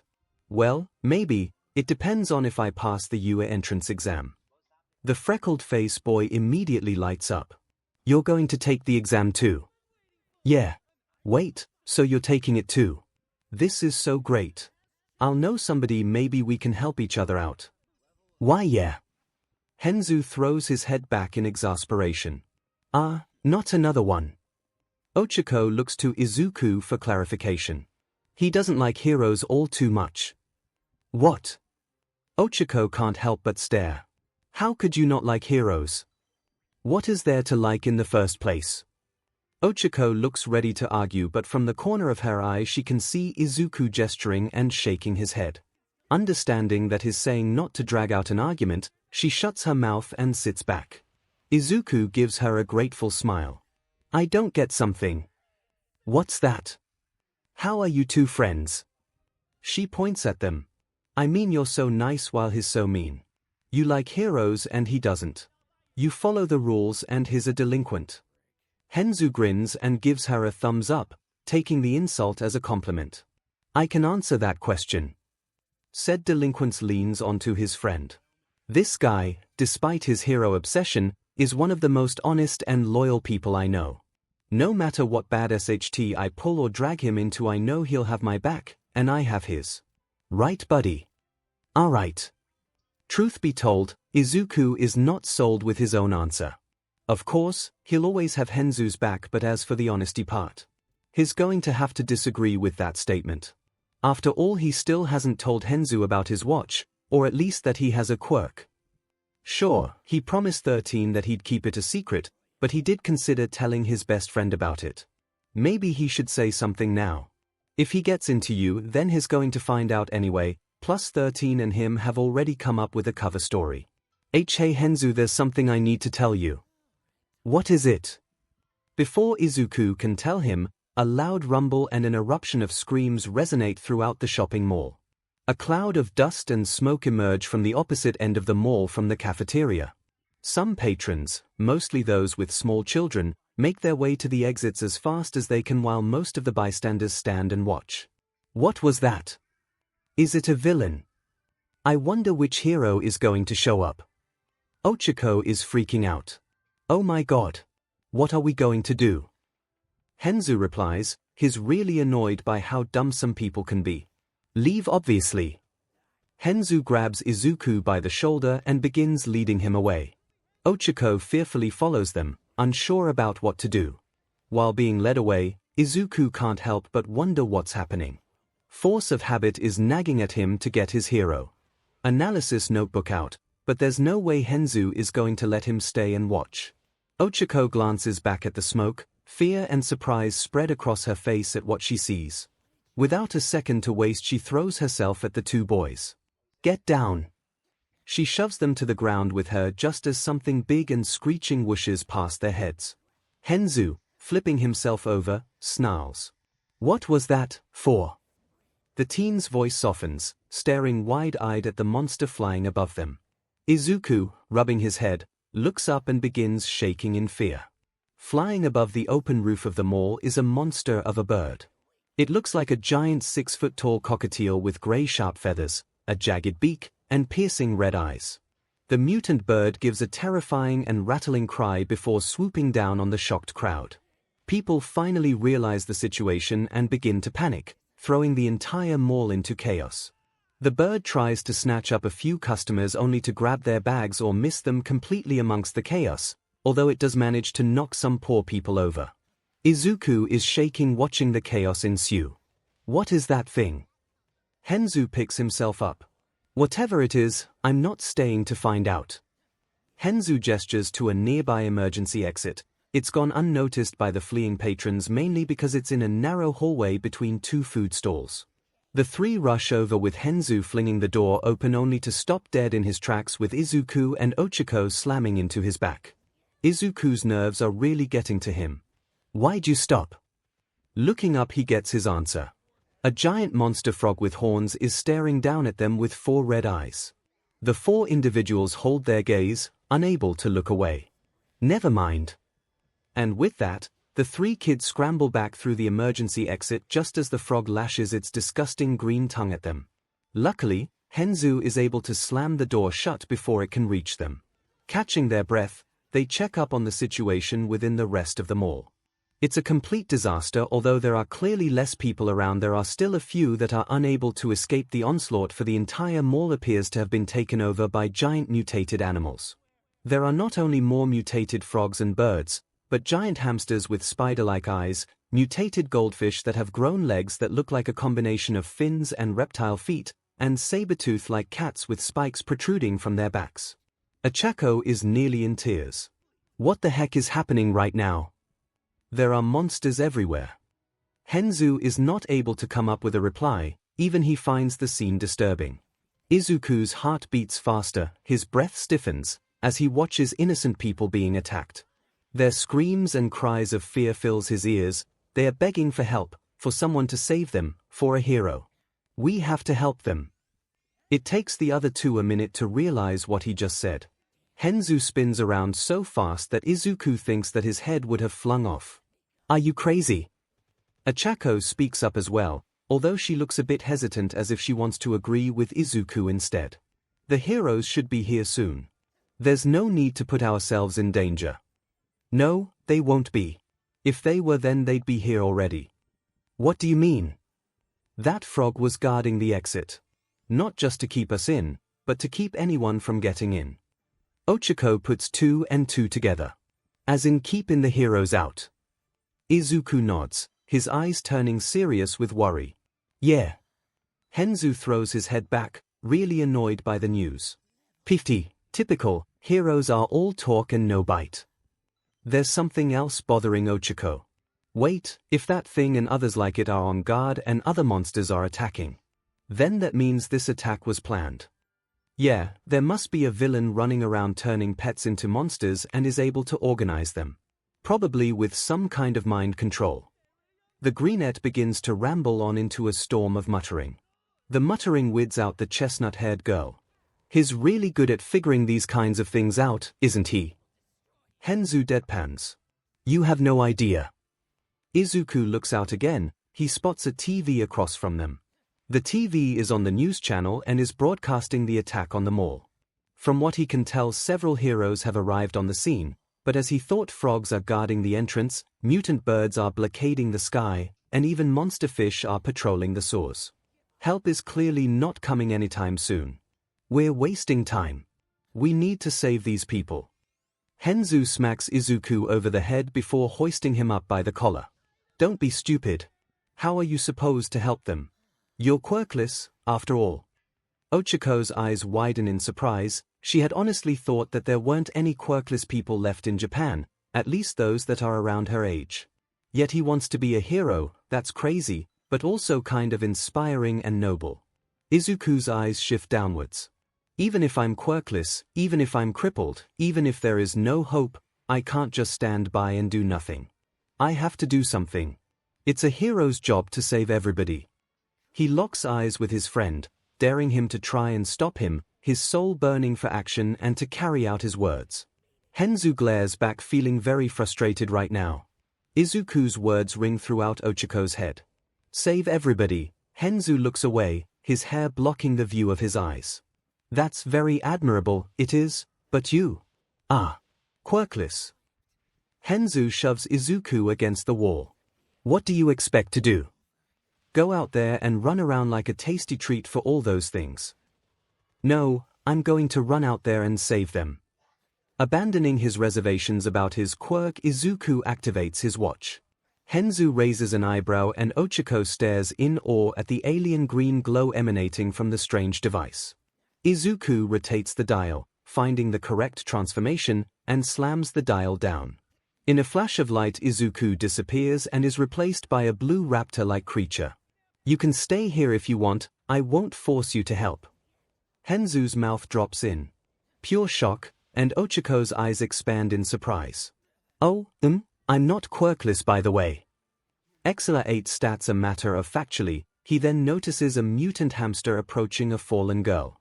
Look, I'll explain later, but for now.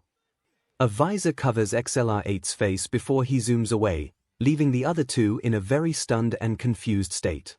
Henzu continues to stare as the morphed Izuku zips around, grabbing victims before they can be harmed and getting them to safety outside.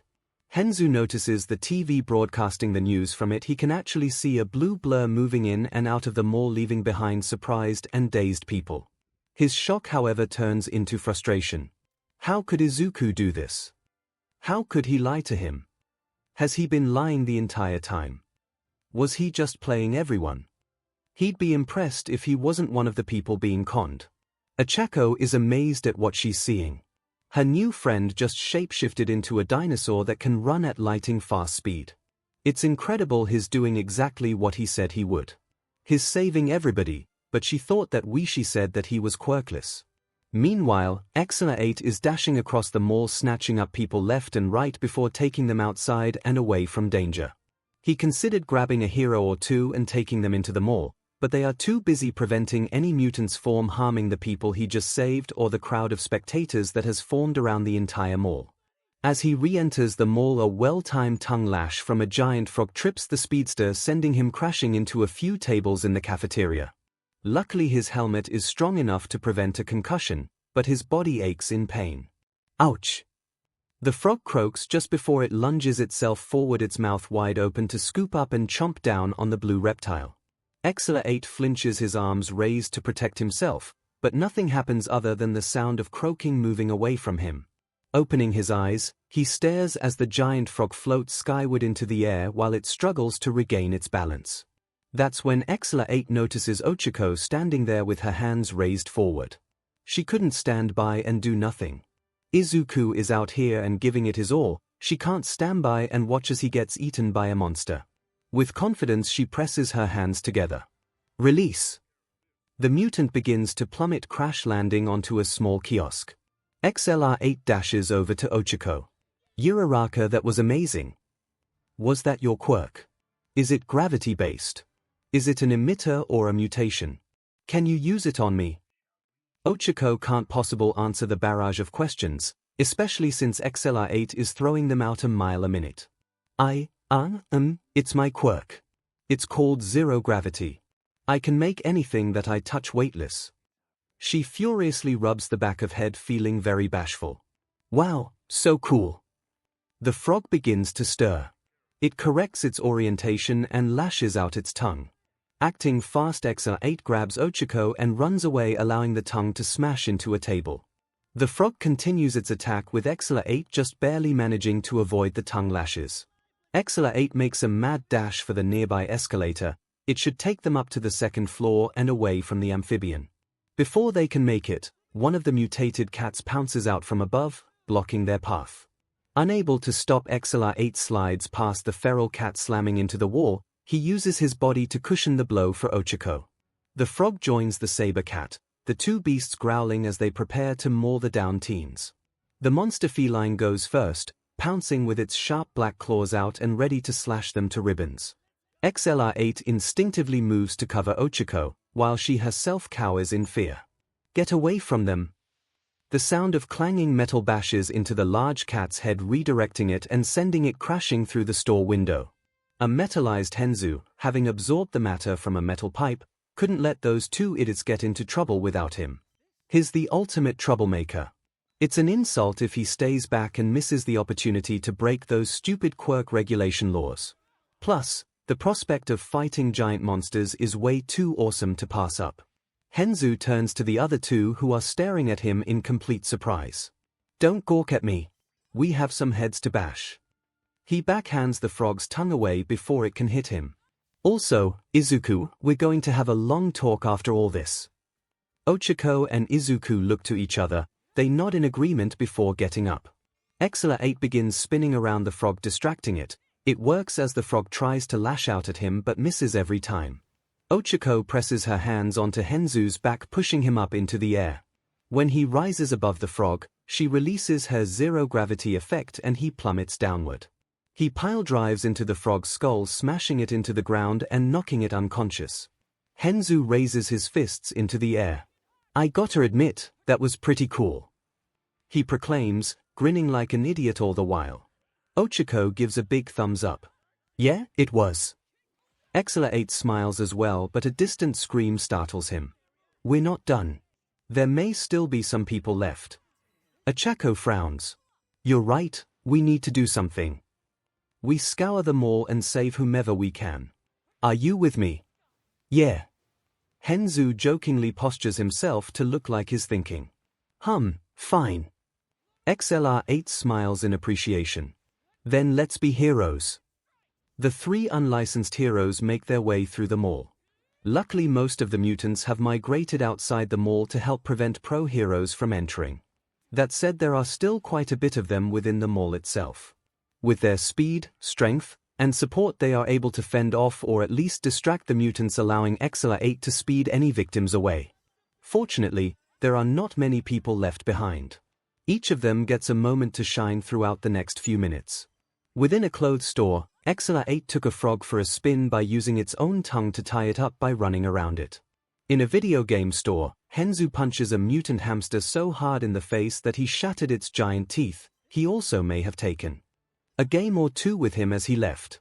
In a furniture store, 𝐒𝐻𝐽𝐽 uses her quirk to move a large couch that she uses to pin down a mutated goldfish with piranha-like teeth.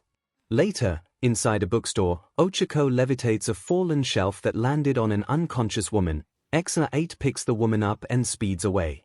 𝐻E�𝐽o𝐽 immediately barfs up what looks like rainbow glitter. The side effect of her quirk has finally caught up with her. 𝐻Enzu fends off another mutant hamster. You alright? 𝐻E�𝐽o𝐽 coughs. Why, I just need a minute. 𝐒𝐬𝐽o𝐽 returns, tackling the hamster and knocking it away. I checked the rest of the mall. We can make a run for it now. 𝐻Enzu reverts his skin back to normal. Was that a pun? Yeah, I thought it would be funny. Between breaths, 𝐻E�𝐽o𝐽 chirps in. It needs work. Noted. Anyway, we'll do this one at a time. I'll get you guys outside, and we can leave the rest to the heroes. 𝐻E�𝐽o𝐽 nods. If she tries to talk, there's a good chance that her breakfast will join her lunch on the floor. Meanwhile, 𝐻Enzu walks over to a broken cash register, grinning like a Cheshire cat. He immediately snatches up any loose bucks. 𝐒𝐬𝐽o𝐽 bends down to pick up the round-faced girl who's covering her mouth. Good job, hero. He picks her up bridal style. 𝐻E�𝐽o𝐽 looks away, blushing. Yeah, you too, hero. 𝐒𝐬𝐽o𝐽 grins, but his delightfulness is cut short by the sound of beeping and a flash of red light. Izuku immediately falls over. with 𝐒𝐿𝐵 landing on top of him as he returns to normal. 𝐒𝐿𝐵 has a hard time breathing with 𝐒𝐿𝐵 sitting on his chest. 𝐒𝐿𝐵 is too dumbfounded to move. ℔ finally notices 𝐒𝐿𝐵 struggling underneath the confused girl. What the hell happened? 𝐒𝐿𝐵 finally scrambles away as 𝐒𝐿𝐵 sits up. It's my what quirk? It's my quirk. I can transform but only for 10 minutes. Cool, so just transform back. I can't. It takes another 10 minutes for my quirk to recharge. We really need to have a talk.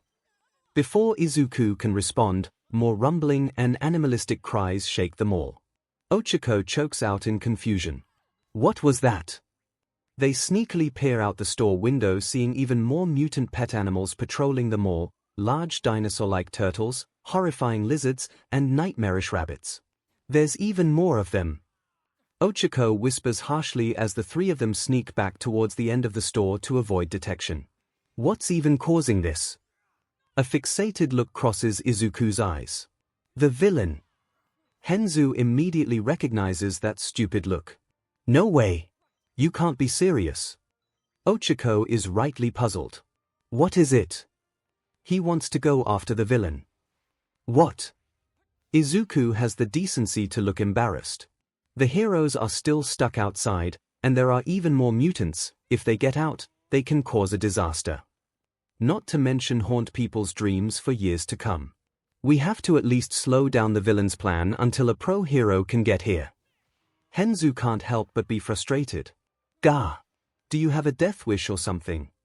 𝐒𝐿𝐵 doesn't agree with that statement, but even she has to agree with him. He's kind of right, Midoriya. You don't even know where the villain is. That's true. For all he knows, this may be a horrible accident caused by radiation or a secret government experiment that's gotten loose somehow. 𝐒𝐿𝐵's mind fills with every possible detail, explanation, and question. What do they want? What are they after? What is their quirk? Where are they?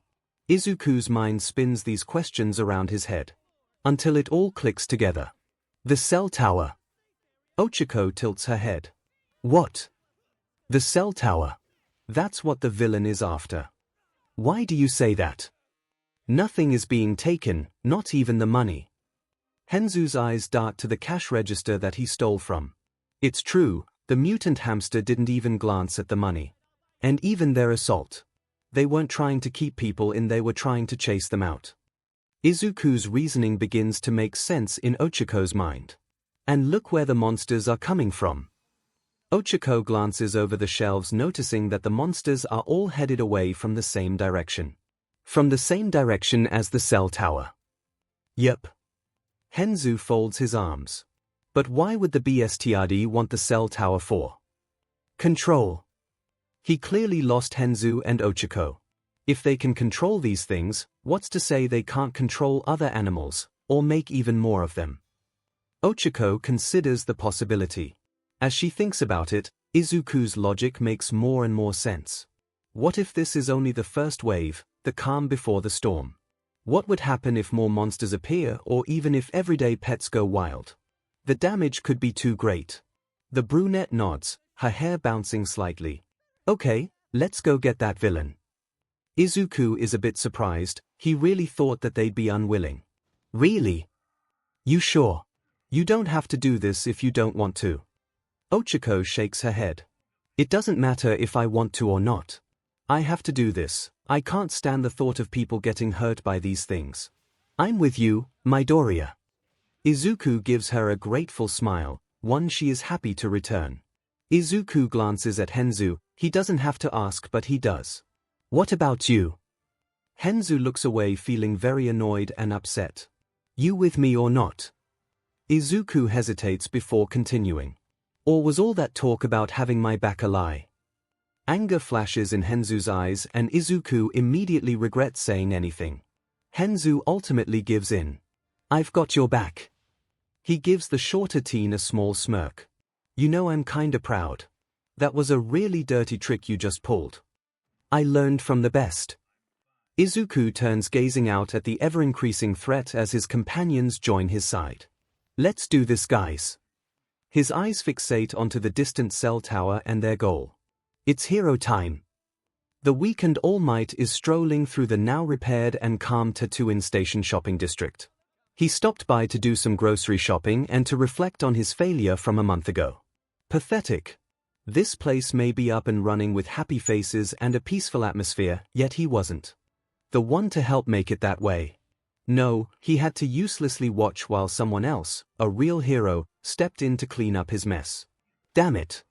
He already had the slime villain captured, but he allowed himself to be distracted. No, he will not blame the boy. Actually, he feels even worse because of what he said to that kid with the mop of messy green hair and freckles. He'll never forget the boy's face when he told him to give up on his dream. Pathetic. He needs to fix this. Maybe he should track the boy down. Izuku Midoriya was his name. It would be pretty easy. He could just ask Tsukochi to look him up for him. But what would he say? What could he do? Would the boy even want to talk to him? He knows that he himself wouldn't want to. A small crowd has formed around a TV store. They appear to be watching the news. All Might is so lost in his thoughts to notice. We're live outside the Kiashi Ward shopping mall, where animal-like monsters have gone on a rampage. All Might stops and spins around. He tries his best to look over the shoulders of those in front. He can see the local news anchor standing in a parking lot. Behind her he can see a few pro-heroes wrangling what appears to be a large hamster. According to our sources, the pro-heroes cannot enter the premise thanks to monsters blockading the entire mall. Even the soars are blocked off by fish monsters. A pit forms in All Might's stomach. However, one hero may have gotten in and has saved a number of victims. A clip plays. It was taken by a handheld phone, so the picture is not that good, but it's enough. The cameraman is outside the mall watching the heroes fighting a mutant frog. A blue blur passes by the mall. The camera spins around, showing a confused and startled woman with disheveled hair and clothes standing there as a gust of wind rushes by. The blue blur returns several more times, and each time a new person is rescued. All Might watches in amazement. He can't think of any hero with that kind of speed or wears blue. Sure, there are speedster heroes out there like Ingenium, but this doesn't appear to be his work. Maybe they're a new hero or someone who's not as well known. Yet there they are running headfirst into danger, putting their lives on the line, in order to save others.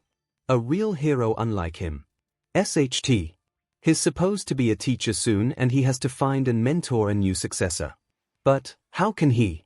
Sure, there's Sir Night Eye's recommendation, but what if he crushes his dreams, too? What if he's not good enough to teach, to mentor, to inspire others? All Might shakes his head. No, stop it. Don't think like that. Just keep smiling.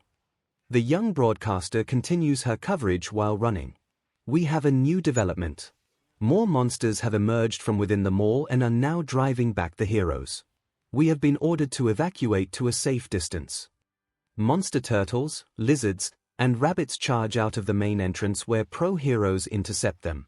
All Might glares at the offending beasts. That's it. No more standing by. He is determined to fix his failure and he can start now. The number one hero pulls out his cell phone, making a quick call. Tsukochi, I need you pick me up from the Tatooine Station shopping district. He takes off hoping to meet Tsukochi halfway. Meanwhile, 13 watches the same broadcast from his desk computer at their agency.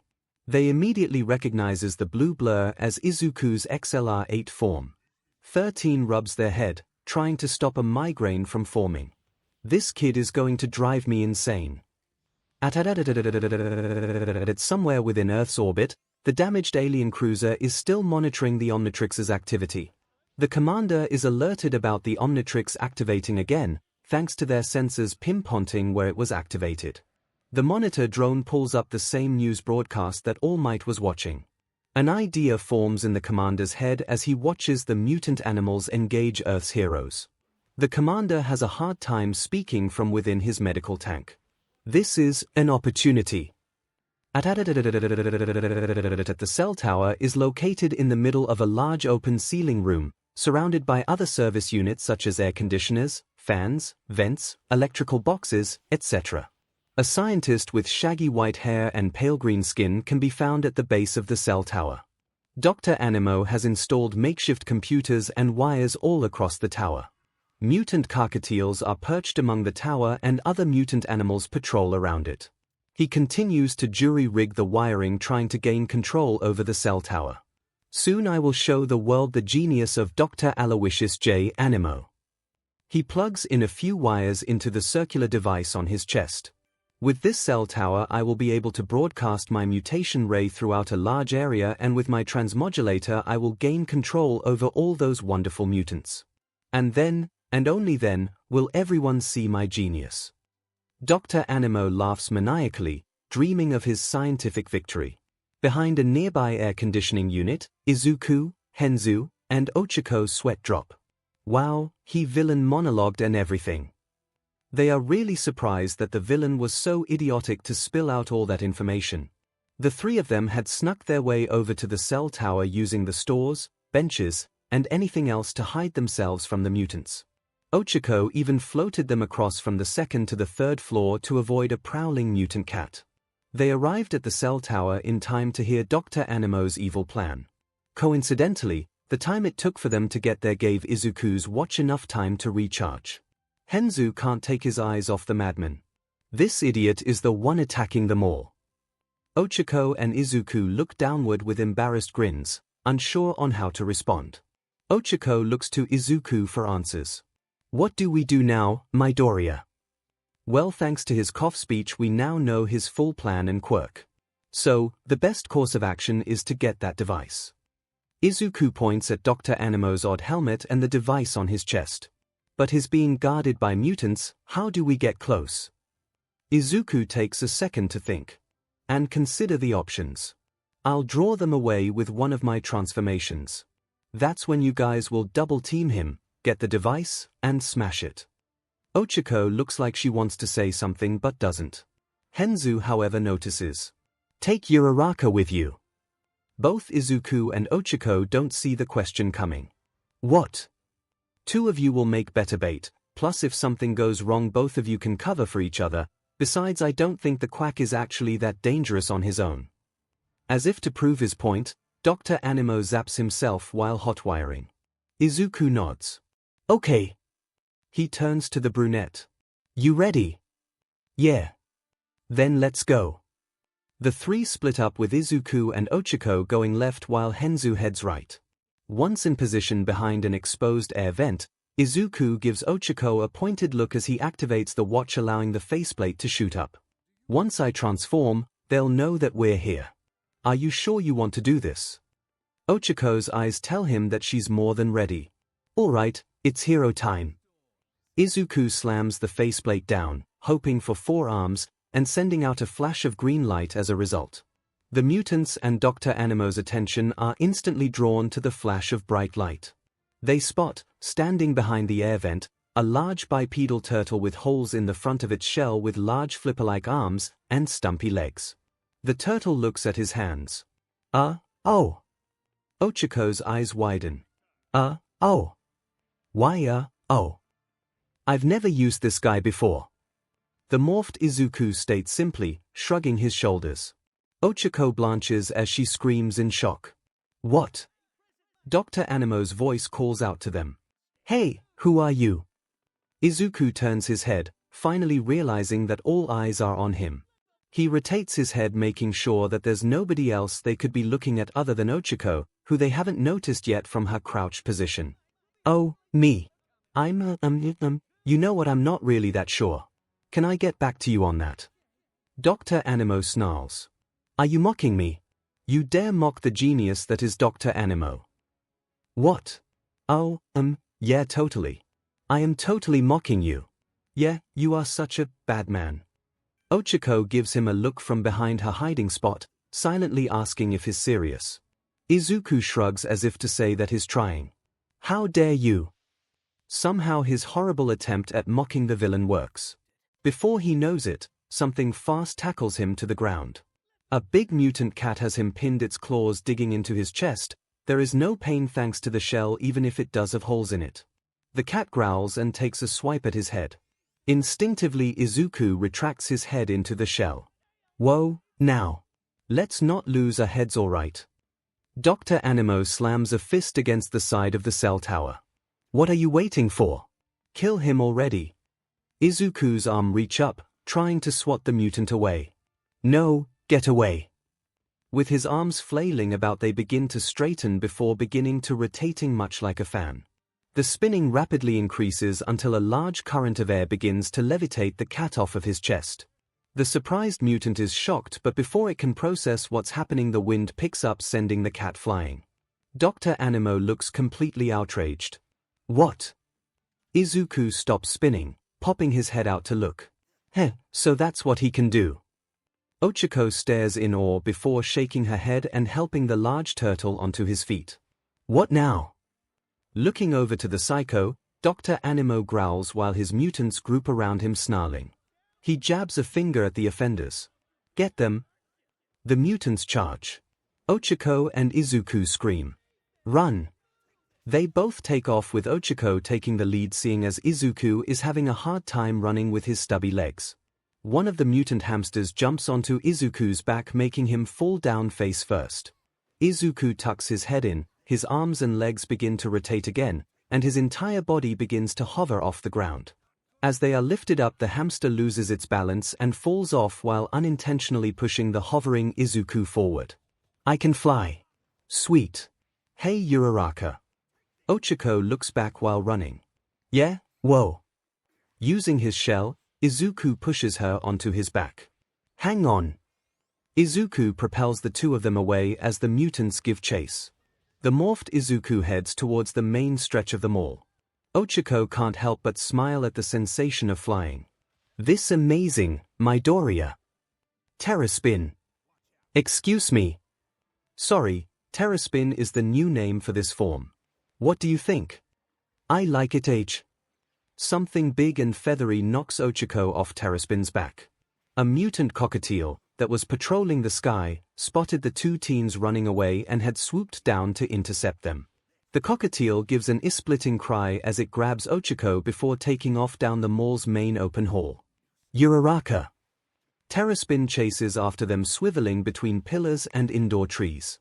𝐒𝐻𝐿 wouldn't be lying if she said she wasn't scared out of her mind. Is this how it ends for her? No, it's not. She has to become a hero for her parents. She won't let some overgrown chicken get in the way of her dream. Twisting her body, 𝐒𝐻𝐿 presses her hands onto the bird's leg, hoping that the zero gravity will throw it off. It does. When the bird tries to make a turn to avoid Terraspin, it flaps its wings down, but the force is so strong that it propels the bird towards the side, where it crashes into the side of the second-floor wall. The impact is enough to drop 𝐒𝐻𝐿. Seeing the new development, Terraspin speeds up as 𝐒𝐻𝐿 begins to fall. Terraspin stops rotating, grabs 𝐒𝐻𝐿, and lands on his back, sliding across the tile floor until coming to a stop. Are you okay? Yeah, I think so. Roar. A loud roar startled them as the horde of mutants that's been following them finally catches up. I got this. Terraspin's arms straighten and his legs merge to form fan-like blades. The appendages begin to rotate and a current of wind hits the mutants at full force. But it's not enough to deter them. They force themselves forward, pushing against the wind. 𝐒𝐻𝐿 frantically looks around looking for a solution. One comes to. Hold them off for as long as you can. Okay, but hurry. Back at the cell tower, Henzu is hiding behind an electrical box. He watched as a flash of green light and Izuku's horrible attempt at insults somehow managed to distract Dr. Anemo. Dr. Anemo then idiotically sends all of the mutants after Izuku and 𝐒𝐻𝐿. Admittedly, Henzu assumes that Izuku transformed back into his blue raptor form. Henzu walks forward and leans against the electrical box, crossing his arms and trying to look cool. What's up, Doc? Henzu's question startles Dr. Anemo, who flails his arms about in surprise. What? Another one? All right, Doc. Henzu grips his trusty wrench, absorbing its matter and turning his skin into iron. You ready to take your medicine? Dr. Anemo growls, but he soon transitions into a fit of maniacal laughter. The teen is thoroughly confused. What's so funny? Dr. Anemo wipes a tear from his eye. You are. You see, I'm not that kind of doctor. For you see, I am a scientist. One that specializes in mutations and animal biology. Would you care to see my greatest experiment yet? Dr. 𝐼𝐻𝐼 excitedly rubs his hands together. 𝐻𝐻𝐼 becomes very alarmed as the ground begins to shake and a loud growl can be heard as something big approaches. Meet my greatest creation. Dr. 𝐼𝐻𝐼 violently laughs as a monstrous being towers over the teen who struggles to keep his composure. And like the idiotic and campy villain he just has to add another villain trope into the mix. And your doom. Back in the main hall of the mall, 𝐒𝐭𝐞 is running around and pressing her hands onto anything that isn't bolted down while 𝐻𝐻𝐼 continues his whirlwind as the mutants inch their way closer and closer. Midoriya use these. 𝐻𝐻𝐼 pops his head out of his shell, taking a look at all the tables, carts, stands, and trash cans floating in the air. Oh, I get it. 𝐻𝐻𝐼 flies back behind the floating items. The mutants take advantage and run forward.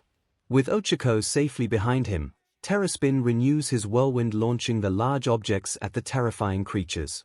With the objects moving quickly, 𝐒𝐭𝐞 returns their weight making them the perfect blunt weapons.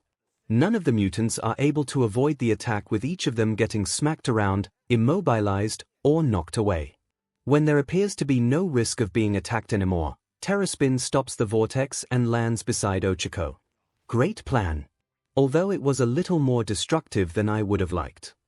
𝐻𝐻𝐼's sweat drops at the sight of the wreckage. Garbage is lying everywhere, the floor is partially torn up, the indoor trees are missing leaves, and of course mutant animals are lying about the place. 𝐒𝐭𝐞 gives an awkward smile. Oops. Well, at least it worked. It sure did. Now let's head back. Hopefully 𝐻𝐻𝐼 was able to stop Dr. 𝐼𝐻𝐼. Without being told, 𝐒𝐭𝐞 hops onto 𝐻𝐻𝐼's back who immediately flies them back towards the cell tower. 𝐻𝐻𝐼 goes through the mall not flying higher than the 3rd floor since there are still some mutant birds patrolling the sky, although they seem to be engaged with flying-based heroes and police helicopters. Now that the threat has passed, the teens make it back quickly, but they are in for a surprise. Dr. 𝐼𝐻𝐼 stands victorious, laughing with pride, the antennas on his head glowing red with flying red sparks. But that is not what has the teens so scared but the monster standing beside him. A 3-headed dog that looks like it was summoned from hell itself, a Cerberus. The hellhound is about 20 feet tall, its fur is a mix of gray, black, and red with glowing red eyes and menacing fangs. And it's using a metallized and banged up 𝐻𝐻𝐼 as a literal chew toy. Even with his skin made of iron, 𝐻𝐻𝐼 can still feel the pain of the sharp giant fangs trying to pierce through his hide. The head chewing on him tosses him up and the middle head snatches him by the foot. 𝐻𝐻𝐼 is in too much pain to put up much of a struggle. He tried his best at fighting off the monster, but it was far too strong for him. All he can do now is will himself to keep his quirk activated or risk being eaten alive. Dr. 𝐼𝐻𝐼 continues to laugh while 𝐒𝐭𝐞 and 𝐻𝐻𝐼 are too stunned to even move. Yes, soon my ingenious plan will come to fruition. I will have full control over every single animal in all of Kiyashi Ward. Just a few more minutes and I will have achieved greatness, ha ha ha. 𝐻𝐻𝐼 and 𝐒𝐿 have the same reaction. He gave everything away again. But what can they do? To be honest, they've been really, and I mean really lucky today. Seriously, nothing they've done should have worked as well as they did. And now, they're up against a giant 3-headed monster that managed to take out their best fighter. They have to do something. Even the insane doctor himself said that his plan is nearly complete. They don't get another minute to think up a plan before something big crashes right between the opposing sides. Dust and a large gust force everyone to cover their faces and to brace themselves. Dr. 𝐼𝐻𝐼, however, is frozen in time with a proud and ambitious expression on his face. Something tall and made of metal moves within the dust cloud. Its red insect-like eyes scan the area before locking onto the symbol on 𝐻𝐻𝐼's chest. 𝐻𝐻𝐼 instantly recognizes the newcomer. It's another attack robot, it's identical to the one that attacked him less than a day ago. And like the last one, this one instantly draws its attention towards him. The robot lifts its insect-like leg, but it stops when a shout reverberates from below it. How dare you! Dr. 𝐻𝐻𝐼 is definitely not appreciating the interruption. I will not let some government-issued toy interfere with my genius. Destroy that abomination of science. The three-headed dog unceremoniously drops 𝐻𝐻𝐻, who bangs against an air conditioner unit. The Cerberus growls before lunging at the robot, taking a bite out of its arm and ripping it off. The robot's eyes flash red as if to display how sessed off it is. In response, a total of 4 hover drones are ejected from the slots within its shoulders. The hover drones take aim and open fire upon the Cerberus. The dog's 3 heads bark and bite back in response, managing to bite down on one of the drones that got a little too close. With all the threats distracted, 𝐻𝐻𝐻 sees the perfect opportunity to get both 𝐻𝐻𝐻 and Dr. Anemo. Quick, while they are fighting. Let's grab 𝐻𝐻𝐻, the device, and scram. 𝐒𝐭𝐚𝐲 rotates her head between the battle and 𝐻𝐻𝐻. You sure? Yeah, I mean, it's not like it can get any worse. As if the universe itself was listening, another attack robot smashes into the ground behind the 2 teens. The 2 shakily look up at the menacing figure. Oh, never mind, it just got worse. I'll hold it off. 𝐻𝐻𝐻 generates a powerful vortex and slightly pushes the robot back. Uraraka. Get 𝐻𝐻𝐻. On it. The chestnut-haired girl sprints towards the downed 𝐻𝐻𝐻, who after his fall reverted his skin back into flesh. Not concerned with being seen, 𝐒𝐭𝐚𝐲 leaps and bounds over rubble and vents before pressing a hand onto 𝐻𝐻𝐻's back, making him float. She pulls him by the arm like a balloon and away from the fight. Looking back, she sees that 𝐻𝐻𝐻 is grappling with one of the robots while the other robot is blasting lasers at the Cerberus faces. One of its heads managed to take down one of the other hover drones. She stumbles as the ground shakes from the battle raging behind her, but she manages to get 𝐻𝐻𝐻 and herself to a narrow hallway that looks like it leads to several maintenance and tech rooms. She leans 𝐻𝐻𝐻 against the wall and out of sight before exposing him to Earth's gravity. She finally takes a real look at him. He's banged up, covered in scratches, and, is that saliva? 𝐻𝐻𝐻 breathes heavily, looking up at 𝐒𝐭𝐚𝐲. Where's Izuku? He's there. 𝐻𝐻𝐻 struggles to move his head, but when he does, he isn't happy with what he sees. Even as a transformed bipedal turtle, 𝐻𝐻𝐻 can recognize Izuku no matter how he looks. He just gives off a certain air or aura that screams foolish dedication to heroes. But what's really got him upset is that not only was Izuku hiding a transformation quirk from him, but that he has more than one transformation. What else is he hiding from him? How long has he been hiding the truth? How many times has he lied to his face? 𝐒𝐭𝐚𝐲 decided to check up on the situation. It's not good. Shrapnel and pieces of the hover drones are scattered across the battlefield. However, 3 other hover drones have joined the fight. They probably arrived with the second attack robot. From the corner of her eye, she notices that one of the dog heads is chewing on a 4th drone.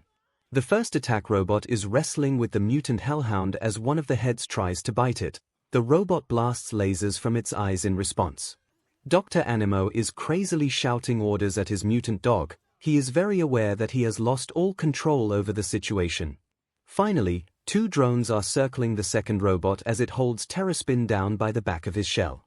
Luckily, 𝐻𝐻𝐻 managed to take cover in his shell as the metal enemy fires lasers at his armored hide. But the heat of the lasers are slowly working through his tough exterior. With Izuku in need of help, 𝐒𝐿 doesn't hesitate to run right into the fray. Her lack of hesitation should have been a clear mistake to her, especially as a shower of lasers dance across her path.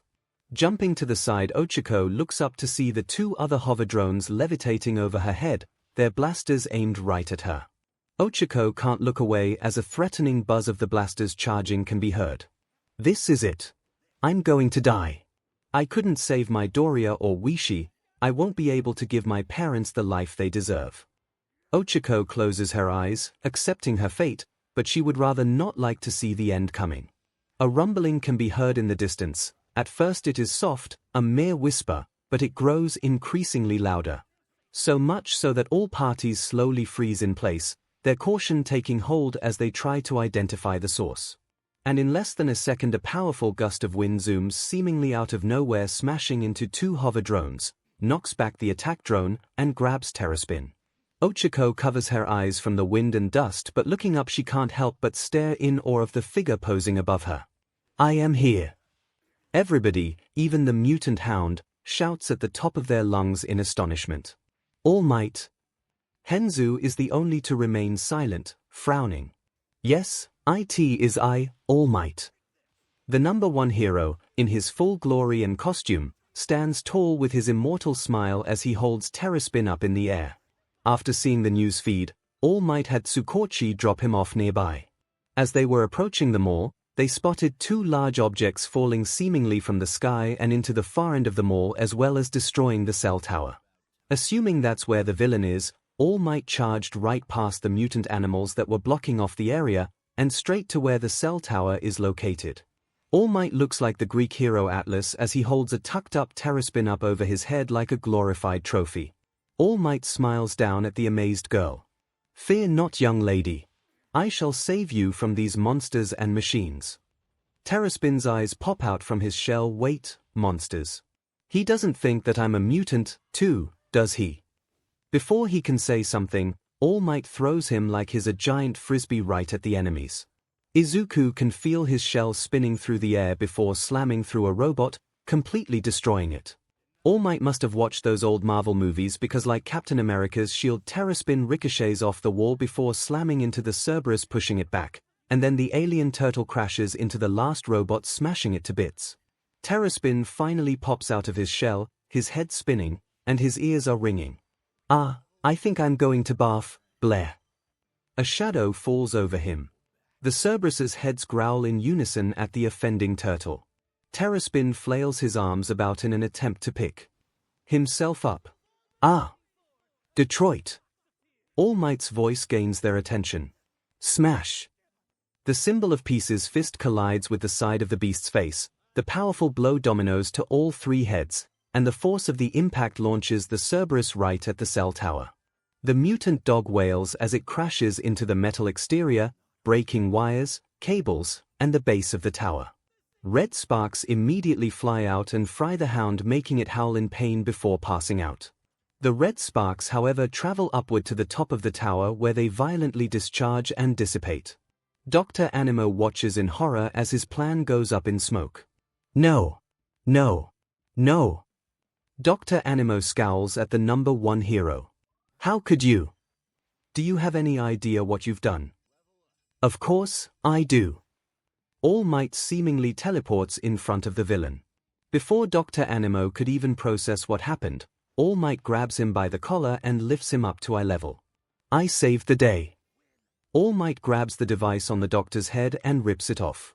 The transmodulator bounces off the ground, an antenna breaks off from the helmet, and red sparks violently fly out before the device falls silent and the red glow from the antennas die out. "No!" As Dr. Animo falls into despair, red sparks begin to emanate from the mutant dog, and from what they can see in the sky, so do the mutant birds flying the perimeter. They can't see it, but all the mutants across the mall are having the same reaction. They all watch as the Cerberus begins to shrink and split apart, become three small puppies. It appears that the mutations must cause some major regeneration to occur, since the three puppies immediately wake up and begin playing around like nothing ever happened. Their fur aren't even messed up. Ochako holds her face, infatuation written all over her features. "Oh, so cute." She runs over and scoops up the little darlings, who happily wag their tiny tails and like her face with affection, making Ochako giggle. Everyone watches in slight confusion.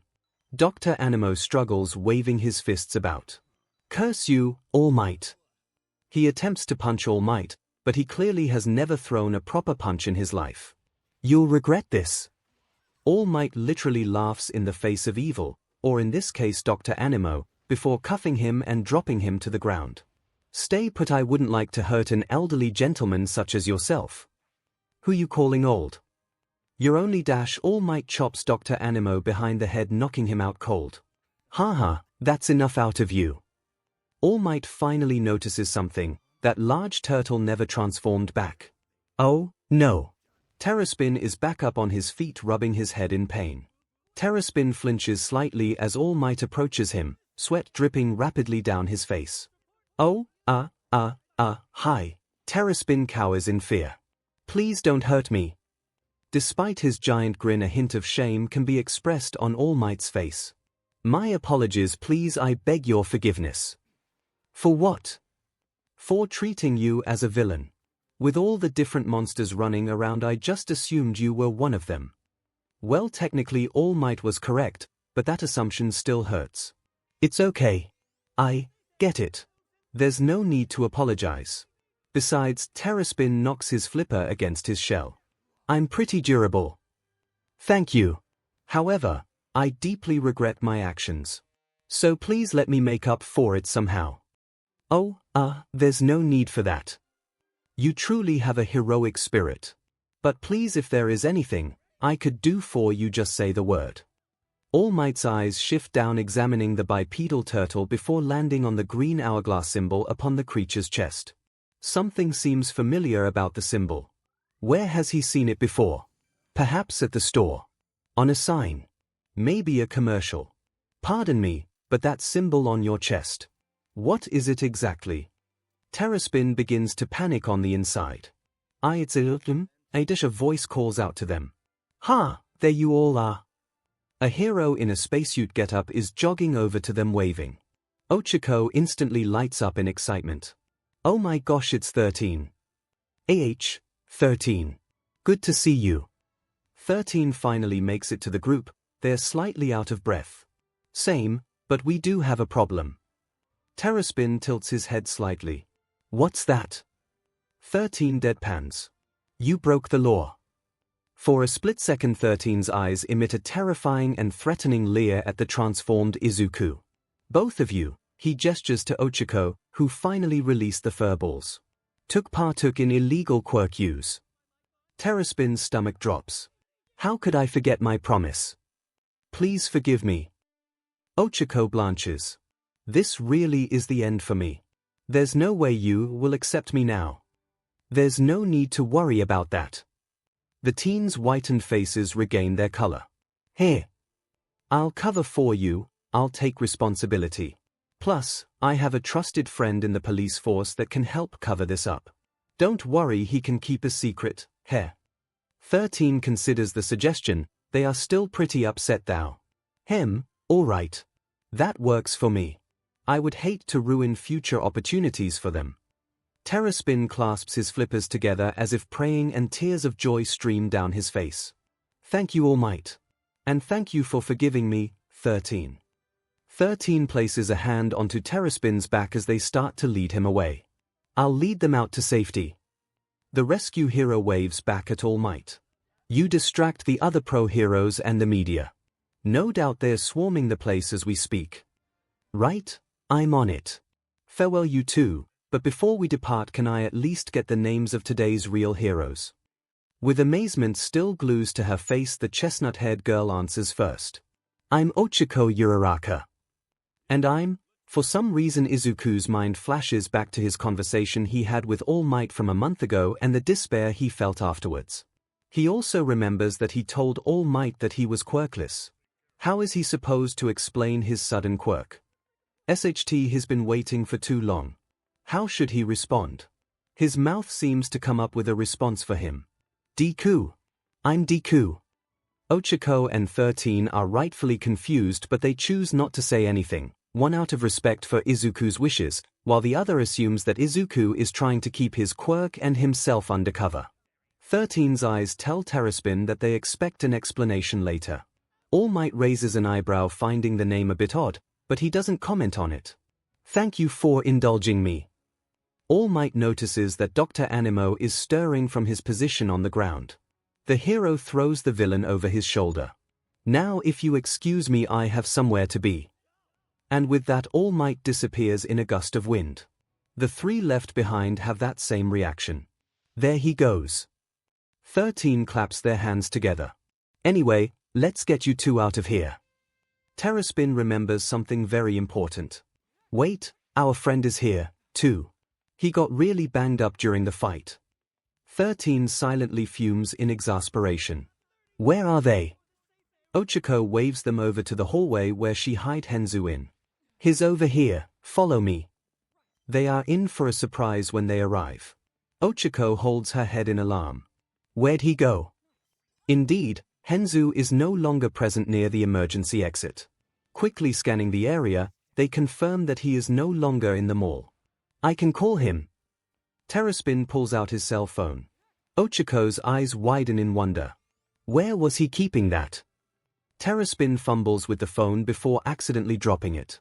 He leans forward to grab it, but his fins just can't seem to grip the tiny object. Curse these giant flippers. After what seems like forever, the watch finally times out and in a flash of red Izuku turns back to normal. Izuku grabs his face to confirm it. Sighing in relief, he bends down and finally snags his phone off the ground. 13's eyes widen, trying to act like they are amazed. Ah, you must have a transformation-type quirk. While dialing Henzu, Izuku gives his mentor an odd look. 13 returns the silent inquiry with an expression that says, "Act like we don't know each other." Izuku catches on. "Oh, right. I mean, yes." Izuku lifts the phone up to his ear, but the call goes straight to voicemail. He's not answering. But when he thinks about it, it makes sense that he would bail. After all, he's been arrested a few times already. Plus, Izuku has seen him take some real beatings before. He'll bounce back quickly. He should be fine though. 13 doesn't look too sure. Are you sure? Yeah, I can check up on him in person if need be. Okay, anyway I need your names and some basic info. Ochiko and Izuku visibly tense up. Don't worry. It's just so we can properly cover this up. Izuku continues the act. Oh, I'm Izuku Midoriya. Izuku looks to his accomplice. Ochiko Uraraka. A pleasure to meet you both. Now let's get you both home before your parents worry. But before that I'd like to take you both to the hospital. Don't worry, I'll cover all the expenses. The teen bow in gratitude. Thank you for everything. And with that said, the three sneak their way through the emergency exit and towards 13's car. A detective by the name of Naomasa Tsukochi intercepts them and he explains that All Might has already filled him in on the situation. He does admit that he doesn't fully approve of it, but he ultimately sees no issue with it considering the circumstances. He also takes the time to thank the teens for putting their lives on the line. The two adults then lead the teens to 13's car, acting like they were victims that got caught in the attack as to not draw suspicion. Tsukochi waves them off as they drive away. The hospital is relatively close by, even so traffic seems to have built up thanks to the attack. Hey, Midoriya. With the adrenaline out of his system, Izuku reverts back into his old shy self, now realizing that a real girl is seeking conversation with him. He shifts in his seat so he can face Ochiko. Why yeah. Ochiko gives him a kind smile, one that's full of respect. Thank you. For what? Ochiko runs a hand through her hair, her finger plays with one of her bangs. You were really inspiring. You encouraged me to be a hero today. I don't think I could have done what I did without you there with me. Oh, well, thanks for supporting me as well. Izuku looks away, trying to hide his furiously blushing face. It finally hits him that not only is he talking to a girl but that he's been interacting with her, working with her, even physically coming into contact with her all throughout the day. It's too much to take in. But it all happened so fast, he wasn't even thinking when she climbed onto his back, or when he decided to pick her up and get her to safety. Ochiko's voice brings him out of it. Can I get your number? Hey. Well, you said you wanted to get into UA earlier. You know, before this all happened. And I think it would be great if we continued to support each other. He did mention that earlier, didn't he? The Greenette doesn't take long to think about it. Having another friend would be nice, especially one that won't drag you into trouble. Might be a nice change in pace. Wait, didn't he do that to her? Yeah. I'd like that. With a smile, Ochiko holds her hand out for his phone. Izuku obliges her, handing it over. She immediately types in her contact info. Ochiko hands it back. By the way, can I call you Deku? What? Oh, well, it's what you told All Might to call you. Is it a nickname? Izuku's nerves shoot up. And no, not exactly. It's actually an insult. What? That's so weird.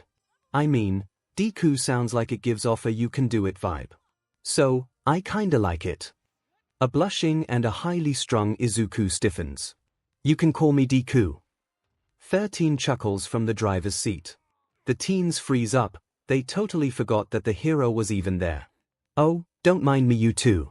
Just pretend that I'm not here. 13 laughs, amused by their antics, and by the blushes that now adorn their faces. Moments like these are what makes being a teacher worthwhile, the opportunity to embarrass teenagers. Within a dark and garbage-ridden alley, a dark-haired teen limps by with an angry scowl. 𝐒𝐻ENZU has definitely looked better, but he can't really complain. When All Might arrived, he took that as a sign to hightail it out of there. He has no longing to be arrested. Usually he'd feel pretty bad about leaving Izuku behind to fend for himself, but that anger and betrayal he feels about being lied to stops him from even thinking about it. What really set him off is when All Might so casually proclaimed that he'll take responsibility for their actions. Or as how 𝐻ENZU sees it, All Might wants all the glory for himself. The #1 hero himself is going for an easy win that he didn't earn, and is going to lie about it to the masses for more fame and glory. F that.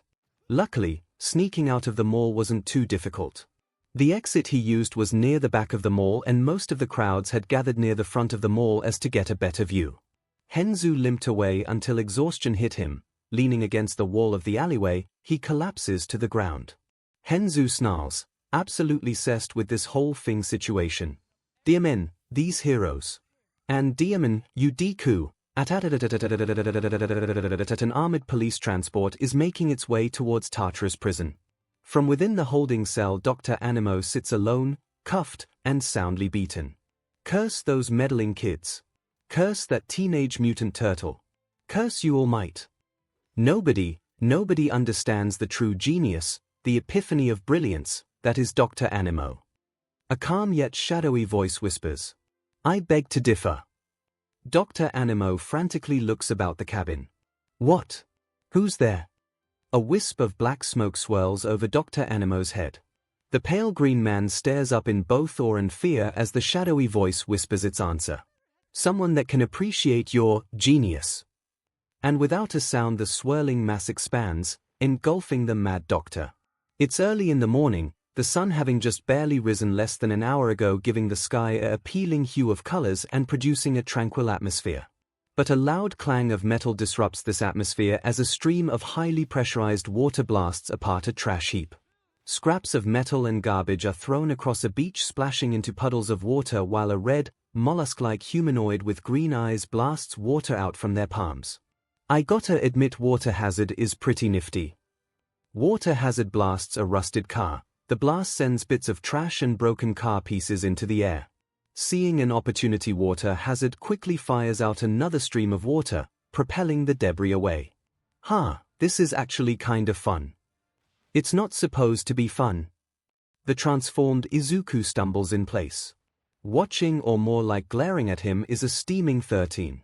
The pro hero is rightly cessed about Izuku's stupid stunt at the mall a few days ago.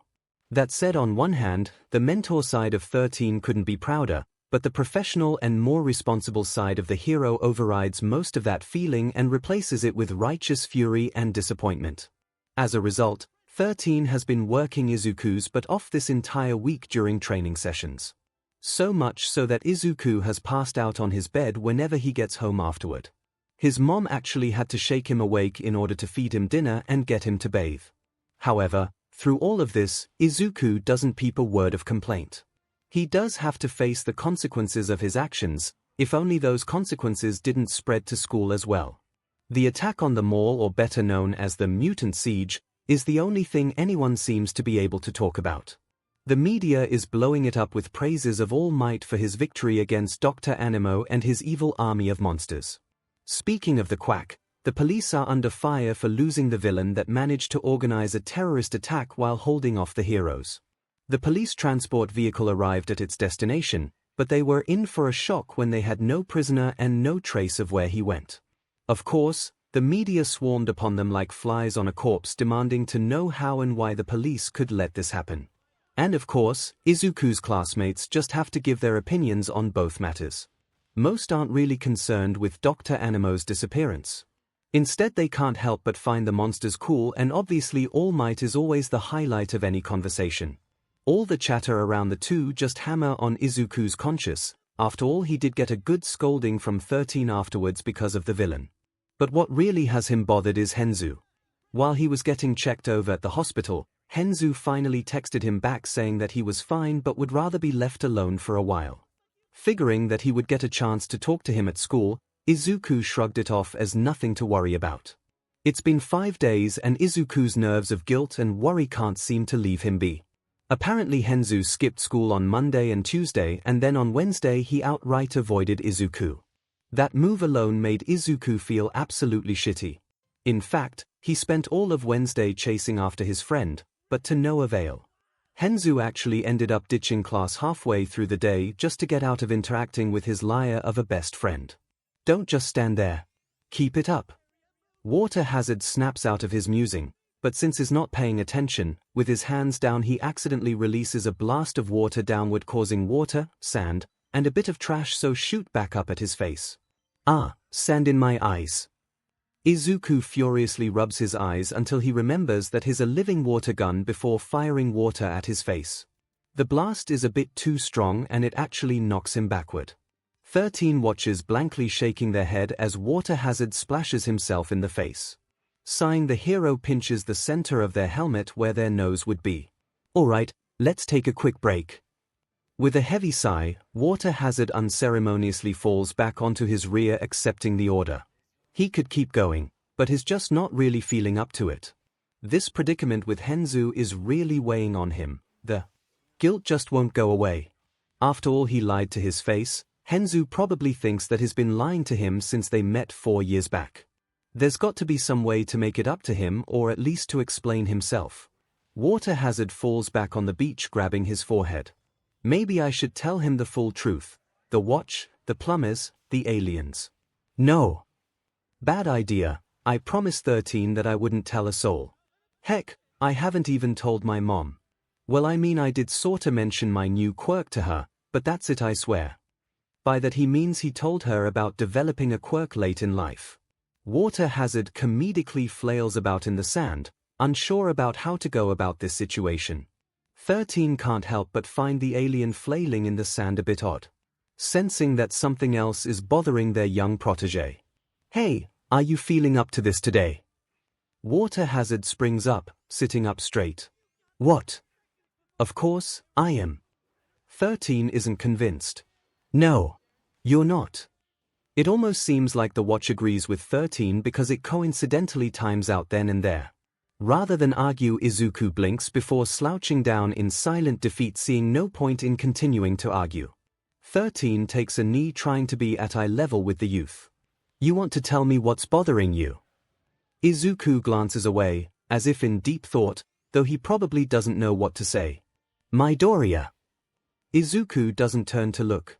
Understanding that Izuku's not going to participate in the conversation, positions themselves as to appear a bit more relaxed but still holding their attention on the boy.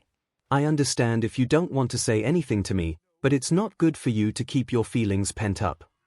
Izuku's head turns slightly. Whatever's bothering you, you need to confront it, say what's on your mind, do what you have to, do what feels right. Okay. Izuku nods, accepting the advice. Okay. 13 nods. Good. 13 pushes themselves off the ground. Let's call it early today. Why don't you get ready for school in the meantime?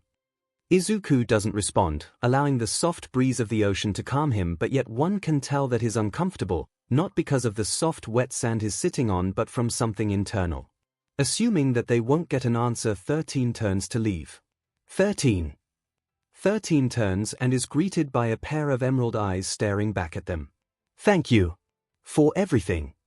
13 smiles, and even if it's behind their helmet, Izuku can sense that they are smiling. You're welcome. Just keep at it, the entrance exam will be here before you know it. Izuku raises his left fist and gives his mentor a curt nod. Right. And with that, 13 turns to make their commute to you. This boy has a lot of growing to do. Not just with his skills but mentally and emotionally as well. I can only imagine what he'll become. 13 looks up at the awakening sky with a faraway look in their eyes as they reminisce about the past. There are still some stars lingering above, not yet having been outshone by the sun. He's just like you, senpai. As 13 heads off for work, Izuku takes a minute to think about his options. I need to confront whatever's bothering me. Maybe he should tell 𝐻𝐻𝐻𝐻. After all, 𝐻𝐻𝐻𝐻's been nothing but honest with him, even when telling him to give up his dream. He does it not out of spite or prejudice, but because he cares. And it's an insult that he's not as honest in return. He has to make this right. He will make this right. Today. After school, I'm going to tell him all about the watch. Sorry, Thurn, I know I shouldn't, but I have to. Izuku is back on his feet, watching the sunrise make a full appearance in the horizon. I'll make this right. I promise, 𝐻𝐻𝐻𝐻. Izuku takes off for home so he can take a quick shower and get some food in his system. Maybe I shouldn't mention 13 and the plumbers. I mean, it's not lying if I don't say anything. Right. Izuku is practically shaking with anticipation, watching the hands on the clock tease his freedom from the classroom. It's been a painstakingly slow day, so much so that Izuku's nerves and mumbling has disrupted the class several times throughout the day, usually resulting in him getting embarrassed, mocked, and/or laughed at by his classmates. Thankfully, the one advantage of the slowly paced day was that it gave the nervous wreck of a teen time to think of the best way to tell 𝐻𝐻𝐻𝐻 about the watch. Izuku was hugging his backpack, ready to just spring out of his desk and make a run for it. If he's not on top of this, he'll miss his opportunity.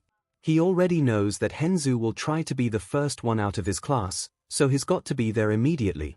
Finally, after hours of anticipation, the bell rings and Izuku doesn't waste a second. He practically jumps out of his seat, nearly toppling his chair, and sprints the hell out of there. His classmates blink in confusion but don't pay it any mind, assuming the quirkless weirdo is just being his normal odd self. Bakugo glares at the door, having just watched Izuku book the hell out of there. He tisks, figuring it's not worth his time to chase the nerd down. But a small nagging part of him can't help but feel the urge to find the useless prick and get some info from him. Don't think that he hasn't noticed the subtle changes in Deku. He's been more confident, not breaking down into a ball of nerves as often. He even looks to be in better health these days. There's got to be a reason for that, right? No way the nerd is doing some kind of training for you.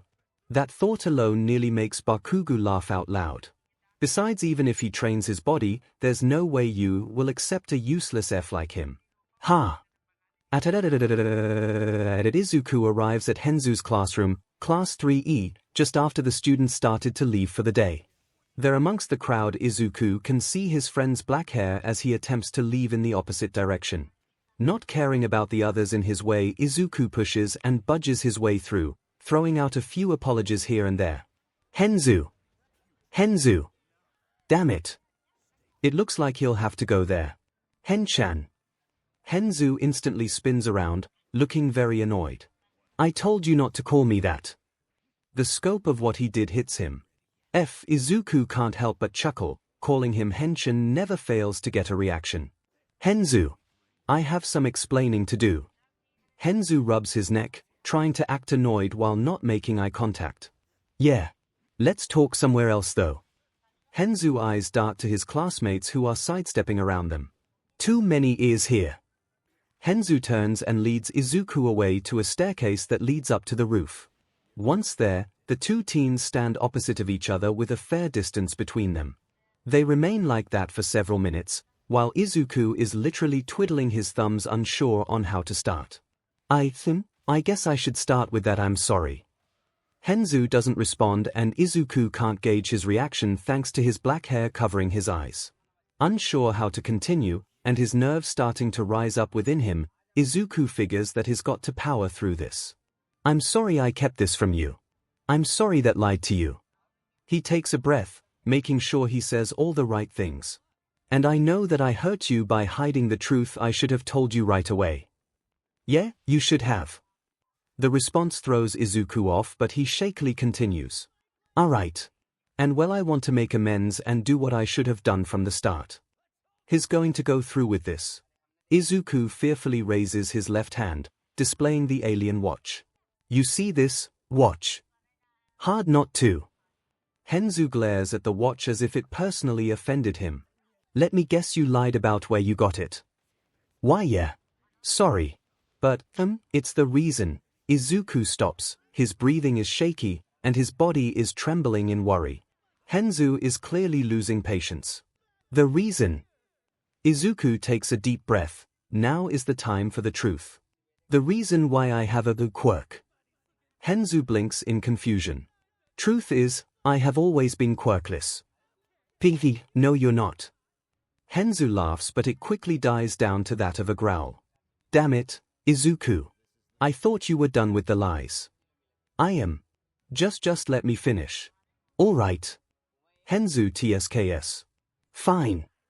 About a month ago, after school, I went to Dagobah Beach where I found this sphere, this pod, and inside was this watch. He taps the watch making sure Henzu is following along. When I reached in to grab it, it latched itself onto me. He rotates the watch to show that there's no clear way to remove it.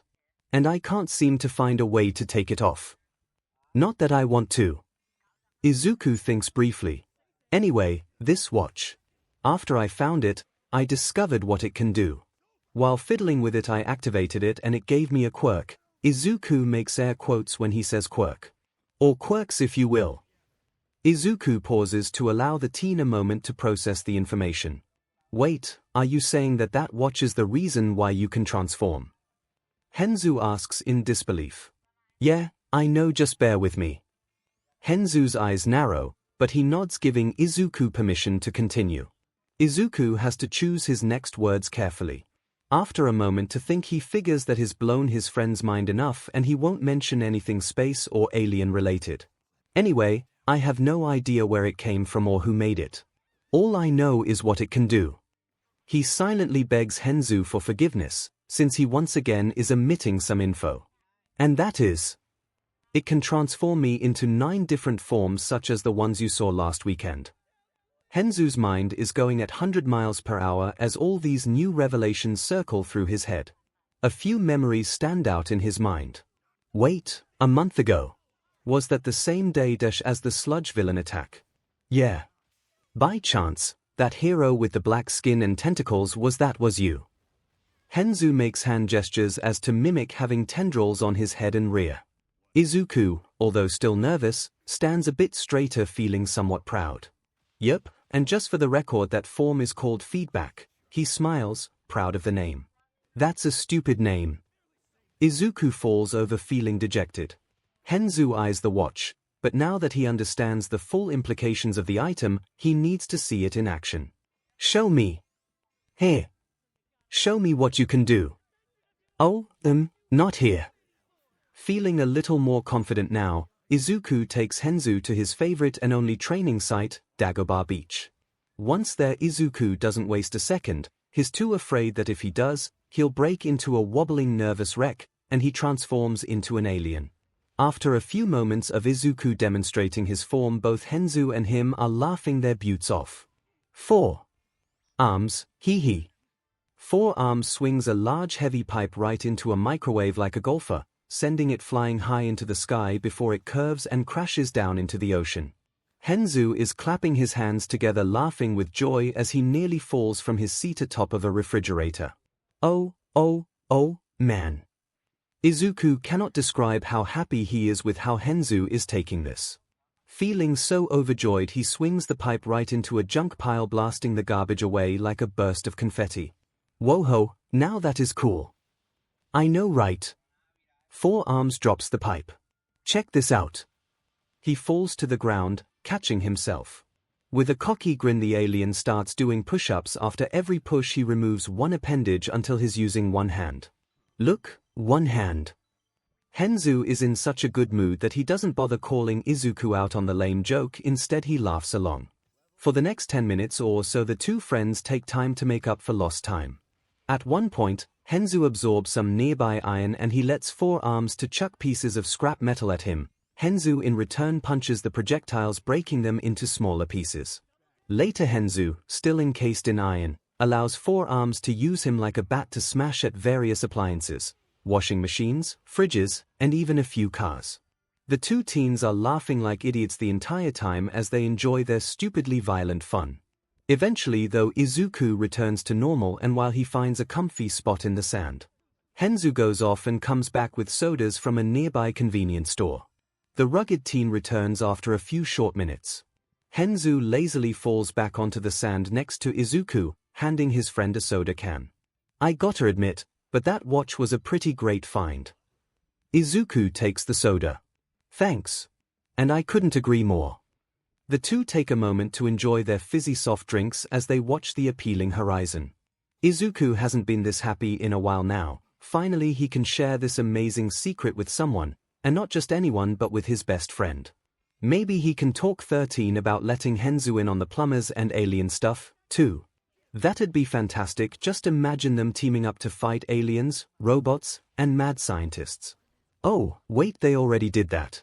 Henzu is also having some fond thoughts. Just imagine what they can do with this. Wait, why think about it? He grins mischievously, finishing his soda. Hey, Izuku. Izuku takes a gulp of his drink. Yeah. Have you registered the 𝐤𝐻𝐻𝐲 𝐔𝐻𝐞 yet? Izuku can't help but feel a little embarrassed that he forgot to do that exact thing. Oh, no, not yet. He was going to wait until he had a good handle on each of his abilities. Is that so? Henzu's smile turns wicked as he crushes his empty soda can. Let's take advantage of that and have some fun. What? Izuku's eyes practically pop out of their sockets. Oh, come on. Henzu stands up, tossing the can to the side. Let's go make some true fun. Let's go have some fun. I mean, it's not like you'll get caught. What are you saying? Let's ditch this literal dump and continue our reunion. It'll be great. It'll be you, me, and possibly the cops. He throws in the last part as an afterthought. What?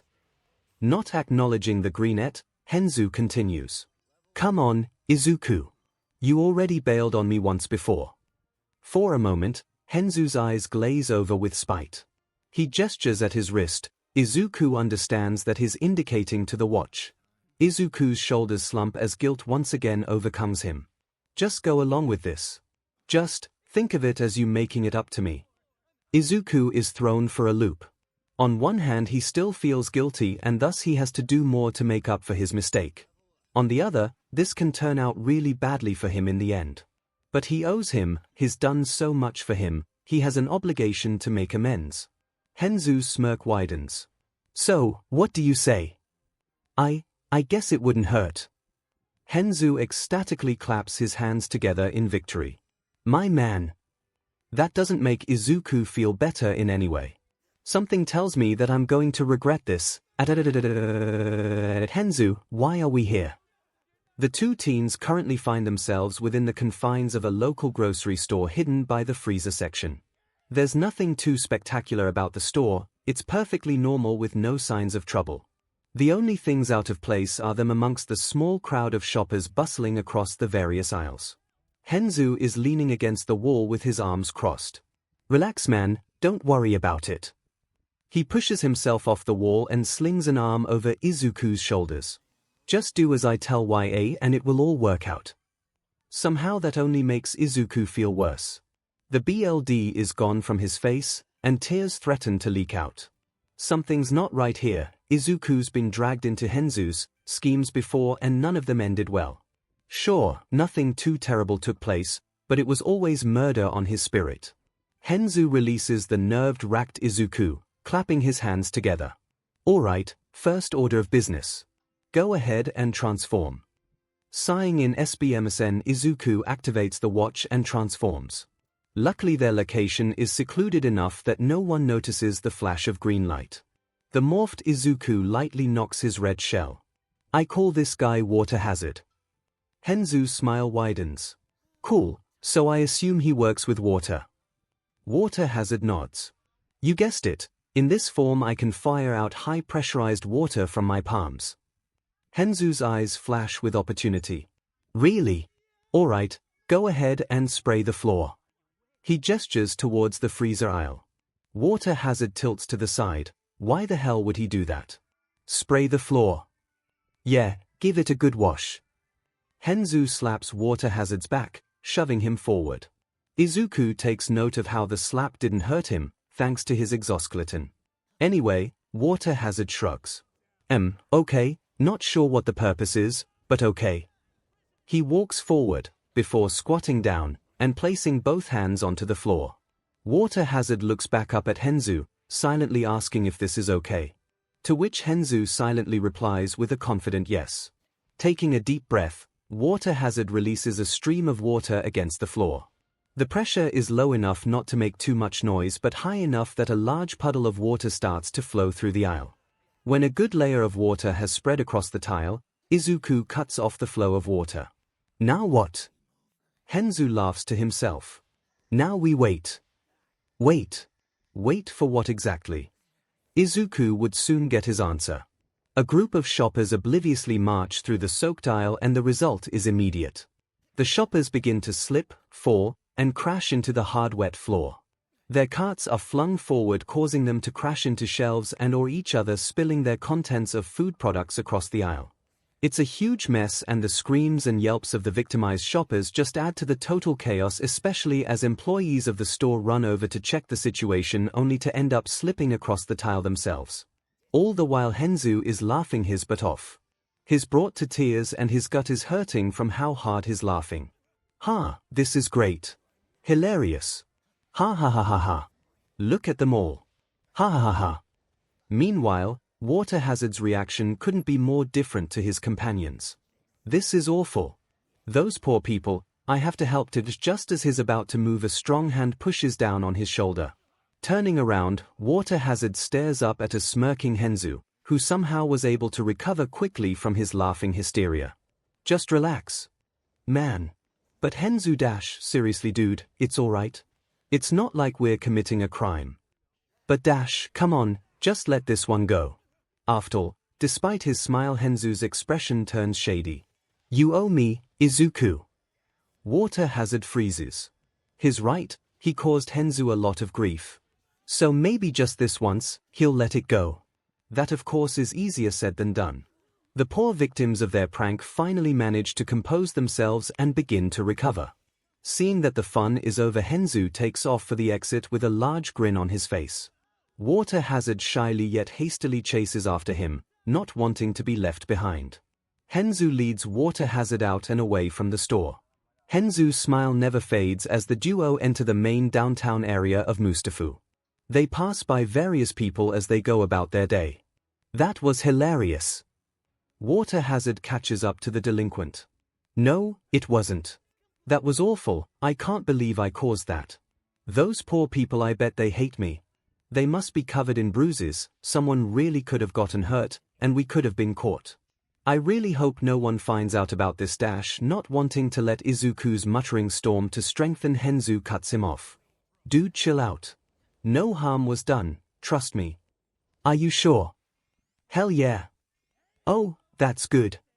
He's not convinced. The two weave in and out of waves of people. Don't let this get you down. We're just having some fun after all. Besides, technically, we're not doing anything illegal since you're technically not using a real quirk. I guess that makes sense. Still doesn't feel right though. It makes complete sense. Now let's head out. 𝐿𝐴𝐻𝐿 turns and starts to cross the street. Whatif stops to watch him. Head out. To where? 𝐿𝐴𝐻𝐿 makes it across and spins around, smiling. Anywhere that we can have some fun. He turns around and continues walking with a smirk. And stir up some trouble. And stir up trouble they did. As it turns out, the prank at the store was just the beginning. After Izuku transformed back into human, 𝐿𝐴𝐻𝐿 lead him to Tatooine Station. The place was packed with people commuting home, and while others waited for their trains, they enjoyed themselves at one of the many food stalls and vendors. For most it was a rather quiet afternoon, but that couldn't be said for others. Since a gang of dittos were running around causing trouble by committing pranks on poor unsuspecting commuters.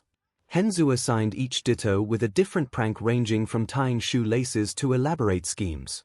For example, 𝐿𝐴𝐻𝐿 pressured a duo of dittos to drop banana peels across various areas.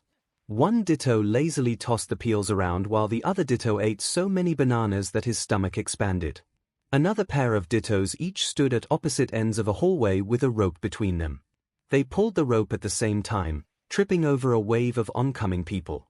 The dittos ran off before anyone could spot them. One ditto found the whole thing very amusing, but the other clone was quick to reprimand him. Other dittos ran about tipping over trash cans, placed gum on top of water fountains, a group of clones poured paint atop a group of people, and one copy even made a stink bomb and threw it into the middle of a crowd. Admittedly, some of the Dittos started to enjoy themselves a little too much, prompting Izuku to take a mental note to ask 13 if Ditto's clones can have slightly altered personalities. All the while the original Ditto cowered in shame next to Henzu, who was absolutely enjoying the show. Izuku was just happy that because of the huge crowds of people no one was really able to notice the little aliens running around, hopefully. Afterwards, at a nearby road crowded with more commuters, a huge whirlwind swept through the street, stopping people in their tracks as they braced themselves. Unfortunately, many of their loose belongings such as cash, papers, hats, trash, and anything else that wasn't tied down were blown off their person. If any of them had looked up, they would have been surprised to see a flying turtle shell hovering above them. A terrified terrorspin quickly disappears over the buildings, allowing everyone a reprieve. Many of them are disheveled as they try to gather their things and clean themselves up. At the same time, Henzu casually strolls up and snatches up anything of value he finds on the ground. Money, cards, he even found an expensive watch. Later, at a local beach, many beachgoers are screaming in fear as they flee towards their cars. A depressed, and slightly insulted, Ripjaws watches them from the water. Henzu had him swim around and bare his fangs at a few swimmers. Speaking of that devil, Henzu was busy scavenging through everything that was left behind by the beachgoers. After that last incident, Henzu really started to push the limits of how far he could push Izuku into doing what he wants. He took Izuku to a junkyard and had him fight off some thugs as 4 arms. He was nice enough to allow the morphed Izuku to disguise himself, albeit with a big blanket that he used as a cloak. The fight was less of a fight and more of 4 arms throwing the thugs around. One of them managed to hit him with a bat, but it split in half when it collided with the brute's tough red hide. The whole time 4 arms is profusely apologizing for his actions. Henzu, of course, was digging through the guy's hideout for merch and goods. They then went across town to a storage facility for a video game company. There the black-haired delinquent got gray matter to hack the security system and allow them access. The whole time Izuku let his worries and fears herd, but Henzu expertly persuaded him to see this through, and he promised that he wouldn't take anything, he just wanted to check out the newest games coming in. The tiny alien somehow bought the act, mainly because his worries clouded his judgment, but he remained outside while Henzu browsed the large crates and boxes. As they left, Grey Matter hopped a ride on the taller teen's shoulder. From up on his perch he could have sworn that he saw Henzu tuck something away into his pocket, something that said Sumo Slammers or something on it. Finally, the partners in crime made their way to an arcade. Their feedback used his tendrils to hotwire the rows and rows of arcade machines and games, causing them to spark to life and shoot out a torrent of coins, so much so that the aisles were flooded with the stuff. Henzu was nearly swimming in quarters as he used a trash can to scoop up the loot. Izuku is exhausted both physically and emotionally. This is all too much for him. Sure, he wants to patch things up with his best friend, but is this really the best way to go about it? This entire day is like nothing he's ever experienced. He's never felt so terrible or ashamed of himself until now. And with every task and scheme, the seemingly endless pit in his stomach worsens. And the current setting is not helping. The subway tunnel is cold and damp, the only light sources are the dim lamps creaking above their heads. Izuku's pretty sure that a rat ran across his foot at one point, and he doesn't want to even think about what that gooey substance he stepped in was. Henzu's voice pierces through Izuku's daze. "All right, we're here." Izuku nearly trips as he comes to a halt. Shakily looking up, he finds himself in what appears to be an abandoned subway station with several tunnel entrances and a pair of train tracks running parallel to each other. The place clearly hasn't received too many visitors over the years, yet the train tracks still look to be in good condition, so trains must still be running through here. "Come on." Henzu rushes over towards a fusion box and trailing point where a track intersects between the parallel rails. Henzu places his hands on the fusion box, absorbing the electricity that sparks off his bare arms. When he has enough, he grabs the large trailing point lever, charging it up until the train order lights turn on and the lever shifts. At the same time, the tracks clank in place, diverging the tracks into a single point. Izuku looks between the tunnels, unsure about what's going on. "What are you doing?" Henzu smirks. A cargo train that's supposed to be carrying a shitload of gold is supposed to be coming down this track. Izuku's stomach drops. And so, when it crashes into the oncoming subway train, boom. Instant payday. You'll transform into that XLR8 guy, grab the gold, and get us the hell out of here. What? Clear panic rings through Izuku's voice. No. No way. I'm not going through with this. Henzu can't be serious. Taking quarters from an arcade is one thing, but a train heist is something else entirely. Wait. Did he say subway train? No, Henzu, the subway train, is it? The question dies in his mouth. It can't be true, it can't. Don't you worry about that, just worry about your part. Izuku's breathing becomes heavy, and despite the cold of the tunnel, he's starting to break into a cold sweat. Part. Henzu, sensing Izuku's hesitation, decides to divert his attention. After this we'll be square. Izuku is so shaken he struggles to come up with a response, but his eyes turn towards the taller teen. Look at it this way, when this is over all will be forgiven between the two of us, he'll be set for life, and no one will ever find out about this. But they'll know, he'll know. How can he live with himself after this? Henzu has always been rough, but he'd never intentionally hurt anyone. That's a lie, he's obviously not against hurting others. He steals, he hurts, and he doesn't care about the consequences of his actions. Izuku's legs are shaking, his cold sweat has become worse, and the tunnel seems so dark and cold now. The shadows crawl up towards him, ready to devour him into despair and agony. He tries to speak, but a terrified choke squeaks out instead. He has to say something, do something. He can't let this happen. A single word manages to escape his lips. It's more or less a whisper, but nonetheless it is audible. No. Henzu's smile disappears, and the spark of mischief in his eyes are gone and replaced by that of malice. He can't bear to look at Henzu's face. I can't do this, it's wrong, so wrong. People can get hurt, can be killed. And, if I want to call myself a hero one day, then I have to stop this. He takes a shaky breath, lifting his head up to face this challenge with a smile just like All Might. I have to be a hero. He gives a shaky smile as to show his determination, and hoping that Henzu will see reason. Henzu's fists ball up, his temper rising to dangerous levels. He's absolutely sessed off by this second backstabbing. How dare this wimp, this wannabe, stand up to him? Who in the hell does he think he is? He's no hero. The thug snarls. Shut the F up. Izuku freezes in place, his pupils dilating out of dread. Who the F do you think you are, here? All Might. Henzu grinds his teeth, trying to hold himself back. If he screws up, there's no way he'll have another opportunity like this. You listen to me, you BSE. He jabs a finger into Izuku's shoulder. You owe me. Izuku's fists ball up. No, I don't. I've done more than enough, you're just taking advantage of me. And I won't stand for that. He leers up at the taller teen. I don't owe you any dash, yes, you do. Henzu roars out in fury. Izuku stumbles backward, not expecting that response. You owe me, you piece of SHT. And I'm not just talking about these favors. Izuku's breath hitches in surprise. You owe me for defending you from that living pile of trash, Blasty. You owe me for hanging out with you.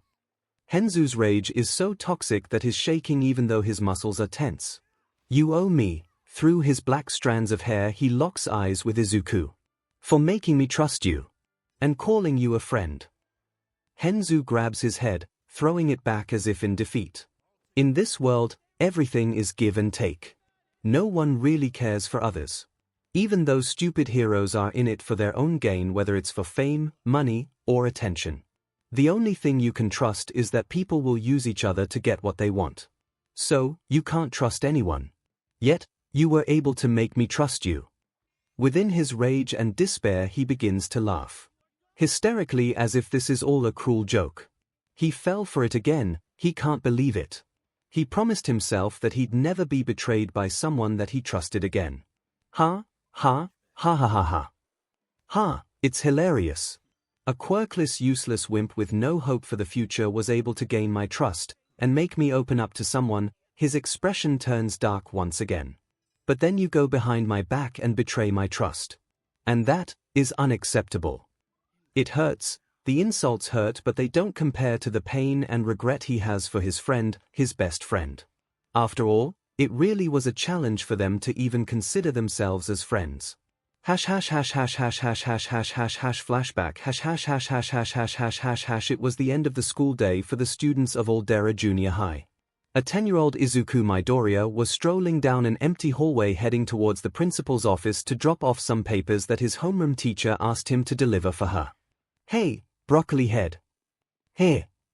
Izuku turns his head to see a taller boy with long black hair jogging towards him with a friendly smile and wave to boot. The taller boy catches up to Izuku. "Phew, I caught up to you, ha." Izuku nervously yet curiously pipes up a question. "See, can I help you with something?" The taller boy's expression brightens. "Yeah." He pats Izuku's shoulder. "Give me your money." "What?" It's a shakedown. The delinquent lightly grabs Izuku's shoulder. "Yeah, I'm short on cash and I really need some right away." The delinquent places his other hand against the wall. Just think of it as giving to charity. He activates his quirk, absorbing the matter of the wall and thus transforming his skin into the same thing. His grip tightens around the greenette's shoulder, and despite his friendly smile, the atmosphere around him is that of danger. "So, do YA think you can help a friend out?" Izuku's legs nearly give out from under him. "Some charity." And just like that, Izuku's wallet was drained completely dry and the delinquent got away scot-free. Izuku is bent over on the floor, his wallet laying below him. A few tears leak from his eyes. My poor wallet. I hope this never happens again. He has a feeling that that promise won't hold true. Sighing, he grabs his wallet along with the papers and continues on towards the principal's office. Who was that guy? And his quirk, I wonder what it is. It looked like he absorbed the wall or something. Can he only absorb what he touches? And if so, what kind of substances can he absorb? I bet with a quirk like his he can become a very versatile hero. An idea strikes him. I know. I'll ask him tomorrow. But maybe I'll just leave my allowance at home tomorrow. The following day, Izuku manages to locate the delinquent's classroom. He asked some of the older students about a guy with absorbing powers and, luckily, they knew who he was talking about, but that doesn't explain why some of them looked scared when he asked about the boy. Izuku arrives at the classroom. His in luck, the only soul present is actually the person he's been looking for. The person in question is sitting at his desk polishing what looks like to be a wrench. He spots Izuku at the door. "What do you want?" The delinquent springs from his chair and casually yet confidently sways towards the smaller student. "What? Want me to shake you down again?" "Because I will." Izuku gives a nervous laugh. No. I had just wanted to ask you something." The delinquent frowns and his eyes furrow. "Oh, yeah. What?" Izuku begins to sweat and shake with nervousness. "I think I'm 𝐒𝐭𝐴 and, well, you see, I spit it out." Izuku yelps, shutting his eyes. When there's no strike, he opens his eyes and holds up his notebook. It's titled Hero Analysis for the Future Number 10. "I wanted to ask you about your quirk." Izuku gives him a cheery smile that would lighten up even the darkest cave. That was not what the black-haired boy was expecting. "What?" "Yeah, I wanted to learn more about your quirk. So, can you absorb anything, or is it more of a specialist-type quirk? Would you classify it as an emitter, transformation, or mutation?" Shut up. Izuku's mouth clamps shut as his body goes stiff. The delinquent is angry. The last thing he needs is for some stupid punk to try and get one over on him. "That's my business and my business alone. The only ones that can know that kind of stuff are those I trust, but guess what? That means nobody. So, do yourself a favor and buzz off." The boy slings his bag over his shoulder and pushes past Izuku, knocking into his shoulder. The hit shoves Izuku into the door frame. "Don't bother me again or you'll regret it." He marches off, leaving a shaken Izuku behind in his thoughts. What the heck was that? Did I offend him somehow? He takes a breath, calming himself back down. You know, he almost seemed sad. I wonder if something happened to him. Maybe I should apologize. He tucks his notebook closer to his chest and decides to head home for the day. He did say that those he trusts can know him, so maybe that's what I'll do. Yeah, I'll get to know him and then he can tell me all about his quirk. With a eating grin on his face, Izuku takes off for home so he can come up with the best way to approach the prickly boy. What followed the next few days was a series of failed attempts to even approach the black-haired boy. Every day, whether during, before, or after school, Izuku was doing whatever he could to approach the delinquent. The greenette tried intercepting him at his classroom in the morning, but when the delinquent spotted him, he turned right around and left. Izuku stayed there at least until the bell rang. He later returned but found out that the guy had actually ditched class all day. The next day, Izuku tried to locate his target within the cafeteria. The truant was sitting alone at his own table in the corner. Izuku was radiating with glee at the opportunity, but one mean look from the black-haired boy sent Izuku backing away. His sense of self-preservation was actually able to influence him for once. More and more attempts were made in similar fashions. Occasionally they were a bit more creative. For example, Izuku straight out tried to ambush the delinquent by hiding in a tree near the school gate. The guy in question easily spotted Izuku and simply kicked the tree, causing the smaller boy to lose his grip and crash to the ground. Fortunately, it was a rather short fall thanks to the bushes. After a bit, the delinquent actually found the attempt somewhat entertaining, but in an annoying type of way. Finally, on the 13th attempt did Izuku's luck change. "What the hell did you just say to me, you BSing?" Bakugu's voice rings out from the schoolyard. Izuku rounds the corner so he can see what the commotion is all about. A 10-year-old Bakugu and a few of his cronies are standing off with the same delinquent Izuku's been after. The guy looks confident and really smug. He probably said something to PSS Bakugu off. Although that's not really that difficult to do. The guy smirks with spite. "I asked, if you farted would an explosion come out of your butt?" Izuku can practically feel Bakugu's fuming anger from his position, and it nearly makes him pass out from shock. "You bstrd. You're dead." The angry blonde charges, his palms bared and ready to strike a powerful blow. As if on instinct, Izuku's feet take off from the ground. "No, don't." The delinquent's grip tightens around his wrench, ready to absorb the material. Bakugu's hand lunges forward. "Now die." Just before an explosion can be let loose, a green blur jumps between the two punks. Bakugu's blast shrouds the figure in smoke and heat. The delinquent can't help but stare in confusion and shock at the kid with burnt green hair lying on the ground writhing in pain. "No way. Why would he do that? Is he stupid or something?" Bakugu's scowl hardens when he recognizes the interloper. "Damn it, Deku. What the hell are you doing? You wanna die or something?" Izuku gives the hot-tempered blonde a fearful grin. No Kaken, I just sort of moved on my own. Without thinking shut the F up, Deku." Izuku screams in response. Bakugu swings his right arm back for another attack, but the delinquent quickly realizes what's about to happen. The angry boy gives his lesser a nasty glare. "Just move it, or die." Another explosion fires out from his palm. But this time, when the explosion was detonated, someone else had taken the brunt of the attack, except this time not a scratch or a burn mark could be found on the back-haired boy's literal iron hide. Bakugu is of course outraged, as if what he's witnessing is blasphemy. "What the hell? That should have burned you to a crisp. No one can stand up to my quirk." The defiant thug smirks with spiteful intent. "Oh, yeah. Then this must be extremely embarrassing for you. Heh? Blasty. Don't call me that, you son of a beach. I'll call you whatever the hell I want. Got it, Blasty?" The delinquent's smirk becomes larger. "Of course, you could always try and make me stop." He bangs his iron fists together and the sound of heavy metal clanging together echoes out. "But you'll have to make me." Bakugu's only response is to snarl.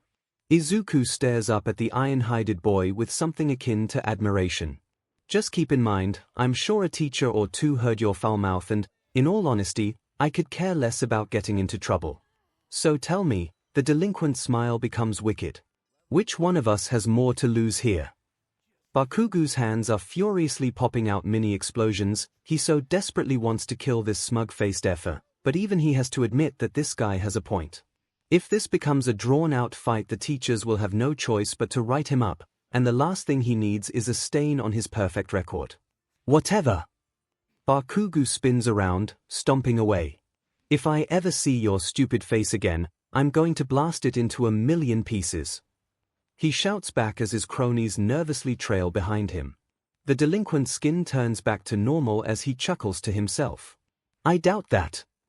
With that out of the way, that only leaves one more nuisance to deal with.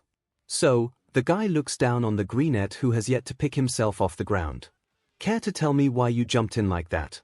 What, do you have some kind of death wish that involves a blaze of glory type thing or what? Hey. Izuku flails his hands in denial. No. Nothing like that.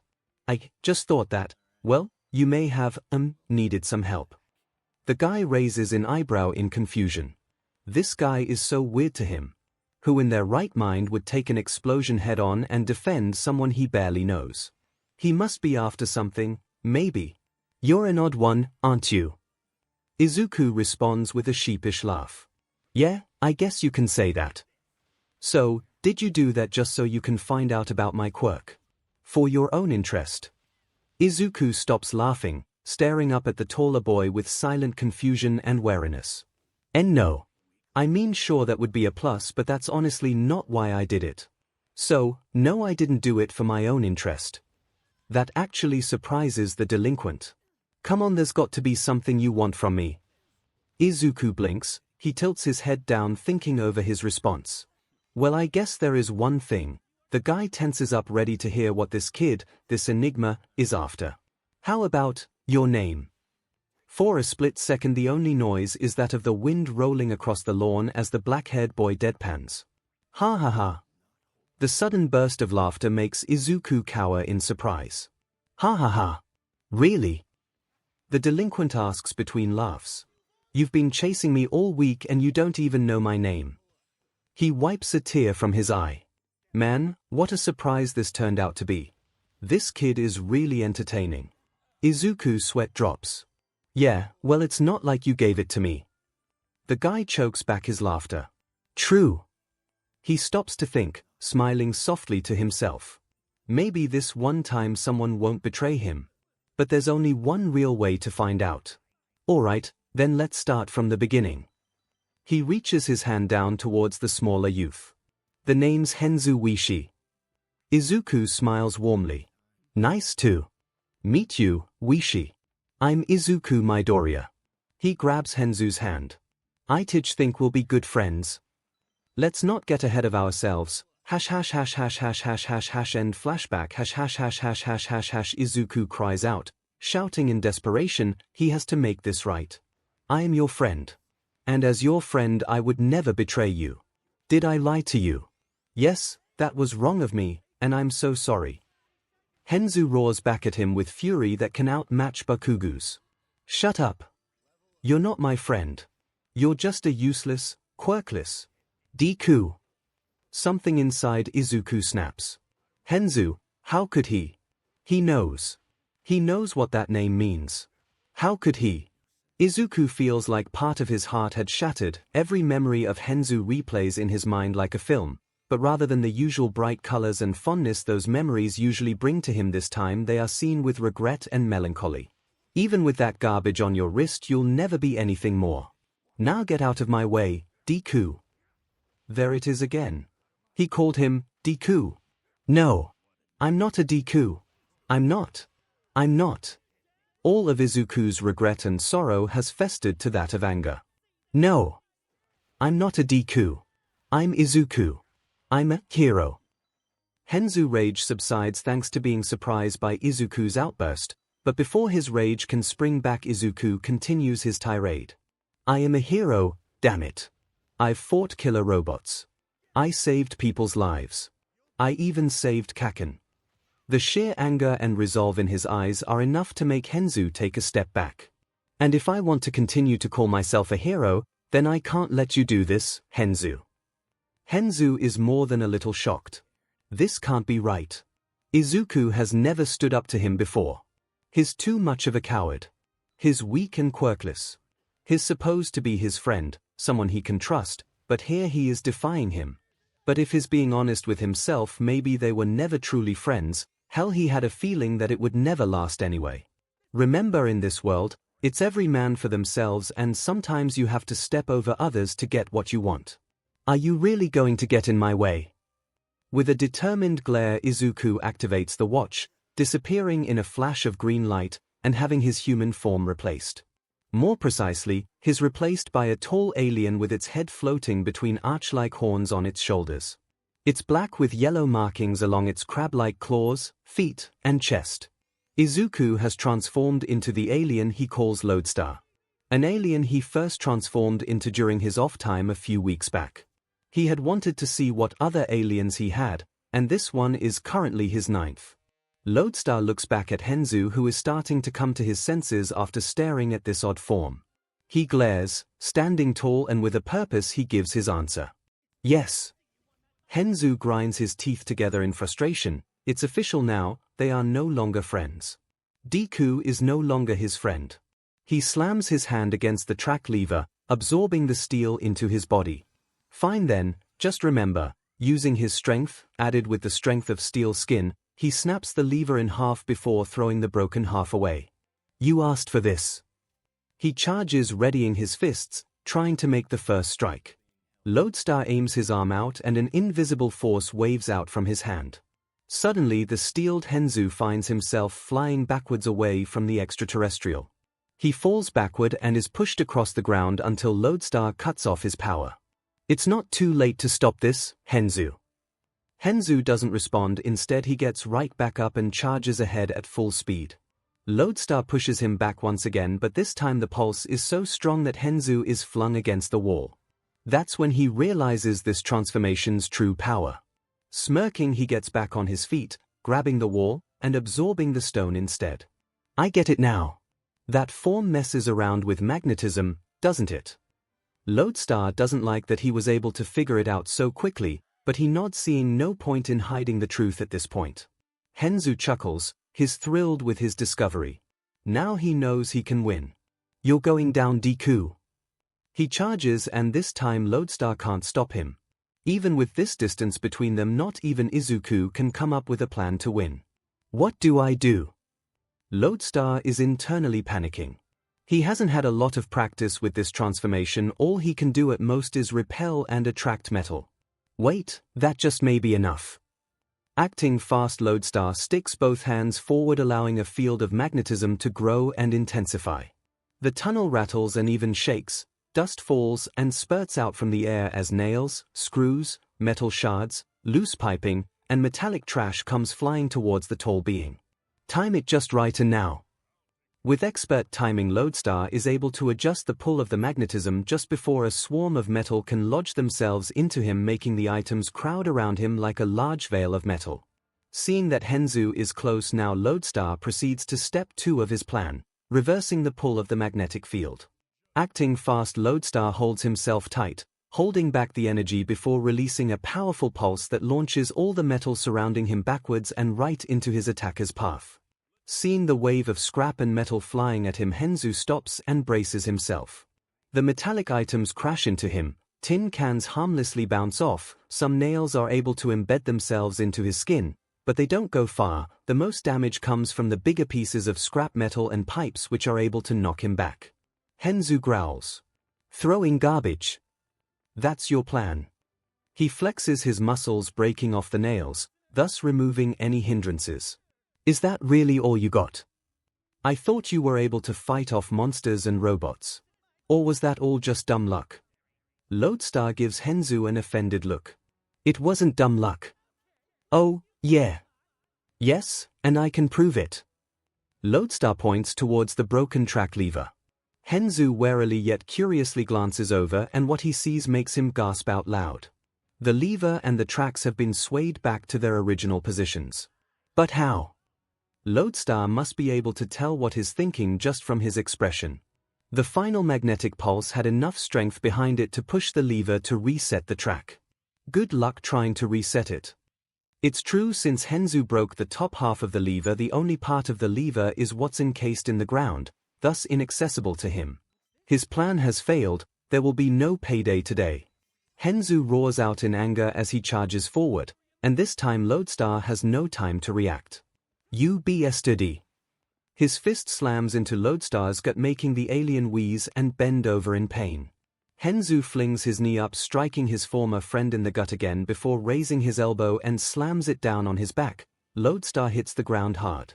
𝐿oadstar groans in pain as he rolls over, but before he can pick himself up, 𝐻𝐻𝐿 pushes him down with his foot. The heavy stone easily pins him down. 𝐻𝐻𝐿 glares down at the altered form of his former best friend, his eyes screaming at Izuku that his betrayal hurt him more than he could ever know. His breathing heavily, but he refuses to let up his quirk.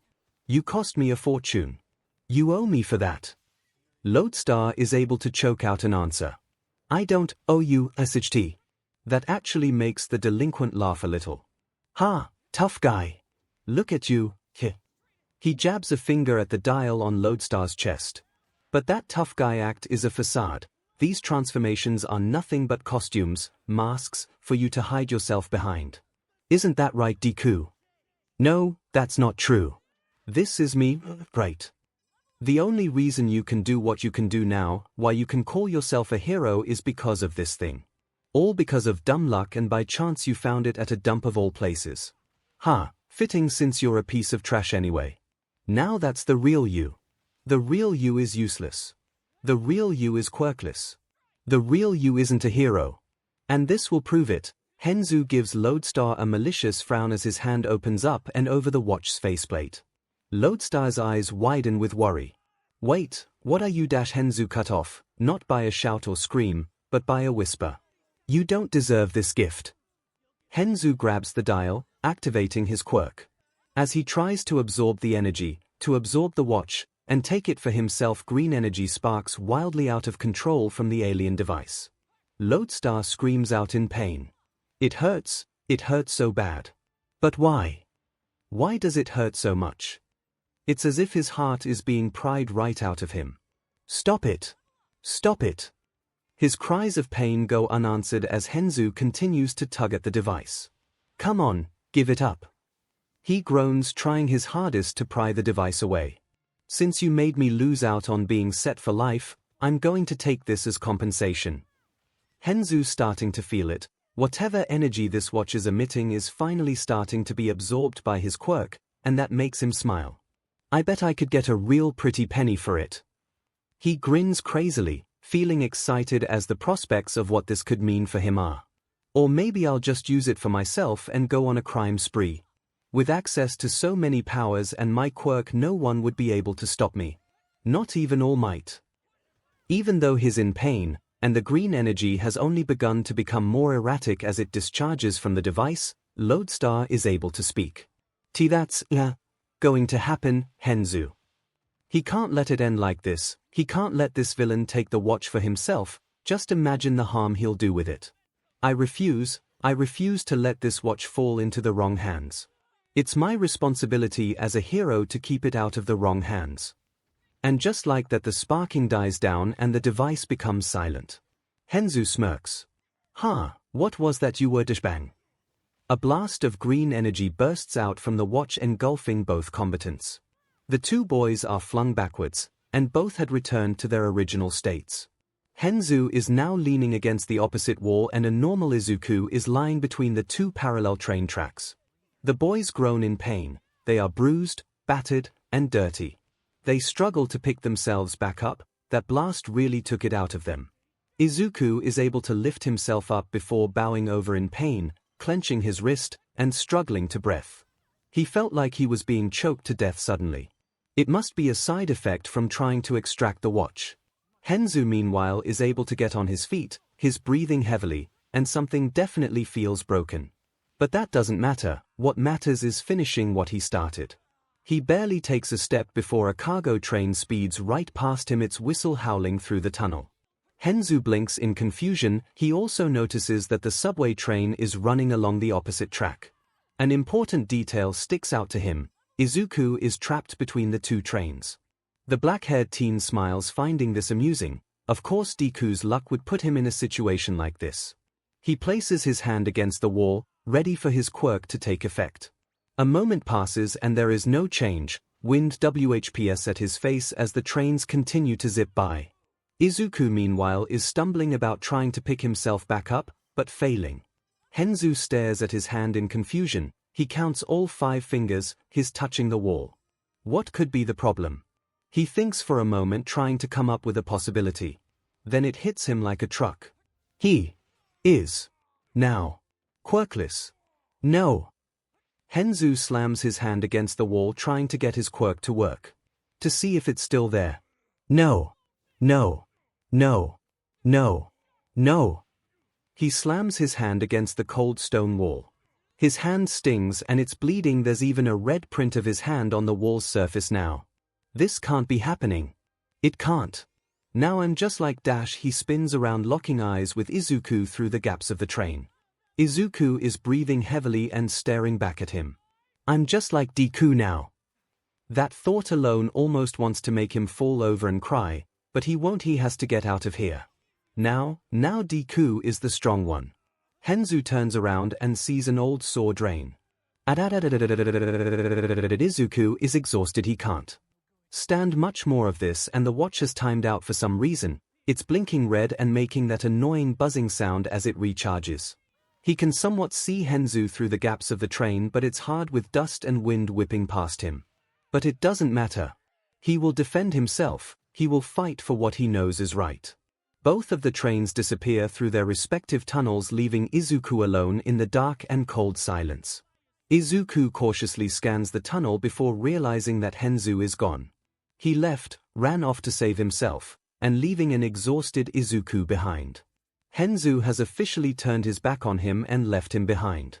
And with that, their friendship has officially ended. It hurts more than the cuts and bruises coating his body. Not even the tears that stream down his face provide any relief. Izuku drops to his knees, the tears pour out as he cries out in anguish and grief. I'm sorry, 𝐻𝐻𝐿. I'm so sorry for ruining our friendship. The only response are the echoes of his own wails of heartbreak from losing the only friend he had. Damn it. Damn it. Damn it. 𝐻𝐻𝐿's limping and holding his side. He knew something was broken. He hates this, especially how the tunnel reeks, plus it's filthy, but that's a given. A few rats scurry about, running away from the much larger being. I hate you, Deku. I hate you. 𝐻𝐻𝐿 grips the wall, trying to prevent himself from falling over. Next time I see you, Deku, you're so dead. His fingers scrape the wall in anger, but he doesn't expect the sound of shredding metal to accompany the action. Staring up at his hand, 𝐻𝐻𝐿's eyes widen in shock and amazement. His hand has claws, large sharp claws with webbing, and coated in dry gray scales. Bringing his hand to his face, 𝐻𝐻𝐿 stares at it, trying to comprehend what has happened to him. The rest of him looks normal, but his hand is. Then he realizes the truth, this glorious truth, and it makes him laugh.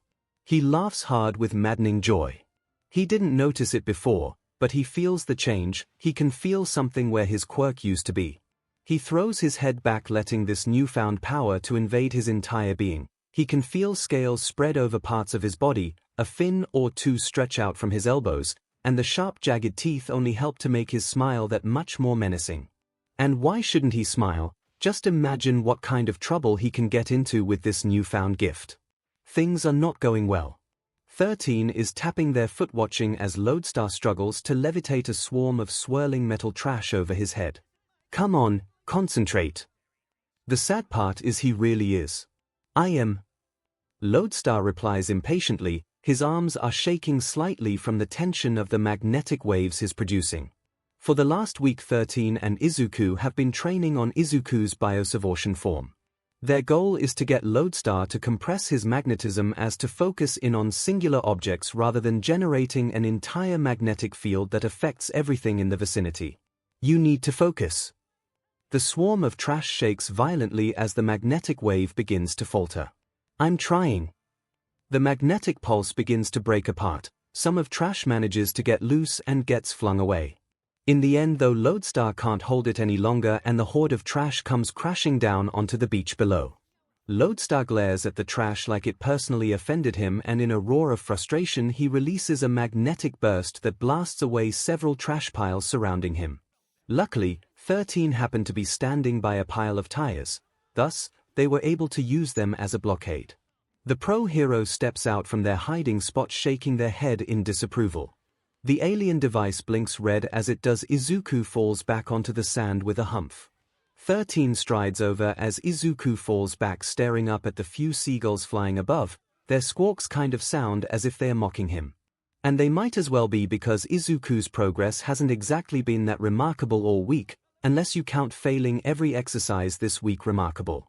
All because of the heavy weight on his heart. 13's head comes into his view, blocking out the seagulls.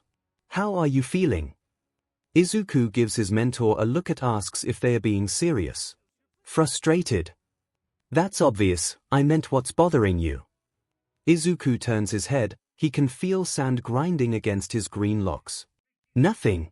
I'm just kind of out of it. 13 sighs, crossing their arms, they're looking for a real answer. Be honest with me, Midoriya. I am a teacher after all. I can tell that something's weighing on your mind. Izuku's cheek presses on the sand, he can't bother to look 13 in the eye. It's nothing, really. He's lying, anyone can see that. But why? Something must have happened. Rather than call him out, 13 steps over Izuku's prone form and sits down next to him. They gaze out of the ocean silently, not speaking a word, just watching as the waves roll across the shore. The setting sun gives the view a magnificent hue of color. God, this beach would be appealing if it wasn't so trashed, but it is getting better thanks to Izuku's efforts. At least now there are parts of the beach where they can sit on the sand without having to worry about shards of glass and nails. Izuku lays there waiting for 13 to speak. After a moment the teen props himself up, following 13's line of sight. He too watches the ocean. The two sit in silence, gazing out towards the warming light and soft ocean breeze. Izuku inhales the calming smell of the sea, letting it ease his frustration away.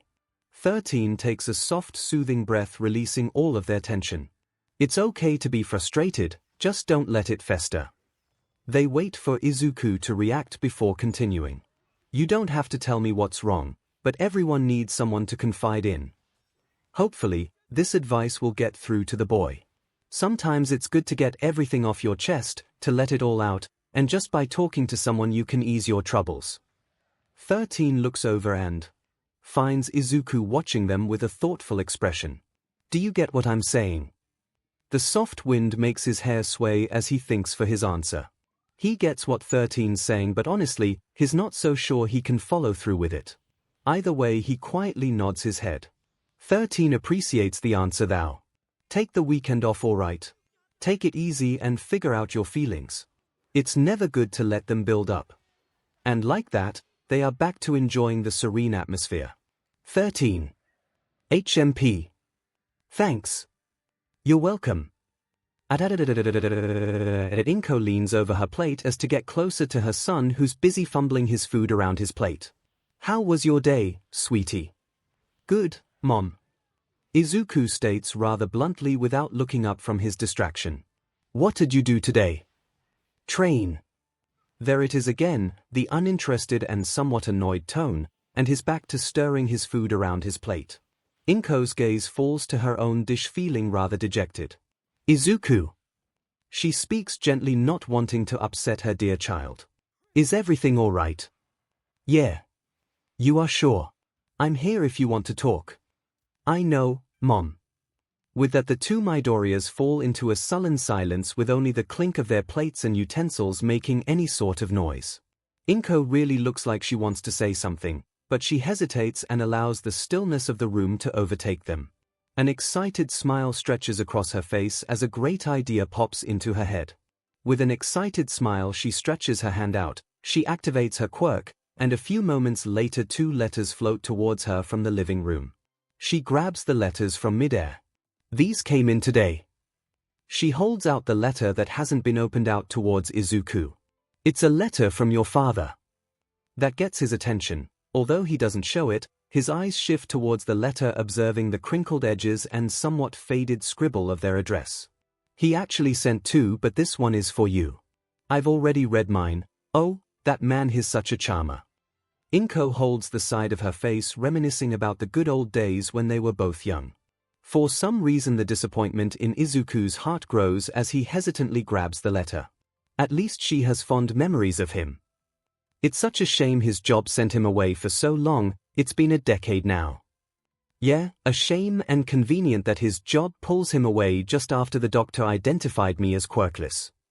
But I guess that's to be expected when you work for the self-defense force.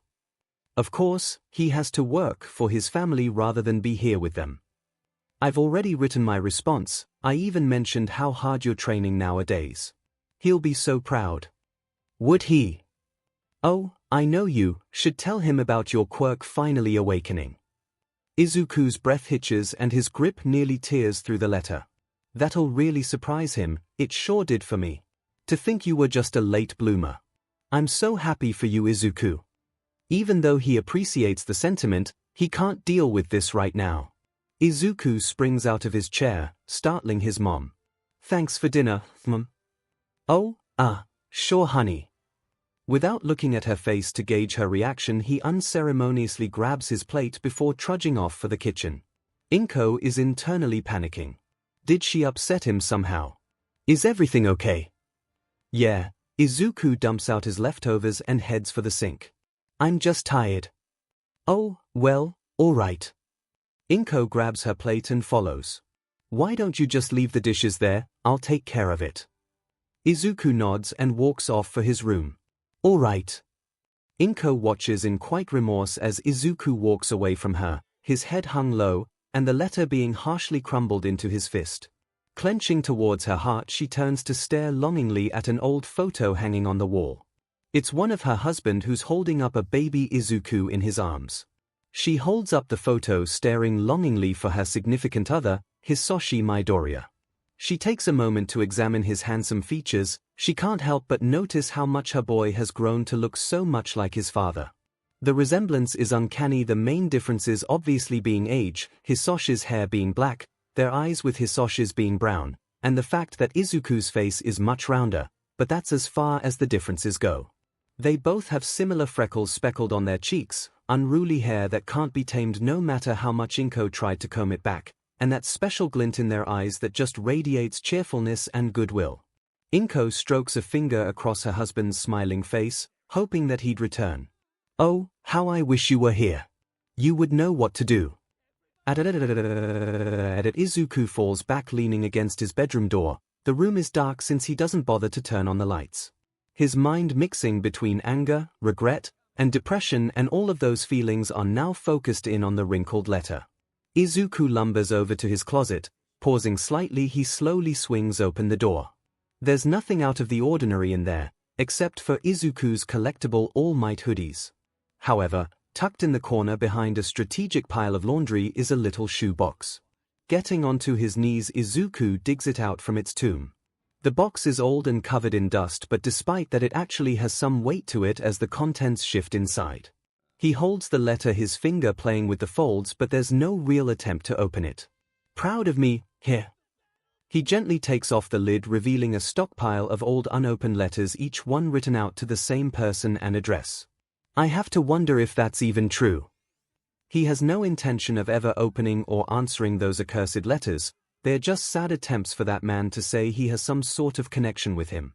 But they don't. It's even gotten to the point that Izuku doesn't even register the few photos that there are of the man. But why should he? He took off a little after reality tried to crush his hopes and dreams. He's just using work as an excuse to not admit that his own son is a quirkless weakling.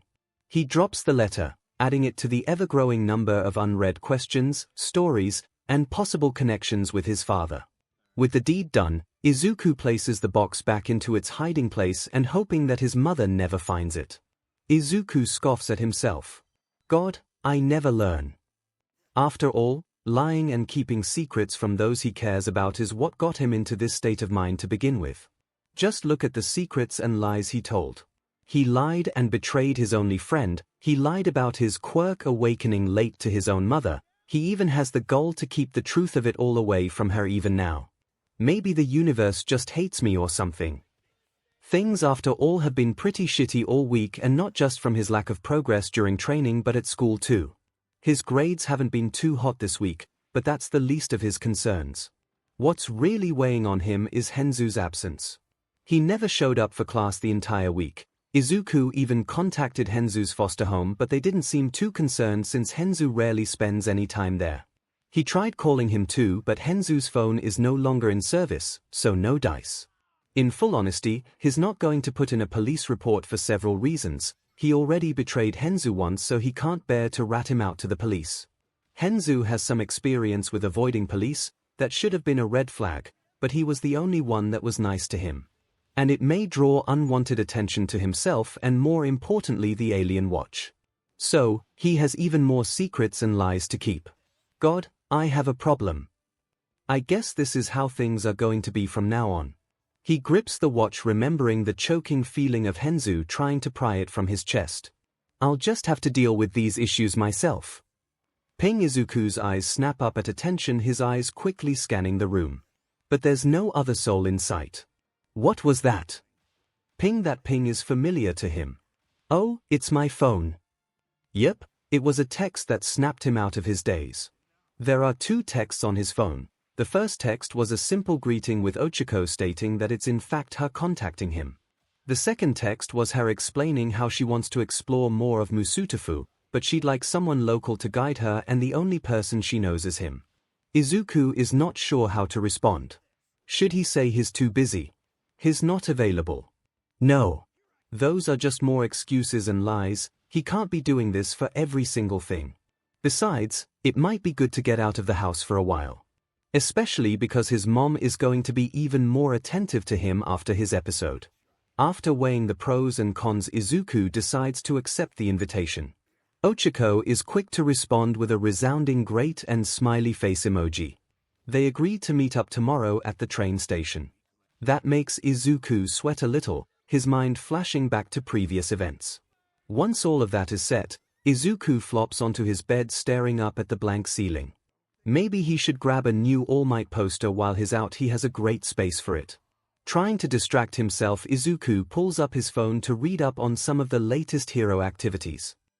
Looks like Kamu Woods is chasing after a thief that raided a hero commission transport vehicle. I wonder what was inside. Demon, that was close. A shifty silhouette props open a window of an abandoned warehouse that contains nothing but large crates, some heavy machinery, and a number of pests scurrying about the dust and grime. They swing their leg over the ledge and into the warehouse from atop a pile of crates, and from there they jump down to the ground. This person approaches a single table, the only item that isn't covered in a layer of dust, and conveniently has the only light source hovering above it, as the only working lamp swings above it. They are a woman, one in their early 20s, she has dark maroon hair and pale skin.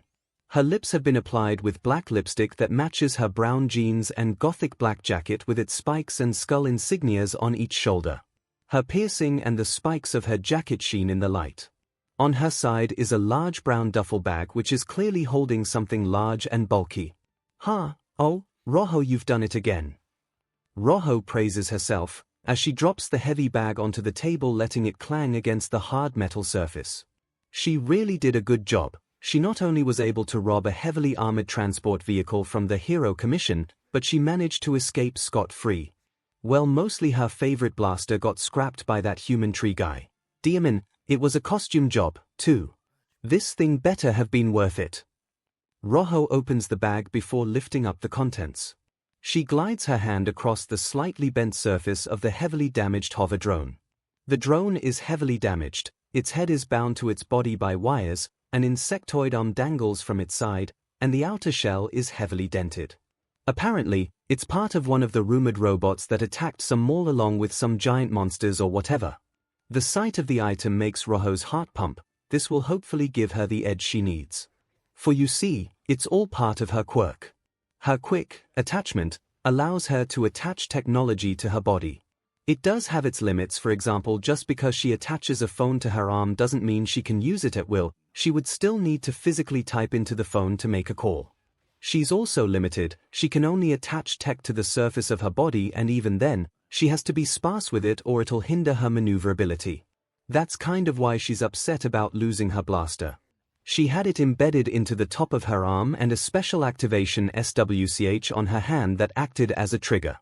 This way she wouldn't have to be holding the gun, and she keeps her hands free. But 𝐭𝐻𝐻 latched onto the blaster, thus forcing her to release it so she could escape. That's why this score better be worth it. Apparently, this robot was able to hold its own against the mutant monsters, and sure it may have gotten obliterated by All Might, but so what? It's not like she plans on taking him on anytime soon. Either way, if she can figure this thing out, she might just change her luck. But first she has to make sure it can actually power on. She lugs over a car battery, and after some tinkering, she's able to successfully attach the robot to the battery. Come on. Come on. She tries and tries, but the robot just won't activate. Damn it.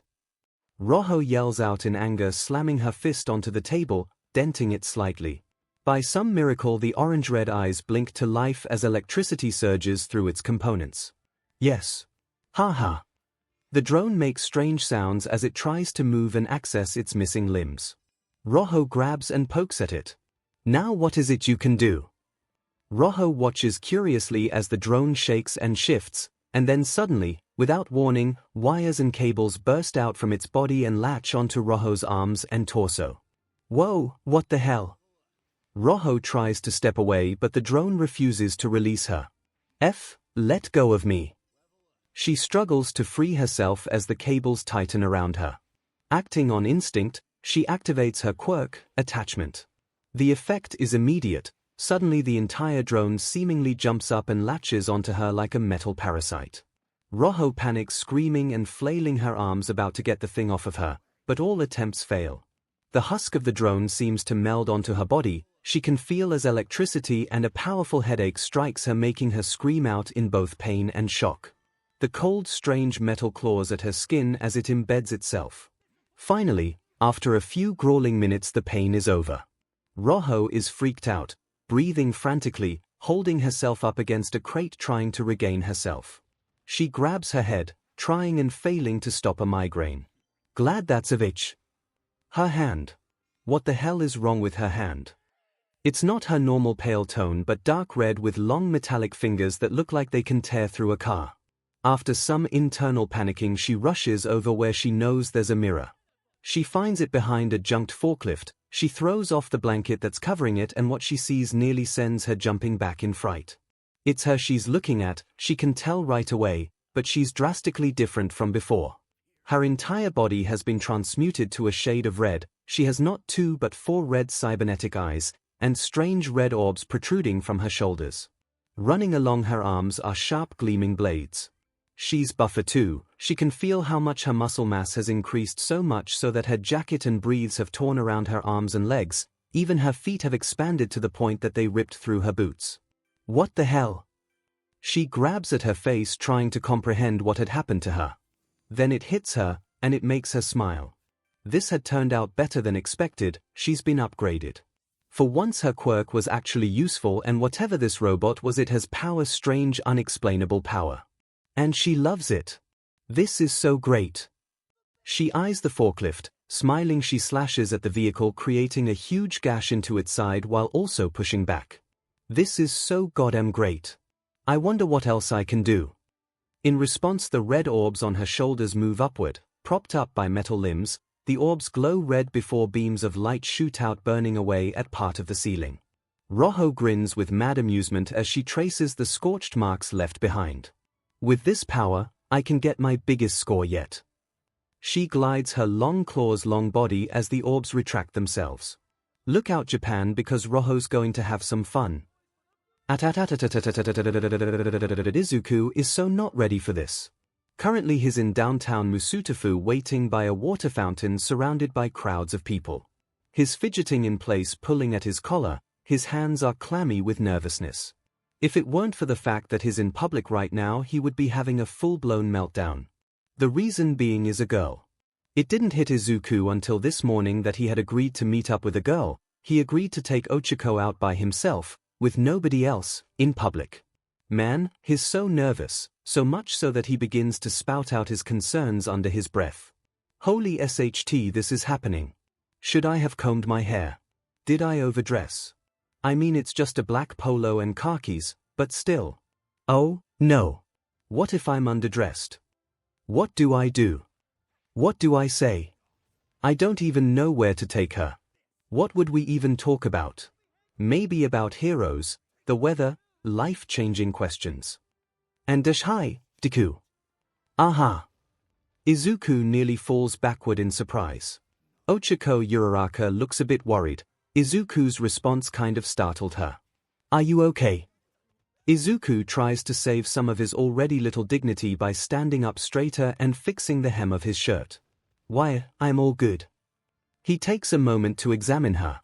She's wearing a lavender shirt with a teal skirt and black leggings, along with pink Converse and a matching drawstring bag on her back. That's good. Ochako leans forward, smiling up at him, pumping her fists.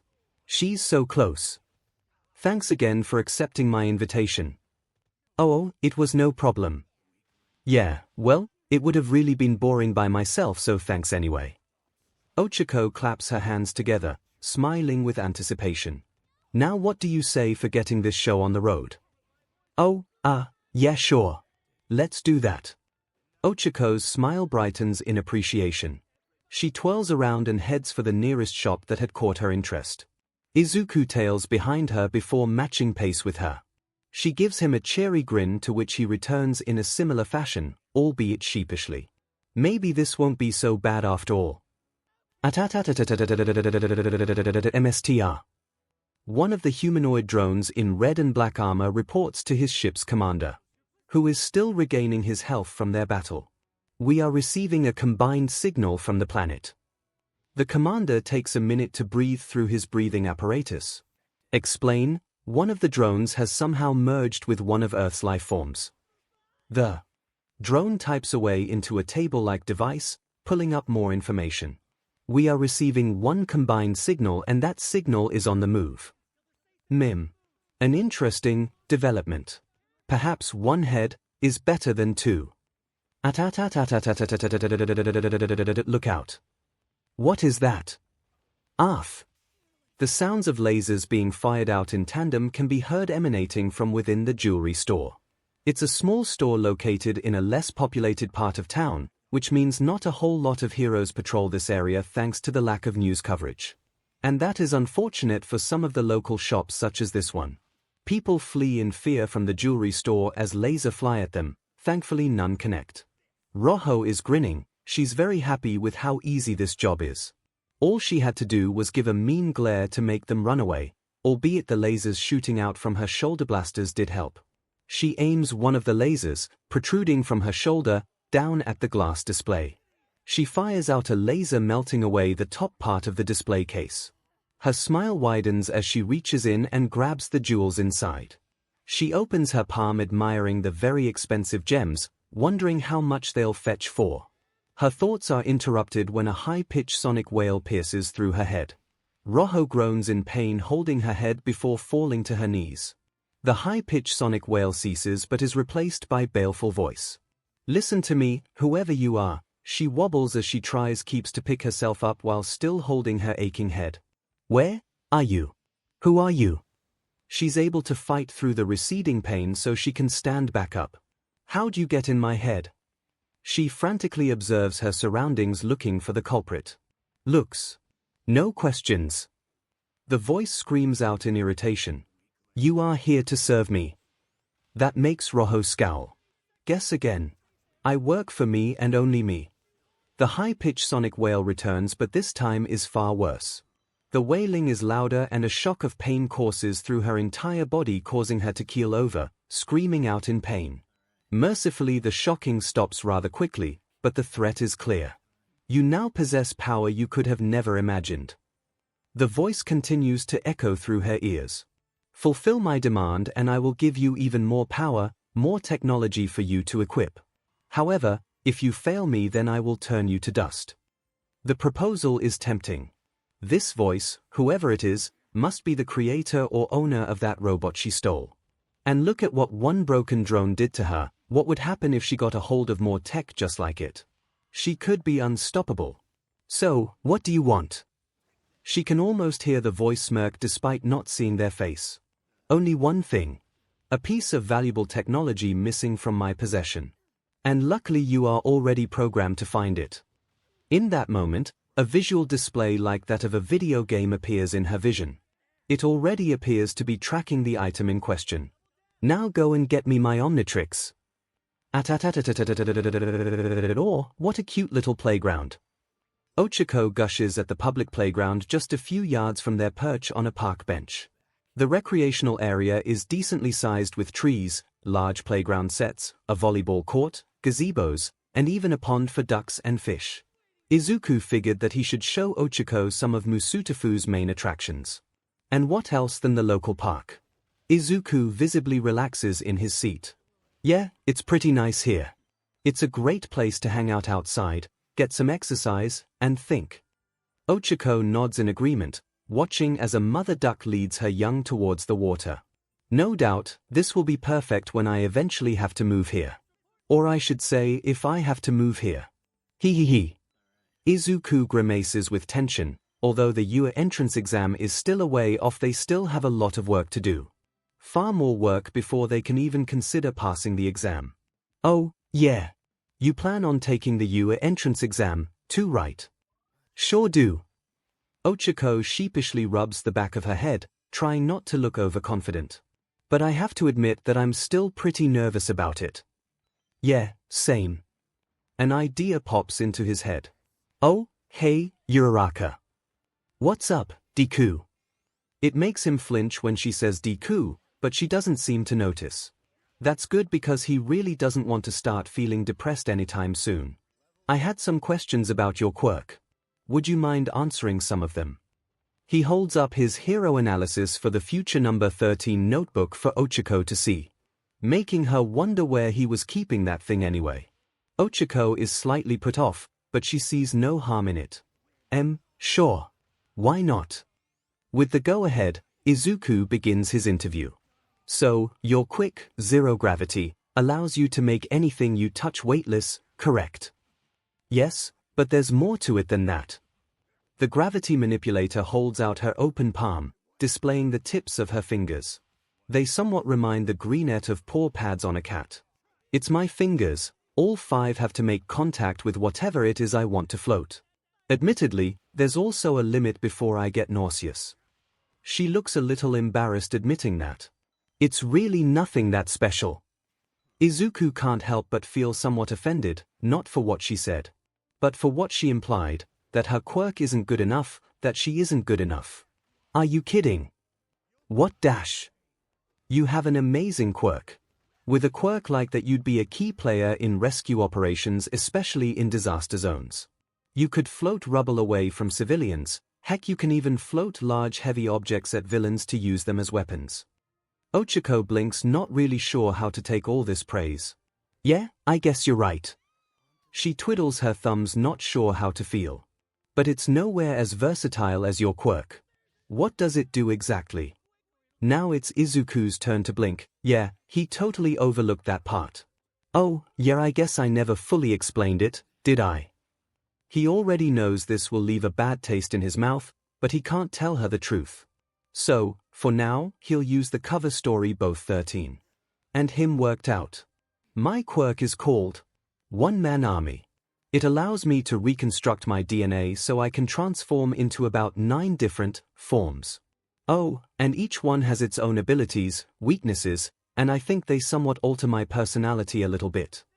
Izuku chuckles thinking about Ditto's sass, Forearm's confidence, and 𝐿R8's excitable demeanor. 𝐒𝐴 stares, that's mind-blowing. How could one person be so lucky to be born with a quirk like that? Wow, now that's amazing. Almost seems unfair. She can't help but sulk about her own usefulness. Izuku can seemingly sense the doubt she has in herself. After all, he has a lot of experience with that. I wouldn't say that. After all, I have a time limit of when I can use my quirk, and that includes a recharge time. Oh, I also have to use this special device. He taps a finger against the bulky watch. To help me activate my quirk, it also acts as a timer, letting me know when I can transform and even helping me select which form to take. 𝐒𝐴 eyes the watch and Izuku has a hard time gauging her thoughts. Please buy that explanation. 𝐒𝐴 shrugs, figuring that it makes sense. Nearly all quirks have some kind of drawback after all. Well, except for maybe All Might's quirk, whatever it is. Hey, well, it's still a pretty awesome quirk though, right? Yeah, it is amazing. This watch has an impossible ability, but yet it's sitting on his powerless wrist. But sometimes I think this power is more trouble than it's worth. After all, it did cost him a friendship. 𝐒𝐿 notices the change in Izuku's demeanor. His shoulders are sagged, and his eyes have a far-off look. Hey, Deku. Izuku tenses, but he slumps over trying to look calm. Are you okay? I'm fine. That's all the brunette needs to hear. No, you're not, she states with all seriousness. He looks away trying to avoid eye contact. 𝐒𝐿 leans forward trying to keep his attention. I can tell when people are trying to keep their problems to themselves. My parents often try to do the same thing, especially when the bills start to build up. And I can tell that it's weighing you down. 𝐒𝐿 silently assesses him, he's clearly trying to think of what to say, and she doesn't want to interrupt his thought process. Honestly, she might be pushing him too far. They don't really know each other that well, heck, this is only their second time interacting with each other. So, he really doesn't owe her answers, but she can't just let this sit. He's clearly hurting, and if she can help then she will. Izuku's astonished she saw right through him. Then again, he was never very good at hiding his emotions. But what can he say? Tell her that he's one of the sole keepers of some ground-shattering secrets, aliens, the plumbers, and this powerful watch. How is he supposed to explain his feelings while also withdrawing information? He remembers how 13 also tried to help him by getting him to converse. He remembers their advice, that sometimes talking to someone can help ease one's pain. So, maybe he can talk about something, talk about what's really plaguing his mind. There have been some things bothering me recently. He admits, his eyes hesitate to meet 𝐒𝐿's. The round-faced girl shifts from her spot, situating herself, allowing Izuku to know that he has her full undivided attention. Izuku prepares himself, taking a breath, trying to ease his worries. Do you remember Henzu Wishi? 𝐒𝐿 nods. Yeah, you're a friend from the mall. Yeah, well, we sort of got into a fight and now, Izuku can feel tears begin to form, so he looks away slightly as to not let 𝐒𝐿 notice. We're no longer on speaking terms. Izuku presses a hand over his heart, remembering the ripping away sensation when Henzu pried on the watch. The pain almost seems unbearable now thanks to the betrayal and shame he feels. 𝐒𝐿 notices the change in Izuku's emotional state. I'm so sorry. Are you alright? I'm fine physically, but emotionally I'm not. He takes a shaky breath. God, why is this so hard? A bit of tears starts to drip from his eyes. He runs his hands together trying to keep himself together. He was about to do something that we'd both regret and I had to stop him. He begins to sniffle. He runs his arm across his face in a poor attempt to wipe away his tears. I know I did the right thing, but it hurts.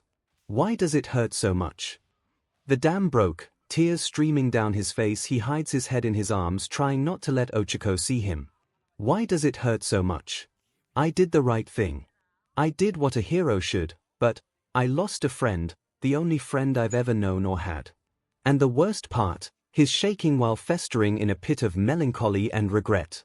The worst part is that I caused all of it. He's having a hard time speaking between his tears and sniffs. I lied to him and so that propelled him to do it. If I had been honest from the start, then we'd still be friends. And none of this would have happened. Izuku wails out, throwing his head down in defeat, giving up on trying to hold back his emotions, allowing the tears to flow unhindered. 𝐒𝐿 isn't sure what she could say to make him feel better. So, she doesn't say a thing. She shifts over, placing a gentle hand on the boy's back, letting him know that he's not alone in this. Izuku remains in a heaping mess as he lets his tears run their course. After a few minutes he finally calms down enough to wipe his face clean. Izuku is able to compose himself and get his breathing under control. Thanks, Uraraka. Sniff, sorry for dumping all of that on you. It's okay. 𝐒𝐿 keeps a hand on his shoulder, allowing him to lean on her slightly. Just tell me, do you feel better now? Izuku thinks about and honestly, he does feel a lot lighter and somewhat refreshed now. Yeah, I do. It felt really good to get that off my chest. That makes 𝐒𝐭𝐻𝐼 smile both for Izuku's emotional health and the fact that she was able to help him in a small way. Izuku can't help but smile, too. He really does feel a whole lot better. I guess 13 was right after all. Sometimes it is good to just talk to someone, even if it doesn't solve the issue, it does help to calm my emotions. What was that? Izuku flails his head about looking for the source of the growl. 𝐒𝐭𝐻𝐼 covers her mouth trying to stop herself from outright laughing in his face. PFT. Izuku hears that, he spins towards her, his eyes wide and nervous. His expression is what sets 𝐒𝐿𝐼 off into a fit of laughter. As 𝐒𝐿𝐼 tries and fails to hold back her laughter, Izuku stares at her as if she's gone mad, only for another growl to resonate from his stomach. Oh, it was me. The realization make Izuku want to crawl into a hole for a little away, at least until the embarrassment wears off. I think that's a sign for us to have lunch. 𝐒𝐿𝐼 manages to take a breath, clearing her eyes of tears. Sounds good, any place in mind. Feeling like he regained some dignity, Izuku stands up. There's a great restaurant I know of not too far from here. Sounds good. 𝐒𝐿𝐼 follows his example. Lead the way. And with that, the two teens make their way out of the park and towards the downtown area. Roho is frustrated to say the least. She's still trying to understand all the strange symbols showing up on her visual display. The only comprehensible icon on her display is that of a lock-on symbol that has her tracing it with her eyes. The target symbol is moving across the screen, but she can't see or even tell how close the Omnitrix is. So, to help locate it, she climbed onto the tallest building she could find in the area. Now where is it? She scans the area until finally the target symbol moves towards the open street and locks onto a black watch with a green hourglass symbol on it. There you are. Meanwhile, Izuku and 𝐒𝐿𝐼 stroll through the street, passing by quiet stores, services, and a small number of pedestrians. 𝐒𝐿𝐼 leans in close, staring in awe at the green glowing watch wrapped around Izuku's wrist. Whoa, so what's that one do? Izuku can't help but chuckle. He's currently walking 𝐒𝐿𝐼 through his arsenal of transformations by displaying their silhouettes on the watch style. I call this one ripjaws. Basically, I become a tall fishman with razor-sharp teeth and claws.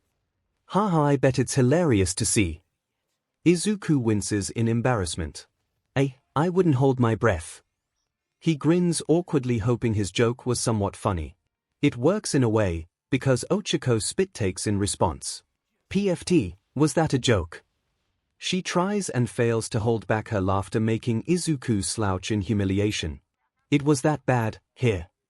No. 𝐒𝐿𝐼 waves off his concern.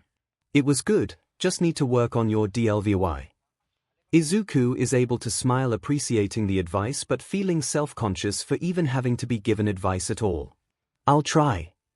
A moment of silence falls over them as they continue their trek. 𝐒𝐩𝐢𝐼.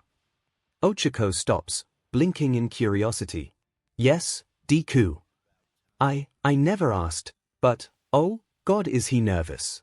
How are you doing? I'm doing fine. Why is he asking this now? Is he trying to start a conversation? Or what? Sensing her confusion, Izuku clarifies. What I mean is, how are you doing after the mall trip? Mall trip. She takes a moment to think about what he means, and when she makes sense of it, a feeling of dread fills her stomach. Oh, yeah, that trip. She's clearly become uncomfortable, Izuku notices, but is unsure what to do about it. He's too afraid of accidentally upsetting her. He attempts to reach out to her, but his hand shakes so badly with nervousness that it's slow to get there. His hand never reaches her shoulder to comfort her, though. The day in the mall, when I really think about it, it was the scariest thing I've ever done in my life. The blood drains from Izuku's face. 𝐒𝐿𝐼 cradles her stomach as if she's going to hurl as the images of mutant animals and a deranged doctor flow through her head. It was terrifying, we could have been killed. Tears start to leak out from her eyes. We shouldn't have gone after the villain. We should have never even fought those monsters. She grabs at her eyes, trying to stop the inevitable stream of tears to break through. I can't bear the thought if one of us had died, and what that would mean for those we care about. and like that the dam breaks and tears pour out as 𝐒𝐿𝐵 chokes on her regret. Izuku is beyond stunned, but mostly he feels guilty. Guilty because it was him that dragged her into it, it was him that nearly got her killed, it was him that nearly cost her everything. I'm sorry. 𝐒𝐿𝐵 gives a harsh sniff, wiping her nose with her arm. Why are you sorry? It was all my fault. I led you and Henzu into that fight. I was the one that risked our lives. And I am so sorry for putting you through that. That's right, he's the one at fault. And he truly regrets involving them in his theatrics, but in all honesty, he doesn't regret what they accomplished. In full confidence thou, I'm obliged to say that I don't regret what we did. 𝐒𝐿𝐵's eyes widen in shock. How could he be so insensitive? Realizing how badly he worded that, Izuku continues. What I mean is, that I regret forcing you to action, but I don't regret nor am I ashamed that we were able to save lives that day. He states this like the fact it is, full of confidence and conviction. We saved a lot of good, innocent people that day. His eyes lock onto the brunettes. We were heroes. He gives her the most comforting smile he can offer. 𝐒𝐿𝐵 inhales sharply, even though she still feels like she's going to break down from the experience. She can't help the sense of pride and gratification she feels as well when she really thinks about it. A tiny soft smile just barely begins to form on her face. A woman's voice interrupts in a sarcastic tone of voice. Or, ain't this cute? Both teens look forward and instantly alarm bells are ringing in Izuku's head. Something's not right about this woman. Her features are off, but they are familiar.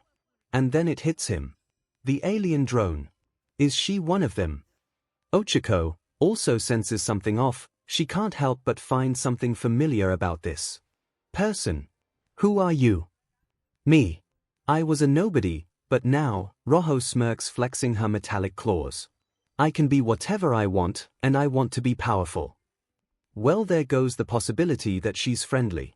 Izuku and 𝐒𝐿𝐵 take a step back, ready to run if need be. Izuku leans forward and positions his hand over the watch. I guess she's not an alien robot then, she must have merged with one somehow, maybe it's her quirk. Roho notices Izuku's hand hovering over the watch, reminding her of her mission. But I can only do that if you hand over the Omnitrix. That throws Izuku off. The what? 𝐒𝐿𝐵 looks over towards the greenette. What's she talking about? Don't play dumb. Roho snaps, annoyed with their reactions. The red plates on her shoulders move upward and begin to buzz as a laser begins to charge. Now are you going to hand it over, or will I have to take it from your melted corpse? She sticks her hand out, ready for these kids to willingly hand over what she's looking for. 𝐒𝐿𝐵 turns to him, worry written across her face, looking for an answer. This is bad. Izuku grimaces. What's he supposed to do? What is she even talking about?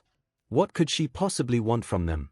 Roho is losing patience. She needs the Omnitrix in exchange for more technology. Okay, kid. Time's up, give me the Omnitrix. She stomps forward, standing next to a light pole. She swings her arms, slashing through the steel with her razor spines on her arms. Or I'll slice off your arm to get it. The light pole tips over, crashing onto the street with a loud clang. What is she? Izuku slowly peers down at his wrist as realization dawns on him. She's referring to the alien watch. No, he can't allow her to take it. If someone like her were to have control over this device, it could be catastrophic. Who knows what mayhem she'll cause or how many people she'll harm. One thing is clear though. He'll do what he can to stop her from getting it. Izuku grips the Omnitrix, ready to defend it. If you want it, he grips the Omnitrix, disappearing in a flash of green light. You're going to have to pry it from my cold dead hands. Forearms flexes, raising his fists as to exaggerate his point. Nailed it. He thinks smugly, happy that he was able to get a quip in. 𝐒𝐿𝐵 gasps silently at Izuku. Is he crazy? They should run and call the police, maybe find a hero to handle this. Roho is taken aback by this development. That DMN voice should have told her about this kid's quirk. Whoa, hey, what the hell just happened? Forearms grins. Simple, I buffed up. TSK, funny guy. Well, I'm more than willing to accommodate. Roho raises her claws, positioning herself like that of a beast ready to pounce. "Let's dance, big boy." And with that, Roho leaps into action. She's fast. In less than a second, she's cleared over half the distance between them, her arms stretched to the sides as to ready slashing attacks. Forearms, noticing the outstretched claws, readies to defend himself. By some odd coincidence, his experiences with Bakugo as well as analysis heroes and their battles over the many years have given Izuku a good, albeit inexperienced battle sense. But as of now they are paying off, seeing as his prediction was correct. As she approaches, Roho draws back her left arm before lunging it forward towards the red alien. Using his bulky forearms easily parries the attack.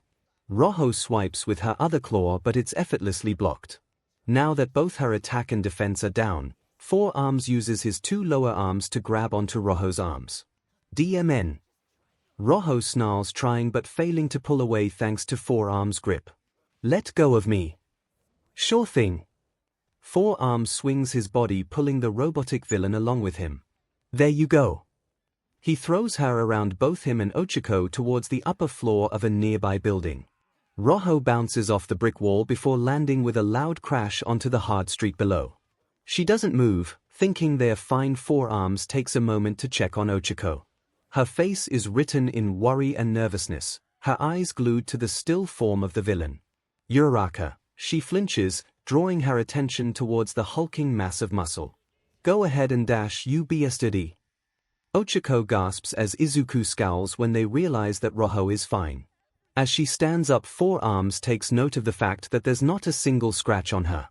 She doesn't even look fazed by being thrown at a building. "You think you're hot stuff. You think that thanks to your quirk then that makes you some kind of hero, don't ya?"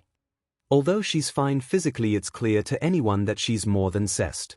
"Hate to break it to you, but with my new power," her fingers begin to shift, becoming thinner and notably sharper.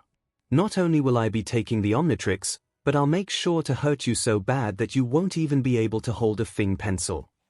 Her newly formed claws sheen in the light of the day. They are twice as long as they were before, they are more akin to blades. "Prepare yourself for a world of pain." She runs forward, swinging her blades wildly with no real technique or plan other than to tear through the kid's hide. Fearing for not only his life but 𝐒𝐿's, Forearms grabs the brunette before jumping backwards, just barely avoiding Roho's attack. She doesn't let up though, as she chases after her prey, who has little to no time to defend himself as he continues to dodge attack after attack. Forearms, using one arm to secure 𝐒𝐿, does his best to parry, dodge, and defend from the onslaught. Luckily, this alien's hide is tougher than one would think, so not many of the slashes actually pierce through the skin, thankfully. However, human flesh is a different story. One wrong move and he risks 𝐒𝐿's life, and if he doesn't finish this or get them away in time, he'll revert back to human and it'll for sure be over for them both. 𝐒𝐿 is terrified. This villain really has her on edge. All she wanted was a peaceful afternoon, one that doesn't involve monsters, robots, or villains. But why? Why is this happening? What the heck is she after? And why? Why aren't I doing anything? Forearms dodges. Another slash. Acting fast, he grabs Roho's wrist, and then he flings her into a light pole. The light pole bends as the villain is slammed into it. Deku is so amazing. He's scared, I know that, but he's still able to stand and fight. And here I am terrified out of my mind, unable to help. Roho quickly springs back up and continues her assault, but this time Forearms is able to counter with his own punches, while using his body to shield 𝐒𝐿. "I'm a hindrance. He's only trying to defend me." Roho manages to get a clean strike to Izuku's chest, making him wince as he stumbles backwards. "I'm slowing him down." Roho lands a solid punch to Forearms' gut, making him keel over, wheezing from the blow. "Not so tough now, ya?" While bent over, Forearms latches on to Roho's leg, lifting her up. He then swings her downward, slamming her into the ground again and again until he launches her away. The robotic woman skids across the ground, the sound of metal scraping across the concrete accompanies her. With a small moment of reprieve, Forearms finally puts 𝐒𝐿 down. She wobbles on her feet, her nerves now allowing her to keep her balance. "Uraraka, go and call for help." 𝐒𝐿 looks somewhat relieved but still very much worried. Why you sure? Four Arms nods his head. Yes. While those two have a quick strategy meeting, Rojo leaps back onto her feet. Seeing that his opponent is back on their feet, Four Arms readies himself to continue. Meanwhile, 𝐒𝐿𝐵 remains rooted to her spot, her eyes glued to Rojo's metallic red form. What's going on here? A male voice shouts out from afar. Four Arms and 𝐒𝐿𝐵 spin around, spotting what appears to be a hero running towards them. They must have received a call about a couple of mutant quirk users duking it out. The pro hero appears to be Mr. Brave, at least that's what 𝐒𝐿𝐵 and Rojo are able to make out from Four Arms muttering from when he recognizes the lesser-known pro hero. Rojo also spots the pro hero making a beeline for them. SHT. I got to think fast here. This is bad. She's already wasting too much time with this overgrown child, and now a hero is here to arrest her. If this fight drags on any longer, no doubt more heroes will show up to help take her down. She may now be stronger, but even she knows that the numbers in battle can defeat the strongest of foes. She has to think of a way to keep the hero at bay while also getting this brat alone. She glances over, taking note of the girl that the red brute's been hauling around. Rojo smirks gleefully as a devious idea forms in her head. Mr. Brave is nearly upon them, and with no time to waste, Rojo sprints forward and grabs onto her target.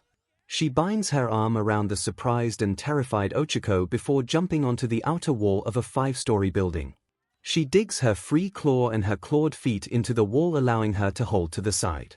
Four Arms realizes his blunder of letting his guard down, fearing for 𝐒𝐿𝐵's life. 𝐿𝐵 Deku! 𝐒𝐿𝐵 screams out, squirming in Rojo's tight hold. She is unable to get her hands free and thus unable to reach anything that she can use her quirk on and allow her to break free. Rojo crawls up the wall as 𝐒𝐿𝐵 squirms and begins to tear up. As she hops onto the roof, she calls back down at Four Arms. If you want your girl back, you'll have to give up the Omnitrix, you brat. And with that she takes off via leaping from roof to roof. Hey, get back here, villain. Having just witnessed a kidnapping, Mr. Brave takes off after Rojo, but due to lack of acrobatics he must follow from the streets below. Four Arms calls out to the pro hero. Hey, wait. But it's too late, the pro hero is already out of earshot. This is really bad. Four Arms takes off running, chasing after the pro hero and the villain. This is all my fault. How could I have let her get taken like that? Oh, I hope 𝐿𝐵 is okay. He's now in a full-on sprint, passing by driving cars and unsuspecting bystanders. From above he can spot Rojo roof jumping with a struggling 𝐒𝐿𝐵 in her arms, and not too far away is the hero Mr. Brave, who looks to be calling in backup. What do I do? What do I do? Rojo turns her head to analyze the situation. She grins, spotting both the hero and big red muscle head following below. She continues on her way, but with much more urgency. Noticing the change in speed, Four Arms attempts to speed up as well, but is so busy trying to keep an eye on the kidnapper that he fails to pay attention to where he's going. More precisely, he fails to see oncoming traffic. Clang! A truck slams right into the bulky alien. Four Arms yelps as he bounces off the grill and onto the street. Pedestrians gasp and some even wince as they witness the large mutant getting plowed by the heavy vehicle. Oh! Four Arms groans as he pushes himself off the ground, holding his head with one hand and holding his side with another.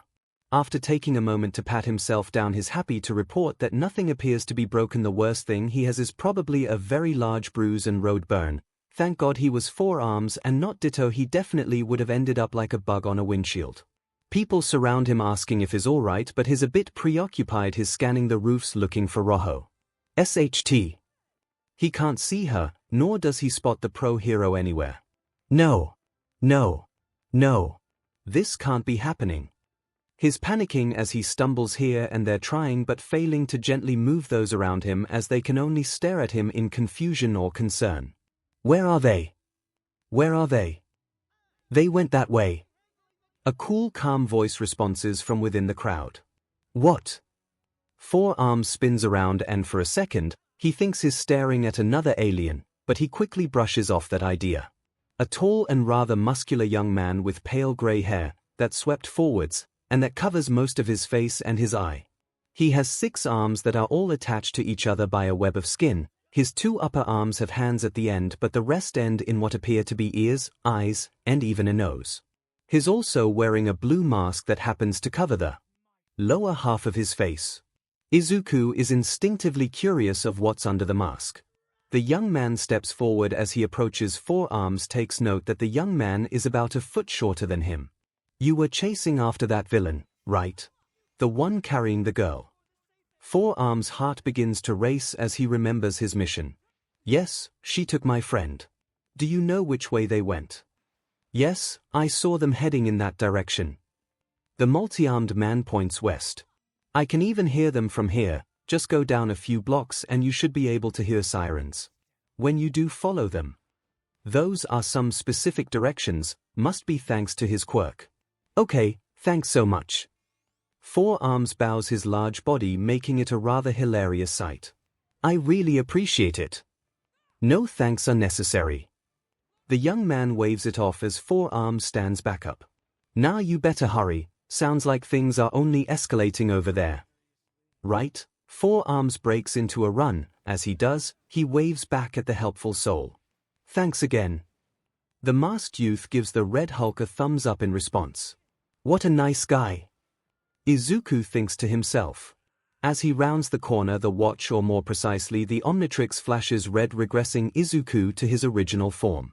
And it couldn't have happened at a worse time. Even though he's been training, his athletic ability is nowhere near Four Arms, meaning it takes him longer than anticipated to get into earshot of the sirens the tall muscular man had told him about. After nearly 3 minutes, Izuku can finally hear the sound of police sirens in the distance. He follows the sirens until it's clear where they are originating from. After taking a shortcut through an alleyway, Izuku finds himself lost amongst a rather large crowd of people. What da? Due to his stature, he is unable to make out what is happening. So, he follows along the edge of the crowd, making his way around until he gets a clear enough view of the situation. A number of police and pro-heroes such as Mr. Brave, Air Jet, Death Arms, Backdraft, Slugger, Kamu Woods, and Mount Lady are present, and they seem to be surrounding a store that seems to specialize in selling various appliances, fridges, washing machines, dishwashers, etc. What's happening? Where's Uraraka? A very familiar and welcoming voice calls out to Izuku. Midoriya. Instantly recognizing that voice, Izuku spins around and spots someone approaching him from behind. 13.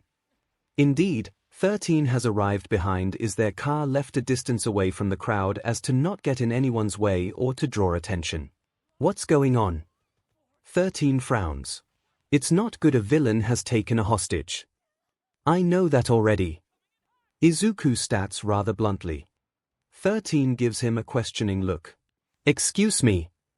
Rather than let his blunder throw him off, Izuku focuses in on the main issue. The villain took Uraraka while we were together.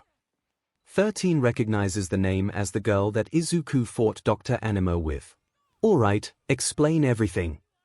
Alright, Izuku takes a single deep breath before explaining all that's transpired. We, Uraraka and I, had met up earlier today, and while we were heading for lunch when the villain. 13 nods. Right, and then they kidnapped Uraraka. Izuku tenses up, realizing that 13 doesn't in fact understand the full situation. No, the villain, they wanted something from me. Izuku grips the watch in a tight hold, as if even finishing the sentence will magically teleport the device away. 13 instantly picks up what Izuku's trying to say. They wanted the watch. They say it like it's a fact and not a question. Izuku nods. They wanted the Omnitrix. It's what she called the watch. He finishes after 13 gives Izuku a puzzled look. The Omnitrix, here. Yeah, Izuku nods, his hands fumbling together. He's trying his best from his letting his nerves take over, and he goes into a panic. She demanded that I hand it over, and when I didn't, she took Uraraka. He takes a quick shaky breath. In the meantime, 13 keeps their full attention on the fearful Greenette. And that's not all. The villain, it looked like she's fused with one of those attack drones we've been encountering. 13's eyes visibly widen. It must be thanks to her quirk or something, but she's fast, strong, and dangerous. Oh, she also doesn't know what the Omnitrix does, but for some reason she's after it. He throws in the last bit of info rather haphazardly. 13 allows all the information to process in their mind. Okay, that explains quite a few things. I had gotten a ping on my surveillance system about alien technology being activated and I tracked it here. Well, that explains why they are here in the first place. However, the fact that the technology has fused with the villain is not at all comforting. Izuku begins to shake, but he wills himself to keep it together.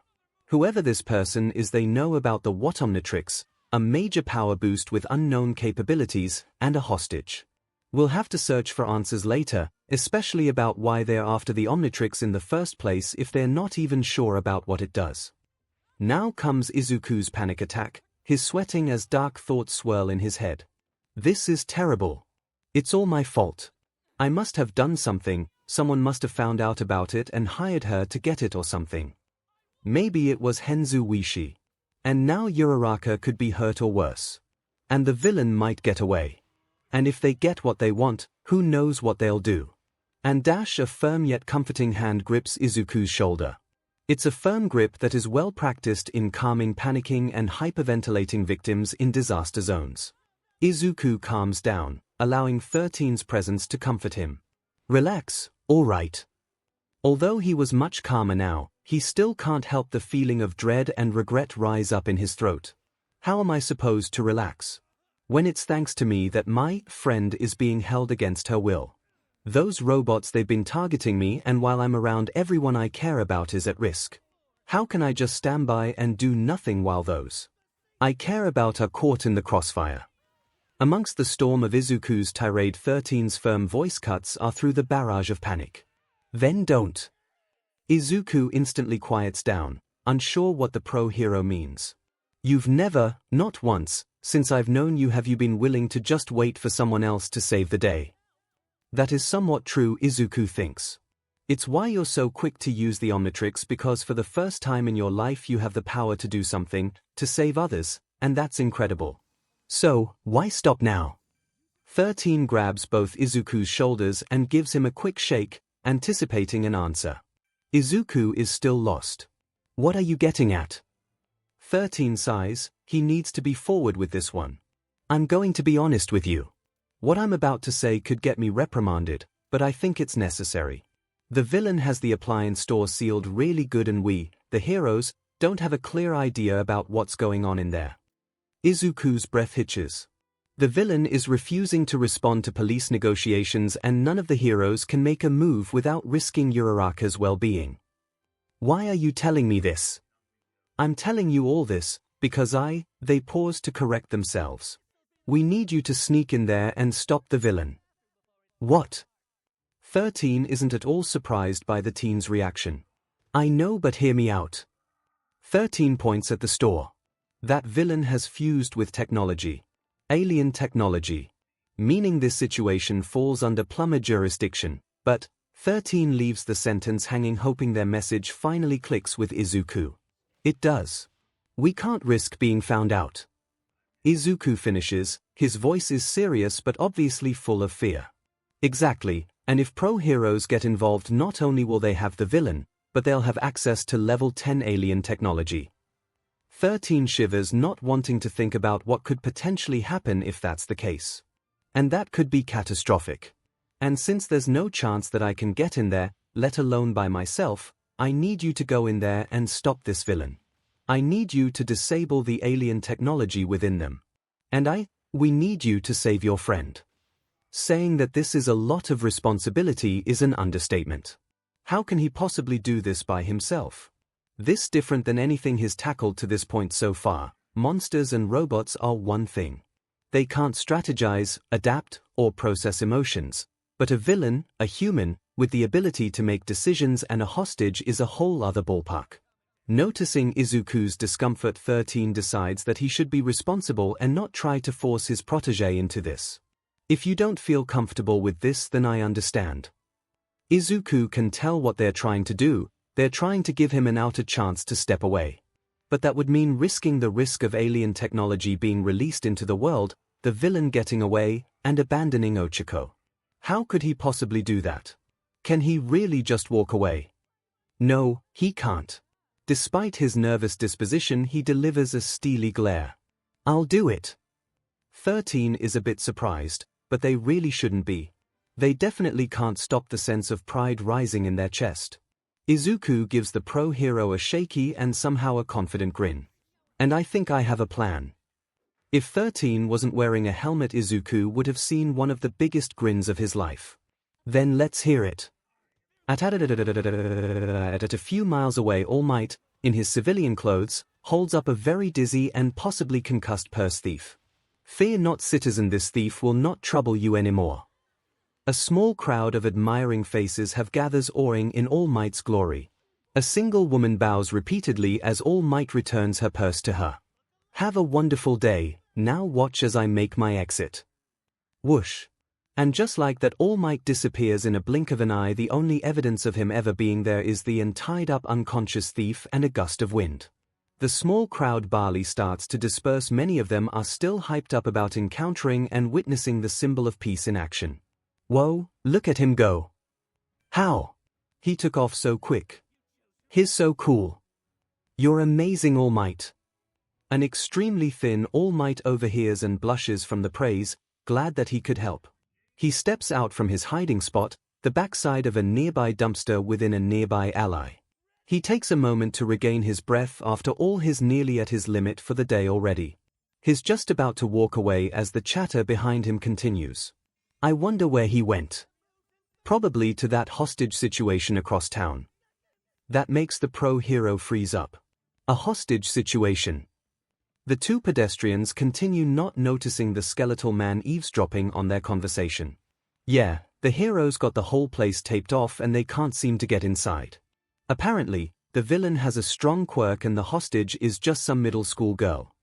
That's too bad. I hope it all turns out okay for her. Yeah, me too. All Might's mind can't help but remember the slime villain attack, but more precisely he remembers how useless he was. He couldn't be the hero that day for a lot of people, not for the crowd, the hostage, and definitely not for that boy, Izuku Midoriya. No matter how much he'd like to, he'll never forget what he did to that poor boy. A quirkless boy so full of hope, and he outright crushed it with little to no remorse. I could have done more, I should have done more, but I didn't. I just turned his back on the kid.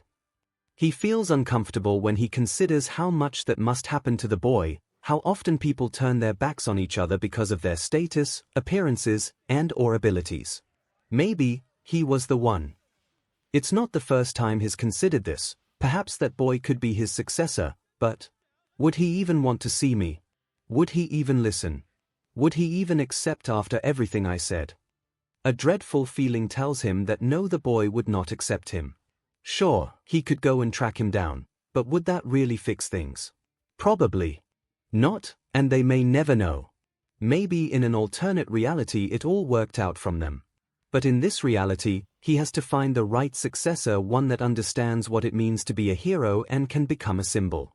But for now, he's the holder of one for all and the symbol of peace, so for now he'll focus on his duties as such, starting with the hostage situation.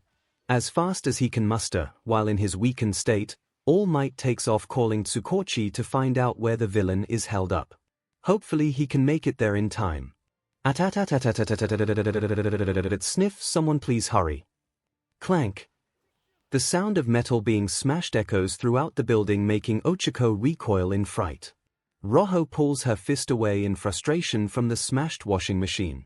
Damn it, he's taking too long.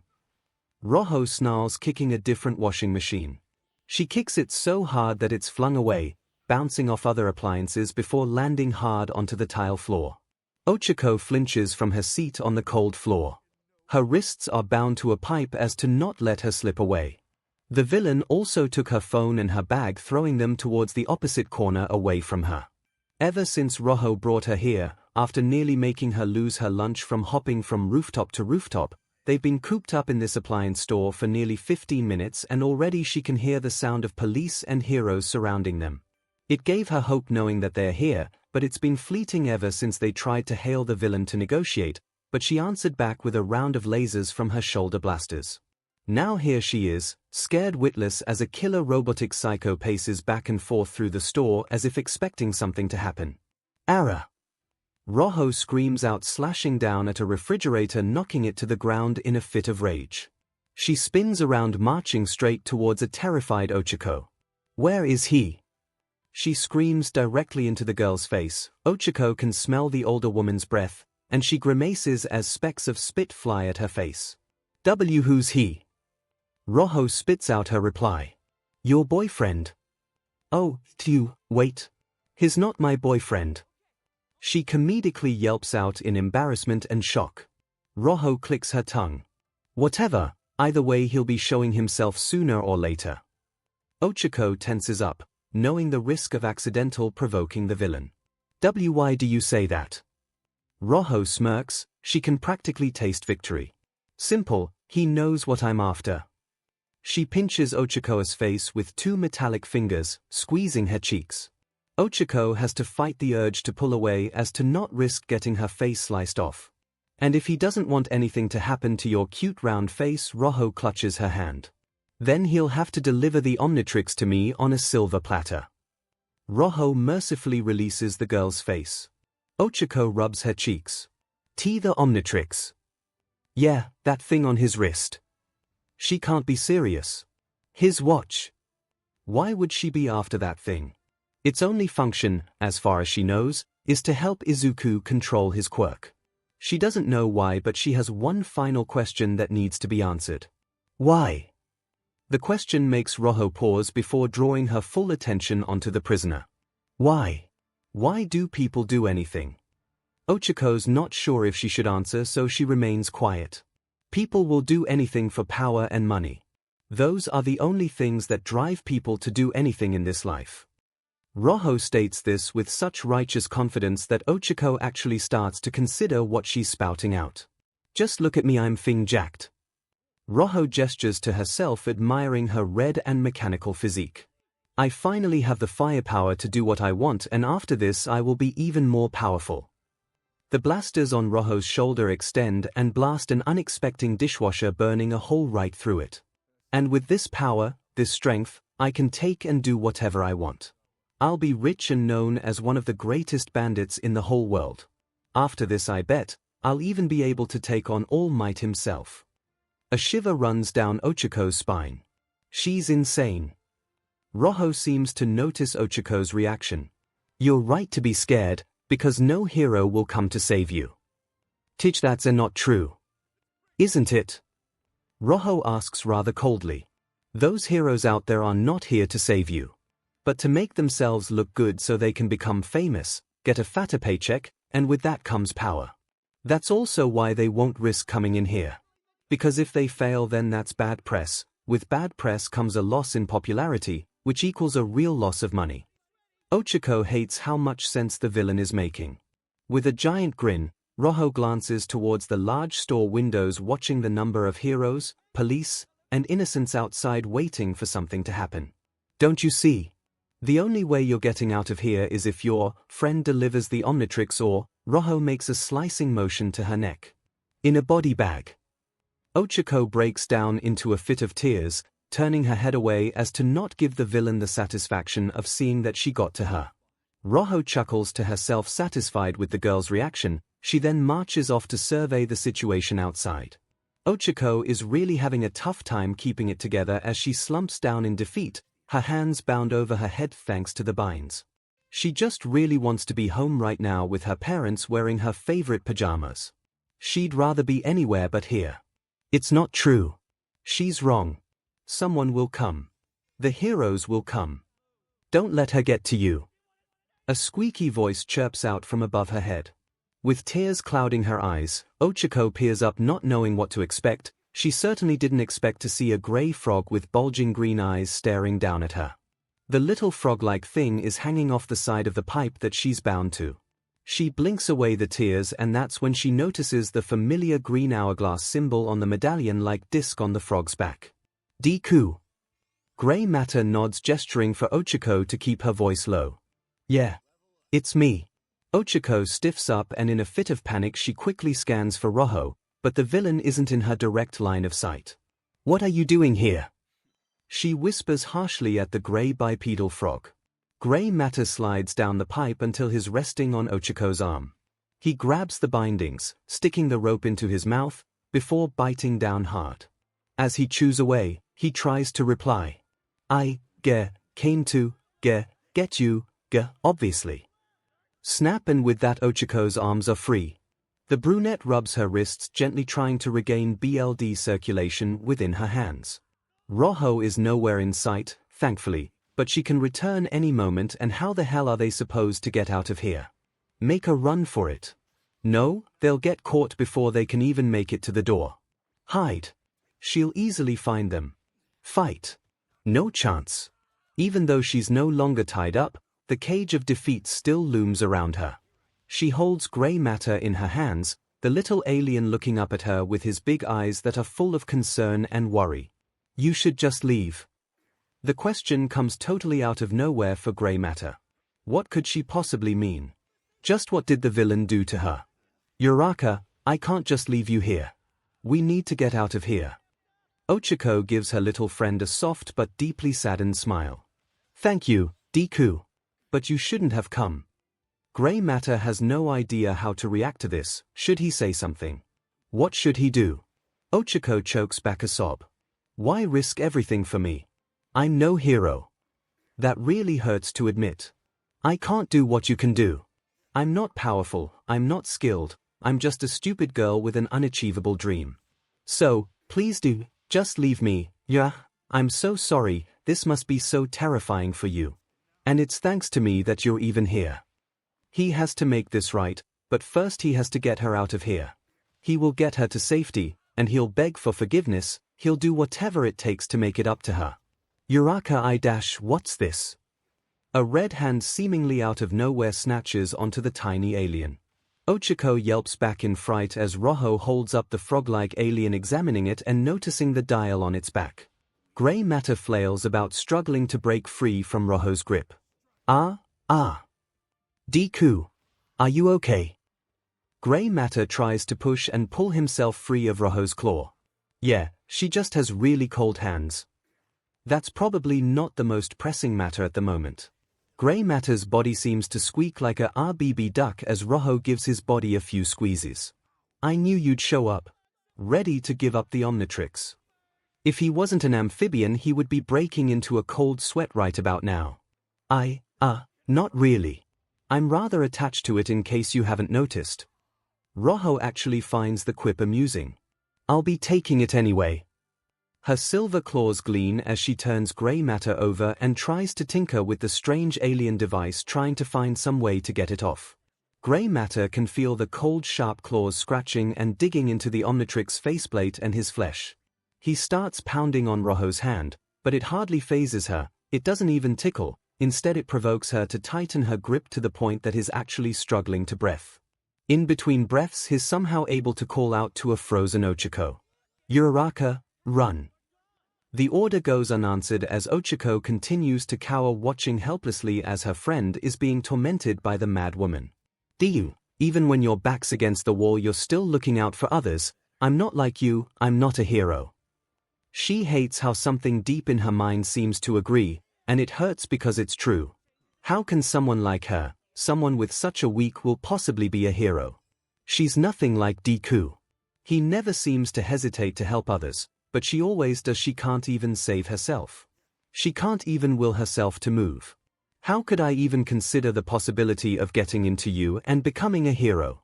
How can I ever take care of my parents? Her parents, they work themselves to the bone just so they can keep a roof over their heads, clothe themselves, and get food on the table. And to thank them, she really wanted to make a lot of money as a hero to give them the life they deserve. It's ironic really with how right the villain was. Heroes only act for their own self-interests. No, that's not true. Just look at Deku. What could he possibly be getting out of this? Not fame, fortune, or power. He's here for the sole purpose to save her so she can live her life feeling safe and with a happy smile on her face. Happy smiles. That's what really drew her into the appeal of pro-heroes. They just seem to make everyone feel safer and happier with their presence alone. She had always dreamed of that the most, bringing smiles to people's faces, allowing them to live their lives free of fear and harm. That's the future she strives for, one where not only her parents, but everybody can live their lives free of worry and strife. They can live their lives with smiles on their faces. Something clicks inside her heart as she gazes up at the pathetic struggle above her. Grey Matter is doing his best to break free while trying to choke back the squeals of pain from having what feels like his own heart being tampered with. If I want to achieve my dreams, then I have to make a stand. I have to fight back. I have to save my friend. Seemingly without thinking, as if by instinct, her legs seem to move on their own. Leave him alone. She lunges at the villain. Acting fast, she presses a firm hand onto Rojo's shoulder, making her weightless, and without any hesitation she throws the much bigger woman backwards and right into the ground. The attack didn't so much as hurt, but it certainly came as a surprise, and it does manage to knock the wind out of her, allowing her to lose her grip and thus lose her quarry. Without a second to lose, 𝐒𝐻𝐿 grabs Grey Matter and makes a beeline straight for the exit at the front of the store. From within a much warmer and friendlier grip, Grey Matter calls out to his savior. "Uraraka, that was amazing." She doesn't voice a reply, she's too focused on getting them out of there, but her eyes sheen down at her friend, soundlessly appreciating the comment a great deal. Rojo screams out in outrage. "You beach!" The morphed Izuku spins around in 𝐒𝐻𝐿's hand, his eyes widening in fear, as Rojo leaps up to her feet and the shoulder blasters extend upwards. "Look out!" He barely shouts that out before a pair of laser beams are fired out right towards them. Either by luck or skill, 𝐒𝐻𝐿 falls to the ground, allowing the lasers to zip past her head, although the smell of singed hair does reach their noses. The lasers continue forward, blasting apart a poor, unexpected drying machine. The blast is loud enough that everyone such as the news, heroes, and police are able to hear it. "Get back here, you brats!" Rojo roars out as she sends out a rapid fire of lasers. "That watch is the key to my successes." 𝐒𝐻𝐿 frantically ducks behind a row of refrigerators. The large machines provide enough cover to keep her out of sight, which is good because Rojo fails to notice 𝐒𝐻𝐿 scrambling towards the opposite end of the aisle and away from Rojo's aim. Grey Matter peeks over the side, observing the situation. He takes a moment to examine Rojo's body, taking note of how much that alien drone actually melded with her human flesh. Perhaps to the point that he could rewire her. He could shut her down or make her go haywire. As Grey Matter, he'll definitely have the know-how to complete such a task, but first he has to get close to her to do that. "Uraraka, try to get me close to her." "What?" 𝐒𝐻𝐿 harshly whispers. She accidentally squeezes the tiny Izuku, making him wheeze. "I think I can disable the technology encasing her body, but I need access to her inner wiring and components." He pauses to consider their options. He needs to stop her and retrieve the alien technology. Maybe with 𝐒𝐻𝐿's zero gravity she could float him up and he could sneak up on her from above. "Throw me while she's not looking." 𝐒𝐻𝐿 considers the order, understanding what he's trying to do, but she quickly realizes the possible risks, such as Deku being spotted as she throws him. "No, that won't work, but this will." Without warning, she takes off in a sprint back towards the entrance of the store, not bothering with stealth, her hands tucked in front of her as to keep Grey Matter out of Rojo's sight. Rojo takes the bait. She snarls in frustration, not liking the idea of losing out on her payday, and gives chase, leaping over and throwing machines that are in her way. "Stop running!" The Izuku within Grey Matter rears his head as he has a panic attack. "What are you doing?" 𝐒𝐻𝐿 speaks with the most conviction she can muster. "Giving you an opening." She activates her quick on her friend, who instantly feels the effect of being weightless. While still running from a fast-approaching Rojo, she tosses him up and over her head. Thankfully, Grey Matter is smart enough to remain quiet despite how much he wants to scream out in fear. It feels really weird to be floating in midair and watching as your friend flees for her life as a mad woman chases after her. Speaking of which, 𝐒𝐻𝐿 glances back at the nearing Rojo when the sprinting villain is nearly underneath Grey Matter. The brunette gives a shaky smirk as she presses her fingertips together, releasing her quirk. Grey Matter falls from above and lands, somehow quietly, on Rojo's shoulder. Thankfully, with how much she's running around and crashing through things, he goes unnoticed by her. Which is good because he's struggling to crawl his way towards the back of her head thanks to all the thrashing around. But he has to do this, he promised 13. Plus it wasn't exactly easy to get in here, those vents were extremely dusty. At this point, Rojo is practically at 𝐒𝐻𝐿's heels, so much so that she takes a few swipes at the poor girl. Despite the real threat of being slashed into pieces, 𝐒𝐻𝐿 is surprisingly calm. she only a few aisles away from the exit. Sensing an oncoming attack, she ducks her head forward, avoiding a swipe to her head. She then banks left into an aisle of more kitchen appliances, microwaves, refrigerators, etc. 𝐒𝐿 follows, but with a less than gentle manner. With a swing of her arm, she bashes her arm against the stacks of appliances, knocking them away. A few stray microwaves clash against 𝐒𝐿's legs, tripping her up. The brunette tries her best, but ultimately, she lands on the tile floor with a loud thud. 𝐒𝐿 groans, propping herself up. She's just about to get up when a shadow looms over her. 𝐒𝐿 is huffing down at her with malice. "You're beaten. Now hand over the Omnitrix." 𝐒𝐿 glares up at her, but her expression breaks for a second, not because of the villain but because of the little gray alien climbing on her shoulder blade. The adrenaline must be keeping her from noticing, or maybe the robot skin is preventing her from sensing the additional weight. "No, I don't think I will." With a cheeky smile, 𝐒𝐿 reveals her empty hands. If it weren't for her altered eyes, they would be widening in surprise. "Where is he?" From behind 𝐒𝐿's neck, gray matter can make out what appears to be the main circuit board of what was once the drone. 𝐒𝐿 takes a second to examine what's around her, and from the corner of her eye the perfect weapon stands out. She then peers up at the villain, deciding to humor her question. "He's closer than you might think." "What?" Meanwhile, gray matter has somehow gotten through the steel skin to the circuiting underneath, and with as much strength he can manage with such a tiny body, he tugs on the wires, breaking a few of them free. "Arf!"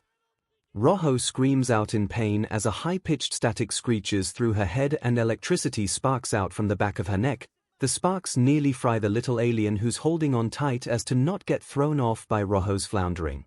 𝐒𝐿 desperately tries to grab at gray matter, but the little alien is a bit too slippery for her to even touch. With the villain distracted, 𝐒𝐿 reaches for the one kitchen appliance that stood out to her. "What are you doing to me?" 𝐒𝐿 roars out in desperation, trying to get rid of the gray pest. She can feel it, she's losing control over her own body, it's weakening. The strength, the surge of electricity, the power is all starting to fade away as the little pest continues to rip away at her inner wiring. "Hey!" 𝐒𝐿 spins around to face the girl. What she sees really takes her by surprise. 𝐒𝐿's wielding large silver refrigerator, holding it, the cord making it look like a giant-sized balloon. The large size makes her look even smaller than she really is. But somehow that only enhances how intimidating she is right now, with such a determined look in her eyes. "Have a taste of this." Even though she's scared, even though she's exhausted, even though she feels like she may puke at any given second, she will not back down from this. She swings the fridge as if it was a giant flail right at 𝐒𝐿. The refrigerator slams right into 𝐒𝐿, who stands there like an idiot thinking that her armor would protect her. It does not. Because in that same moment gray matter was able to complete his part of the mission, thus bringing her defense down to that of a normal human being. As the large machine slams into 𝐒𝐿, 𝐒𝐿 not only lets go of the cord but releases her quirk, enhancing the impact of the attack. The impact comes in so fast and hard that the hit shatters the robotic exoskeleton, making it crumble away like a potato chip being smashed. Add in the fact that now about 300 pounds of moving force not only has the strength to break things but to launch them too. Both 𝐒𝐿 and the fridge are sent flying towards the store entrance. Both crash right through, taking the crowd of reports, heroes, and bystanders by surprise. 𝐒𝐿 passes out as she skids across the street, completely stripped of her power and enhancements, reverting her back to her normal self, as a broken refrigerator lies not too far away. Everyone's attention is so focused on the downed villain that most people don't notice the gray amphibian roll across the ground at the same time the villain was launched through the store. The entire crowd is silent as they all gaze up towards the store entrance, and there waiting to greet them is a battered and exhausted 𝐒𝐿. She's out of breath and slightly queasy. Either way, she remains composed and standing. She wipes away sweat from the side of her face with her arm and breathing heavily while glaring down at the once mechanical criminal with disdain. What she says is a mere whisper, but because of the silence it is clearly audible. "I can be a hero. And I will keep everyone safe." 𝐒𝐿 declares out to the world with a tired yet victorious smile. And with that the crowd goes insane with thunderous applause and cheers, which totally take 𝐒𝐿 by surprise, making her pink cheeks become even darker in color. The noise seems to snap the pro-heroes and police out of their daze as they charge in to apprehend the villain. Some of them enter the store to make sure no one else was inside, and a few pro-heroes immediately descend upon 𝐒𝐿𝐵 as well as any reporters that were starving for an interview. Mount Lady makes it to 𝐒𝐿𝐵 first. "You were absolutely amazing." 𝐒𝐿𝐵 squawks, making a comically confused expression with her mouth agape. "What?" The reaction makes Mount Lady squeal with delight. "You're so goddamn adorable. You just gotta join my agency when you go pro." Before 𝐒𝐿𝐵 could reply, even more words are thrown right in her face by other pro-heroes and reporters. "That was spectacular. Miss, how are you feeling right now? How did you manage to defeat the villain? What exactly is your quirk? Do you plan on becoming a hero? If so, join my agency." Grey Matter watches on at first, but it becomes increasingly difficult as reporters move in, nearly crushing him in the process. Luckily for the little guy, a friendly hand snatches him up, bringing him to eye level. 13, holding Grey Matter in his open palms, watches as the Galvin tries to calm his racing heart. "You okay?" Grey Matter nods, waving off the adrenaline. "Yeah, just give me a minute." As his heart rate calms, Grey Matter takes a moment to look over to where 𝐒𝐿𝐵 is. She's smiling and blushing profusely as heroes and reports praise her for not only rescuing herself, but for managing to bring down a dangerous villain all on her own. Even though the praise is extremely flattering, it's clear that 𝐒𝐿𝐵 is really suffering from embarrassment. 13 takes note of how uncomfortable she is amongst the swarm of new fans. "Come on, let's go rescue her again." "You got it." 13 places Grey Matter onto their shoulder before proceeding to squeeze their way through the sea of people in order to save 𝐒𝐿𝐵 from the barrage of praise, inquiries, and agency offers. Unbeknownst to the two of them, they pass by a strange man with blonde hair and sunken eyes. He's dangerously skinny, his clothes hanging off of him, and his having trouble breathing, not surprising considering he ran all the way here and was able to catch the tail end of the ordeal. Thanks to his lankiness and height, he watches as the police lead the round-faced girl away for her statement and a checkup. "My search just might be over." Meanwhile, someone else comes to their own realization. Worthless. The alien commander with an octopus-like head roars out in anger. Oh, how he urges to destroy or kill something, but alas, he can only voice his frustration thanks to being stuck in a healing pod. He continues to spout out words of anger until they begin to wheeze and cough. One of the humanoid drones is busy monitoring their commander's vitals through a holographic screen. "Mr. Please, you are still recovering."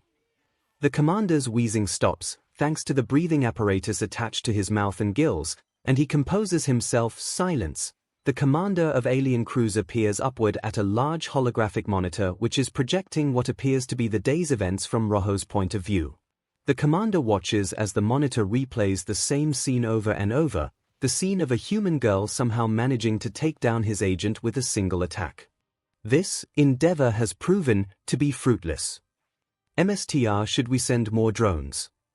The commander takes a moment to think. How does he continue from here? How can he possibly retrieve the Omnitrix now?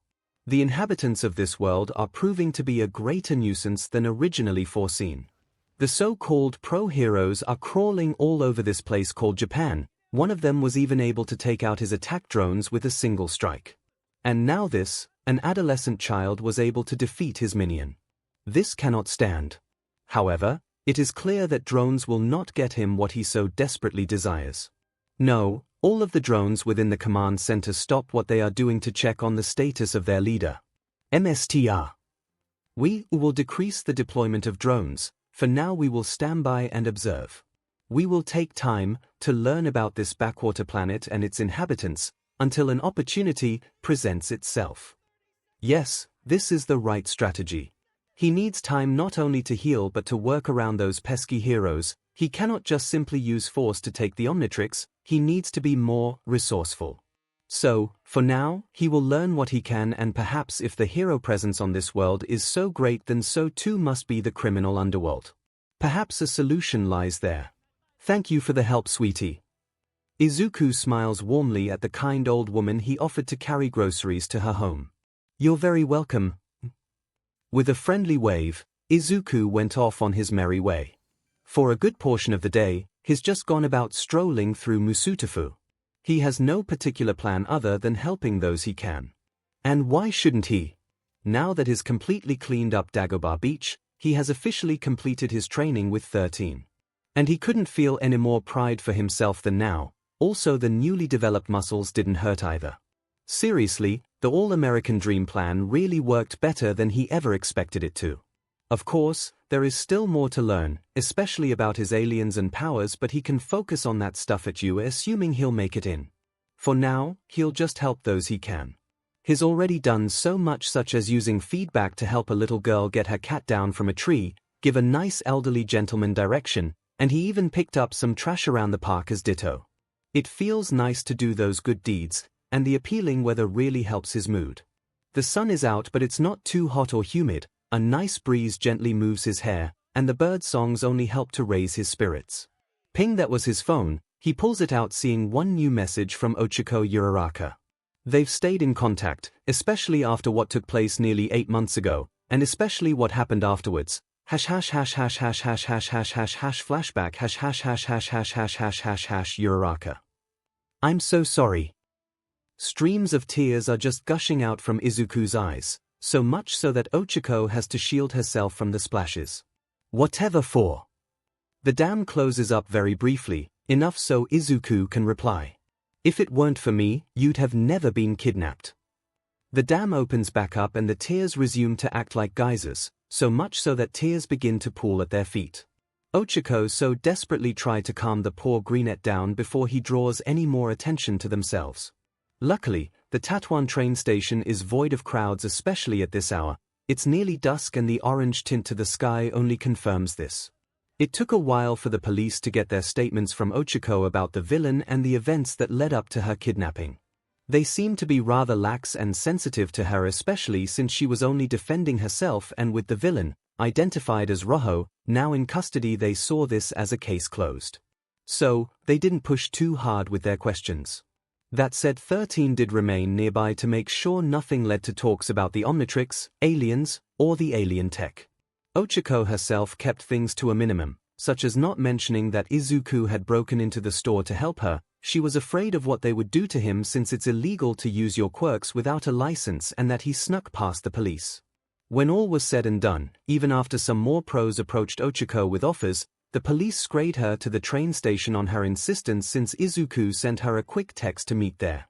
13 generously gave Izuku a ride to the train station so he could meet up with his friend.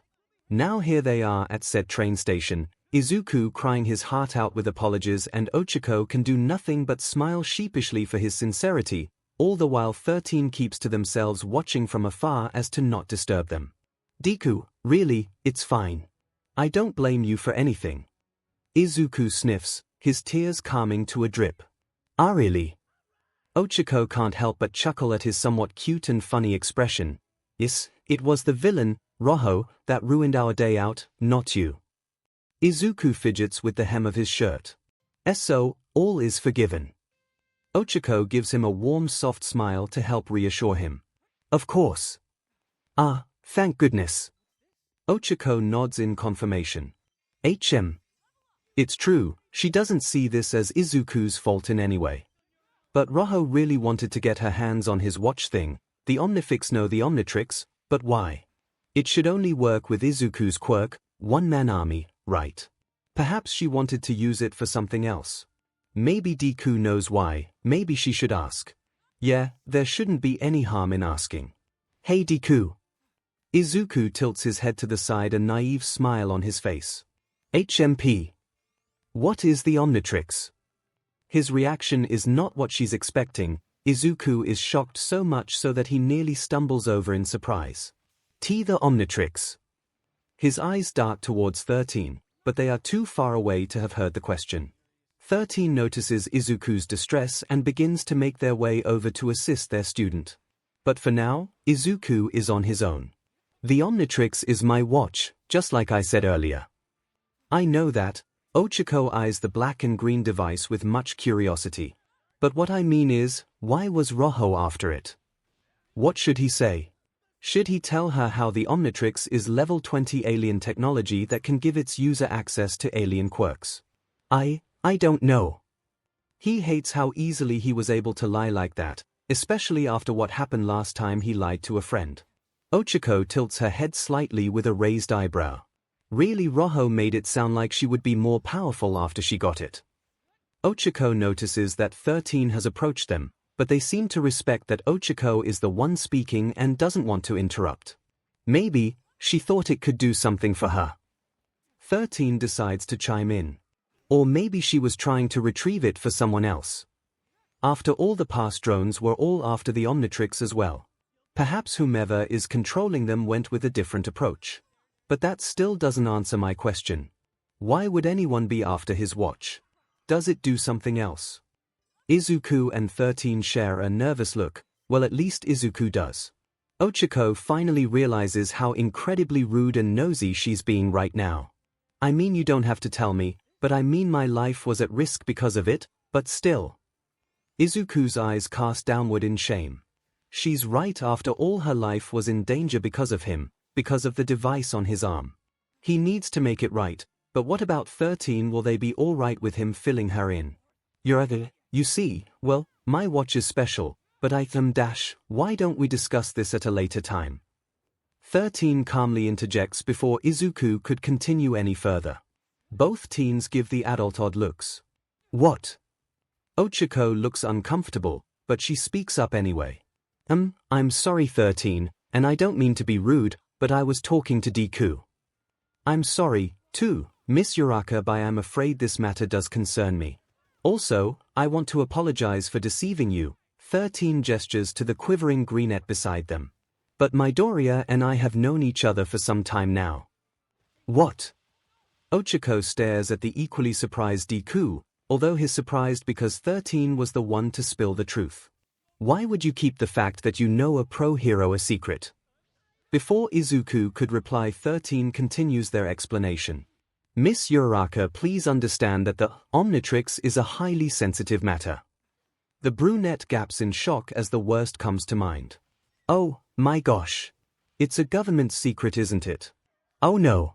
Now you have to silence me, hide my body, and erase my files to the point that I never existed. What?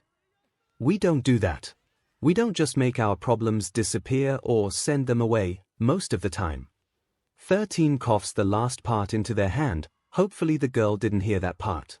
Izuku, however, did catch it. What do they mean by that? What I mean is we need special permission to share that information with you. 13's eyes shift towards Izuku before back at the brunette. After that we'll be happy to share what we know with you. Wow, this must be really serious. 𝐒𝐿 thinks. Really, it's not too much trouble, is it? It's not. 13 really sounds both professional and sympathetic, which is good since both teens seem like they are both nervous about something or other. But please keep in mind that this secret could change your perspective on things. Just keep that in mind, alright? 𝐒𝐿 easily picks up the warning tone of 13's voice. Alright. 13 instantly brightens, clapping their hands together as a means to signal the end of the conversation. Great, well, I think you two have earned yourselves a nice long rest. Wouldn't you say? Izuku's eyes widen as he finally takes note of how late it is. They can almost see the stars begin to emerge as the sun slowly disappears in the horizon. Oh, yeah. 𝐒𝐿 checks her phone, noticing the time and the texts from her parents. Right, I should get going.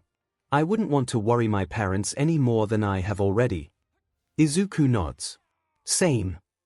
13 pats Izuku's shoulder. How about I see you home, Midoriya? Sure. The greenette turns to 𝐒𝐿. I'll let you know if we can tell you anything, and he bows, his back straight, and his eyes shut. I'm sorry for keeping secrets. 𝐒𝐿 blushes from the display. It's fine, everyone has their secrets, and if you can't tell me then I understand. Even if I really want to know. She rubs her head, flashing him a sheepish smile. Thanks, I'm grateful. In that moment the speakers across the station turn on. Attention all commuters, the last train to Endori will be departing shortly. Oh, that's me. Text me later, alright. 𝐒𝐭𝐚𝐲 grips her backpack and takes off for the train. She can't afford to miss it. Take care. Izuku calls back to her. Right, CYA. 13 and Izuku watch as 𝐒𝐭𝐴 enters the station and makes a beeline for her train. Without looking away, Izuku decides now is the time to bring something up to the plumber. Are we really going to ask permission to tell Uraraka about everything? That depends. 13 turns and looks directly into Izuku's green shimmering eyes, and with all seriousness they ask, do you really want to tell her? What? But I thought you said we needed permission to do that. Midoriya, understand that I have all the authority to let those that I see as necessary to know about my work. And you are part of it. Also, with the number of plumbers on Earth being so low, we need as much help as we can get. That said, we can't go around telling everyone we think can keep a secret. If Uraraka accepts our terms, then I see no reason to not bring her into the fold, plus she's already proven herself well against those alien robots. So, it's up to me. 13 nods. I trust you. He has to think about this. This is what he wanted, isn't it? He doesn't have to keep lying to her. Unsure, Izuku watches as 𝐒𝐿 boards the train. She hops on, making it seem like she just barely made it, but the train's doors haven't even closed yet. She turns and with a cheery smile she waves back at them. Yeah, I think we should. Okay, I'll prepare what's needed to help convince her. I wonder what that entails. Finally, there's only one more thing weighing on his mind. Hey, 13. Yes. Something else has been bothering me. How did Roho get her hands on the robot in the first place? Rather than wait to think about how and why, 13 already has an answer to that question. I already looked into it. She stole the robot from a transport vehicle being driven by the Hero Association. Izuku internally gasps. Do they know?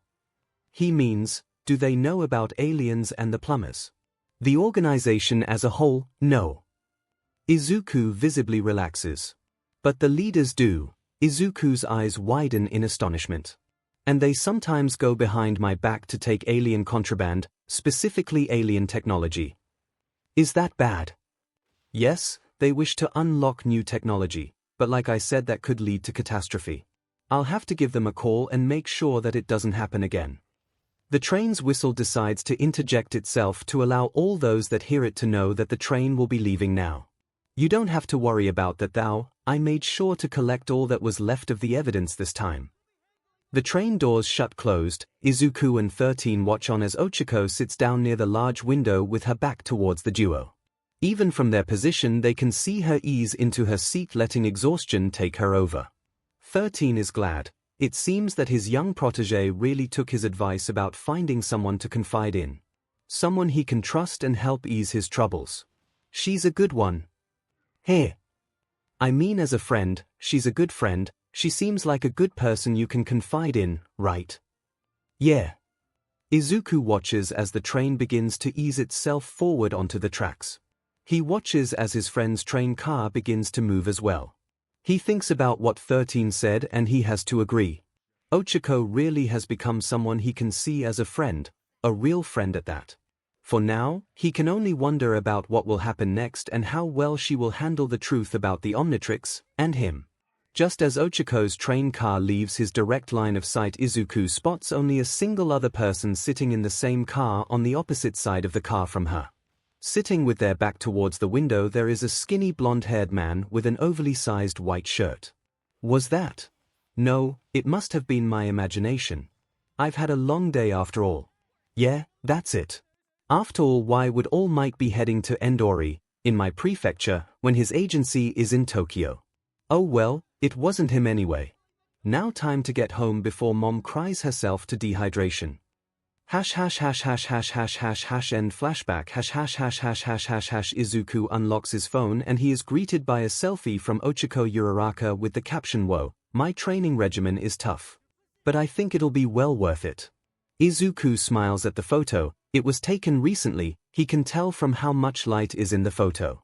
It's of her in exercise clothes. Her face is dirty and slightly scraped up, and she's sweating, that much he can tell. But despite that, she's smiling and giving him a big thumbs up from within the photo. Judging from the background, she appears to be in a forest near her home, which makes sense all things considered.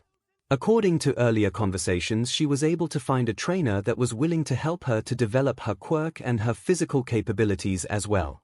He tried to ask who her trainer was, but all she said was that it was a personal connection of her dad's construction company.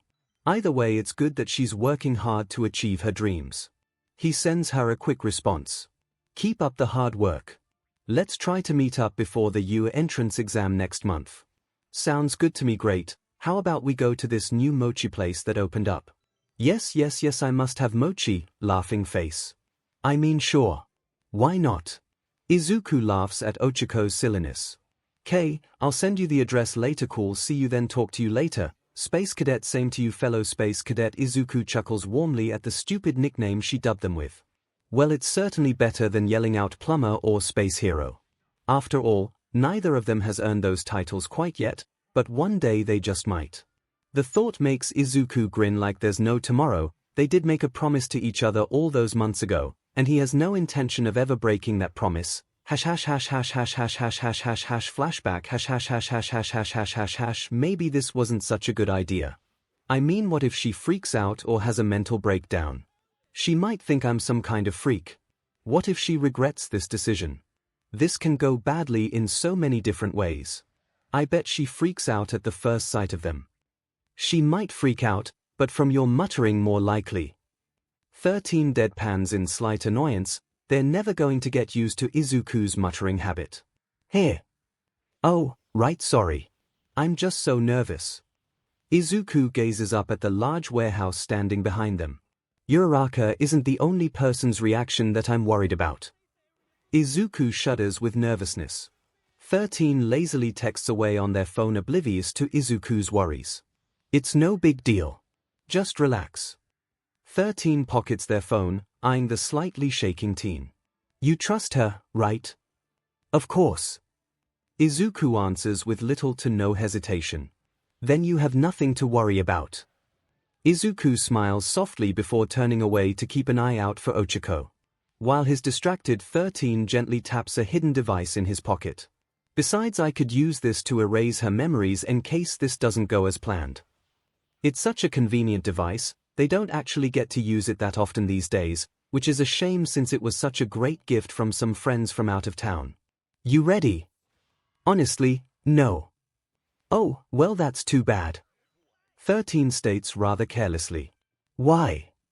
Rather than answer, 13 holds up 3 fingers. Izuku watches on in confusion as 13 begins to silently count down to 1.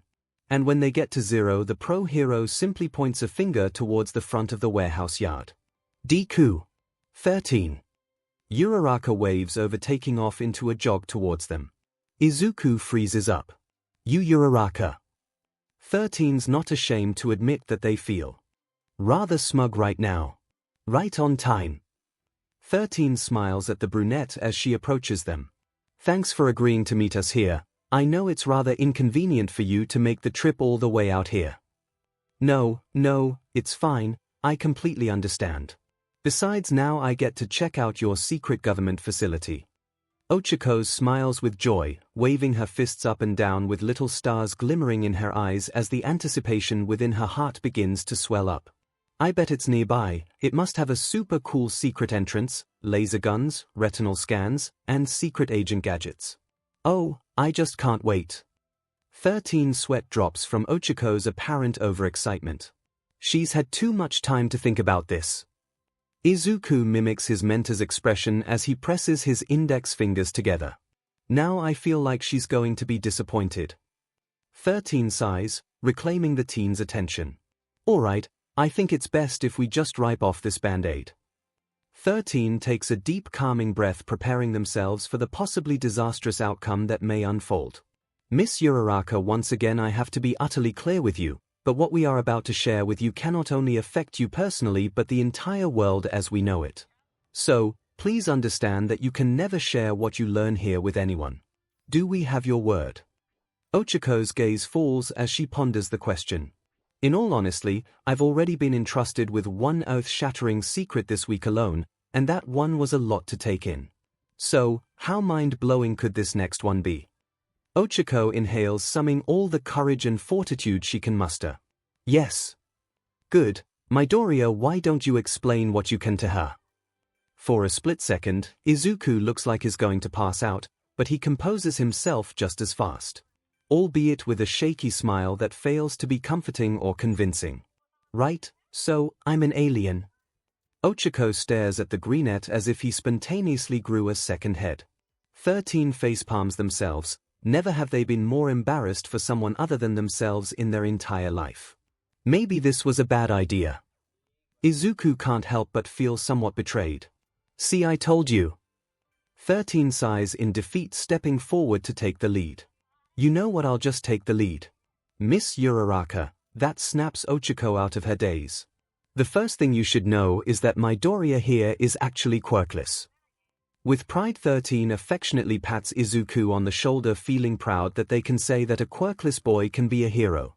Izuku can hear the blatant pride in 13's voice, and it makes his chest swell up too. The moment doesn't last long though, namely because of the bewildered expression 𝐒𝐿𝐴 is giving them. I know. Hard to believe, right?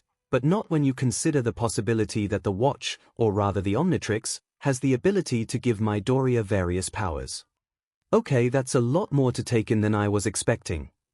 𝐒𝐿𝐴 looks over at Izuku, who's too busy sweating and clamming up in place. He's clearly uncomfortable with where the situation has gone. Could 13 be serious? Is Deku really quirkless? She unsure, but she decides to see where this goes for now. Let's just say if I did believe you, then I would have to say that it's all pretty incredible. Izuku straightens up slightly. Perhaps she will accept the truth in a positive light. Especially, considering that you're quirkless, that just makes it. Izuku curls in on himself as if expecting to be hit hard by an insensitive remark. Even more amazing. Well, he certainly wasn't expecting that. 𝐒𝐿𝐴 brightens up, letting her good nature and elation bubble up. Seriously, that'd be super cool, a quirkless hero who with a brief change of fate has the opportunity to live out their dream. That kind of stuff only happens in movies and comic books, and seeing it in real life would be amazing. Her expression falls. But we don't live in a comic book, so I don't fully understand how a little device could give someone multiple quirks. 13 sticks a finger into the air. And that segues us into the next and most important part. 13's demeanor becomes serious. They carry an air of professionalism that a pro hero in a disaster situation would conduct themselves during planning phases.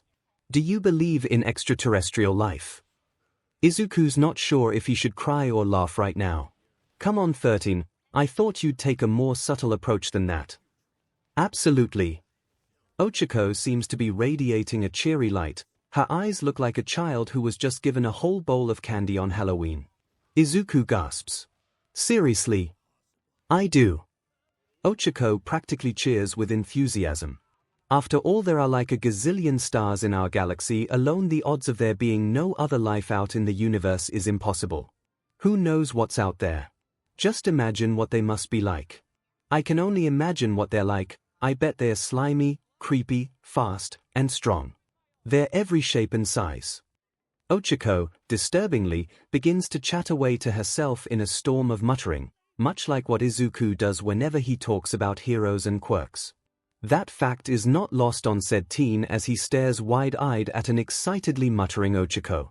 He finally understands why everyone else is so put off when he himself does this. So, that's what it feels like. 𝐒𝐴 becomes stock still as her face drains of all color. She finally realized how much of her geeky side she just displayed. Sorry, I'm kind of a space nerd. No way.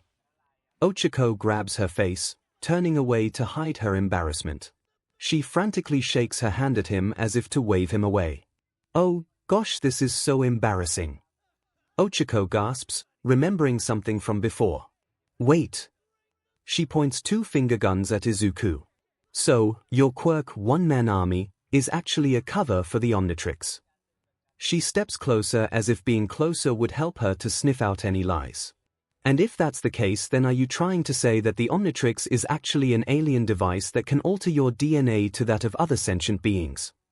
13 blinks a few times, processing what just transpired. Wow, you got that on the first try.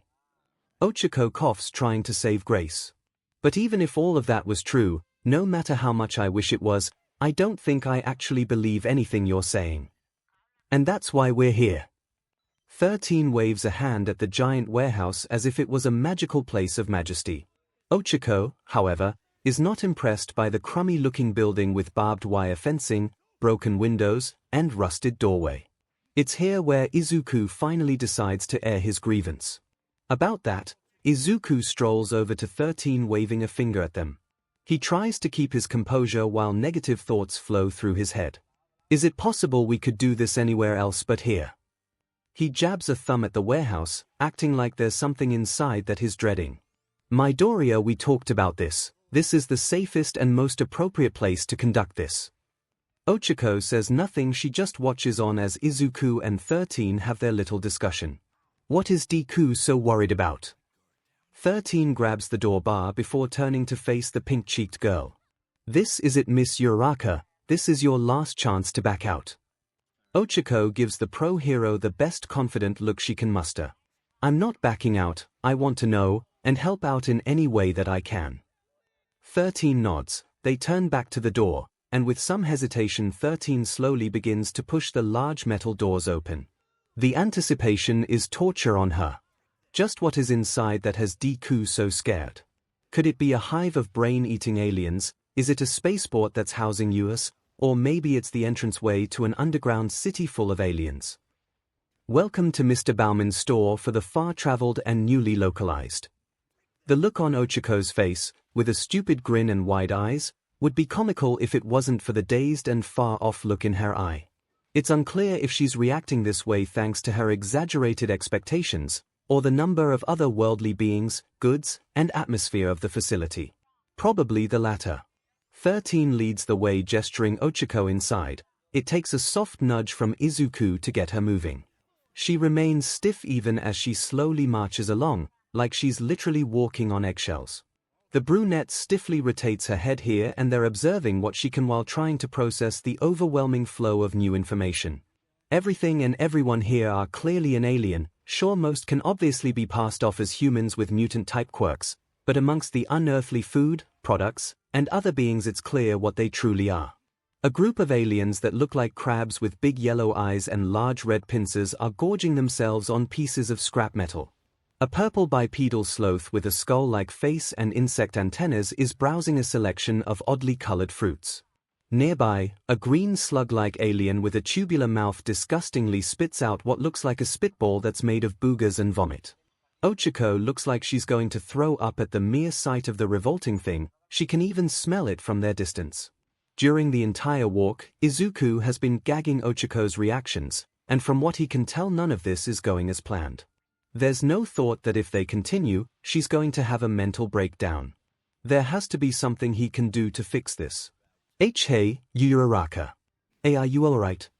She doesn't reply right away, she doesn't even turn to face him, but she does react by freezing in place. Deku, Izuku flinches, here comes the explosion of emotions and outrage. Meanwhile, 13 finally notices that the two teens have stopped moving. I'm fantastic. Her eyes light up like Christmas lights, full of wonder and passion. Izuku certainly wasn't expecting that as a reaction. This is so amazing. I've only ever dreamed of this kind of stuff. I mean, look at that alien. She points towards a young alien that looks like a literal sea monkey on legs and wearing overalls. Or that one. She excitedly points to another alien. This one looks like a purple squid wearing a glass tube as a helmet to breathe a noxious gas. 𝐒𝐿𝐴 spins around, admiring everything in sight, from the grotesque to the fascinating. This place is my greatest fantasy come true. Well, it would be if there was a mountain of mochi. Sorry, but we don't sell human food here. A highly annoyed voice responds. Izuku begins to sweat profusely. He can never mistake that voice with all its irritation and anger. Mr. Bauman.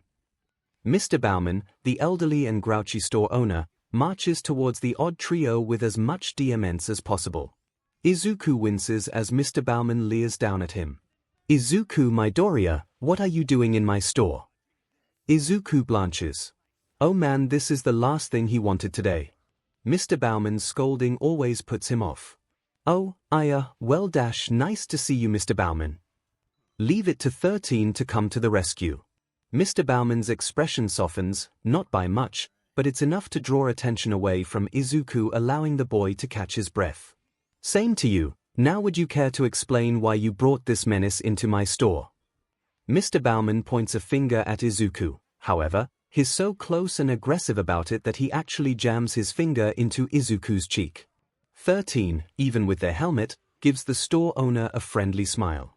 Ah, yes, we are conducting some possible recruitment today, and your store is the best place to get our points across. Recruitment. Mr. Bauman raises an eyebrow, crossing his arms. Am I to assume it's the human girl that's busy disturbing my customers? Here. Both Izuku and 13 look over to Ochako to realize what he meant. She's gone. Izuku, on the verge of panicking, swivels around frantically trying to spot her. 13 also looks around, but with much more composure. They spot her all right. She's enthusiastically running about the store, interacting with everything and everyone she encounters. She shakes hands or tentacles with an alien that looks like a cross between a swamp monster and a blue octopus. She rudely taps on the metal exoskeleton of a robotic-like alien with blue skin and yellow eyes who happen to be going through an alien sock aisle. She even tries to take a bite out of something that looks like an orange with purple spots, only to have the piece of fruit to try and take a literal bite out of her. Her antics seem to be putting some of the other shoppers on edge. Seeing a strange human girl running around isn't exactly something one sees around here all that often. 13 gives the elderly gentleman a slight bow. My apologizes, Mr. Bauman, she doesn't mean any harm. Mr. Bauman crosses his arms, sticking his nose upward. Funny, that's what most people say about this one. He gestures to Izuku, who finally looks away from watching Ochako run about the store. But I know the truth. Izuku's shoulders slump, feeling dejected. Hush. 13 pats Izuku on the shoulder, trying to show sympathy. Don't worry, we'll be out of your hair before you know it. Mr. Bauman takes a moment to ponder. Alright, but the moment this one does anything that will harm my business, I'm kicking you all out. Fair enough. Satisfied, especially after letting Izuku know who's boss, Mr. Bauman stomps away, deciding that he needs to finish restocking his pyramid of canned vegetables. He really hates me. Izuku grumbles, glad that the tension has been cut. Yep. Izuku can't help but think that 13 agreed to that statement way too quickly. Now let's go get your Araka before she accidentally offends someone. The duo walk off to resume their search. They eventually find her amongst an aisle of cleaning products. She appears to be talking to a rather odd duo, a short alien and an even shorter robot. The alien is a stereotypical little green man from outer space, including thin antennae.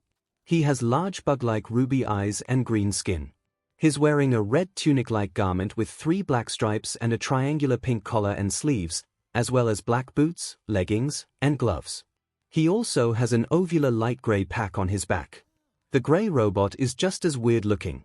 It's 2 feet tall with a large head, thin arms, triangular legs, large circular eyes that illuminate in a teal color, and a cross-hatched mouth. Ochako happily looks down at the short alien. She's thoroughly enthralled by their conversation. This little guy is really interesting. So, what exactly are your plans for planet Earth?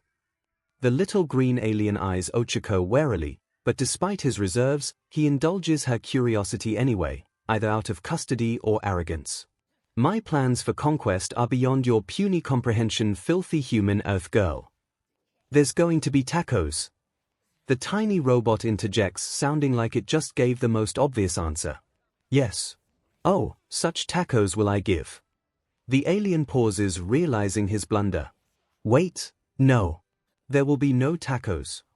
He glares at his robot servant, who gleefully and naively smiles back at his MSTR. It takes a moment for it to process that his request was denied. And thus, the little robot begins to randomly scream out as if in pain, cry out in despair as it brainlessly begins to flail about on the floor, acting like a child who just lost their favorite toy. After a few awkward minutes, the robot randomly pops back up onto its feet, acting like nothing ever happened. Okay, he states with so much cheer that it's infectious. The little robot then begins to run in a circle, judging by the stupid grin on its face, it is clearly having the best time of its life.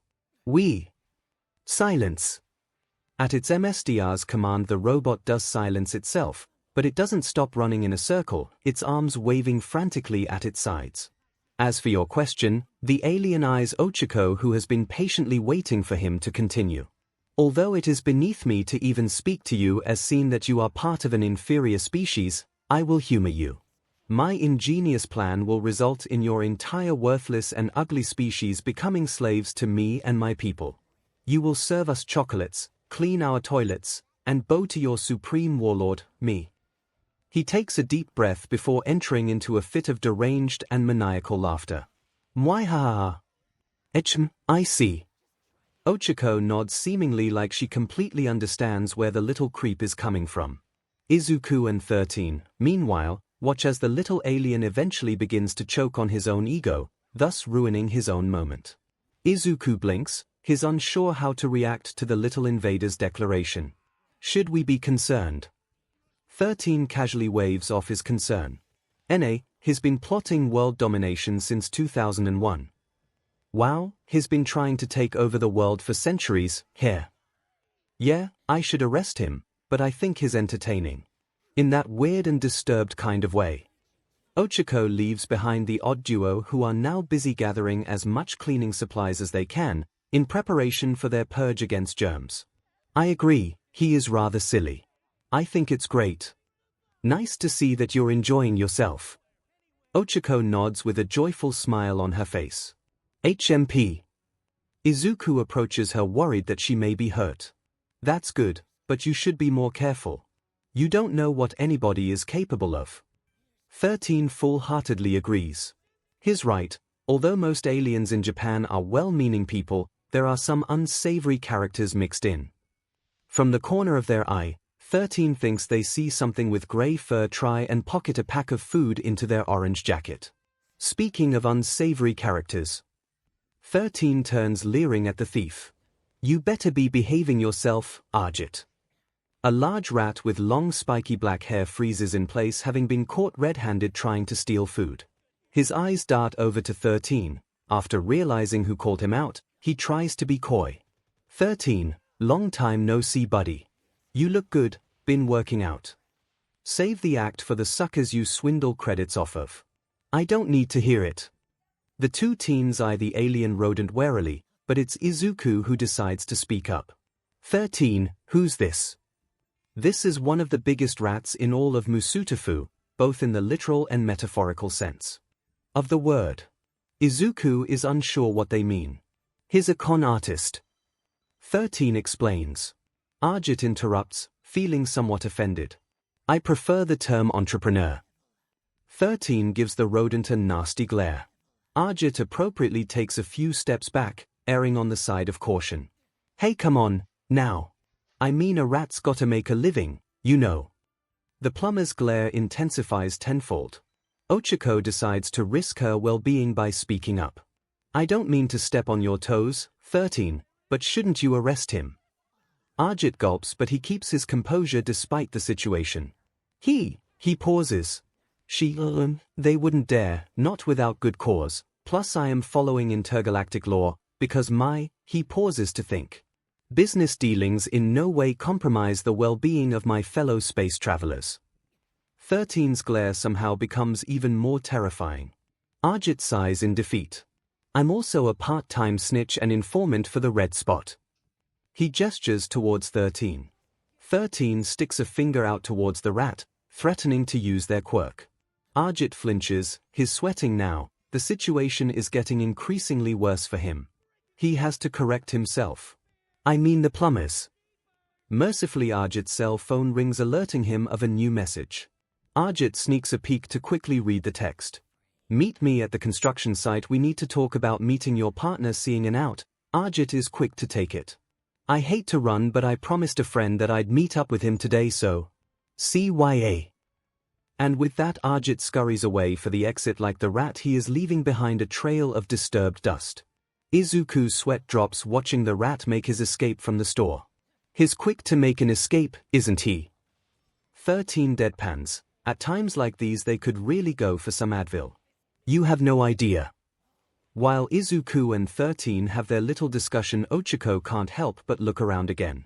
Although this time she decides that it's better to stay in place. This is amazing. I'm so grateful that I could be here, that I can know the truth. Gosh, there's so much I need to know, there are just so many different kinds of aliens here. I had no idea that not only is there life in the universe but they are already among us. I have so many questions that I need to ask. 𝐒𝐿 excitedly turns to the other two humans. Hey guys dash before she can get a word out, something small, fast, and blue streaks past her legs, zooming by in a blur. Whoa, what is that? The blue blur zips by again behind Izuku, nearly tripping him over. The blur continues zipping around them, leaving behind trails of blue streaks. 13 tries to reach for the teens before anything bad occurs. Look out! 𝐒𝐿 braces herself as the speedy attacker continues to zip past them. She can feel it rush by, wiping her hair and nearly making her lose her balance a few times. What's going on? As if reacting to her question, the blur crashes into her chest. OMPF! 𝐒𝐿 gasps, falling backwards, landing onto the tile floor with a thud. Oh! That really hurt, and something is weighing on her stomach. That looked like it hurt. That voice sounds like it's coming from a little girl. That said, it does sound more amused than concerned with her pain. 𝐒𝐿 groans, lift her head up to glare up at the little girl, using her as a chair. Yeah, it did. In all honesty, 𝐒𝐿 was expecting a little human girl, which she shouldn't considering their location, but instead sitting on her is a little reptilian alien that looks very similar to Izuku's XLR8 form. Izuku blinks as the little alien hops off 𝐒𝐿 with a mischievous smirk. She's a 𝐒𝐿. No wonder, that explains the little blue streak zooming around them. It was just a little girl playing around. You need to work on your reflexes, dummy. The little 𝐒𝐿 places her hands at her sides, trying to look impressive while looking down on the much taller human girl. The 𝐒𝐿 child's head has a similar helmet-like feature as XLR8. She of course has blue skin, white eyes, and a black striped tail. She's wearing a white and pink jacket that stretches past her tiny knees. 𝐒𝐿 frowns, leering at the little creature as she stands back up. And you need to work on your manners. The 𝐒𝐿, for some reason, takes offense to that. Oh, yeah. Well, your face is too round. 𝐒𝐿's cheeks puff out in annoyance. A part of her wants to be immature and throw insults back, but she's better than that. Yes, mature, at least that's what she tells herself. Well, you may think so, but that's just part of my charm, see?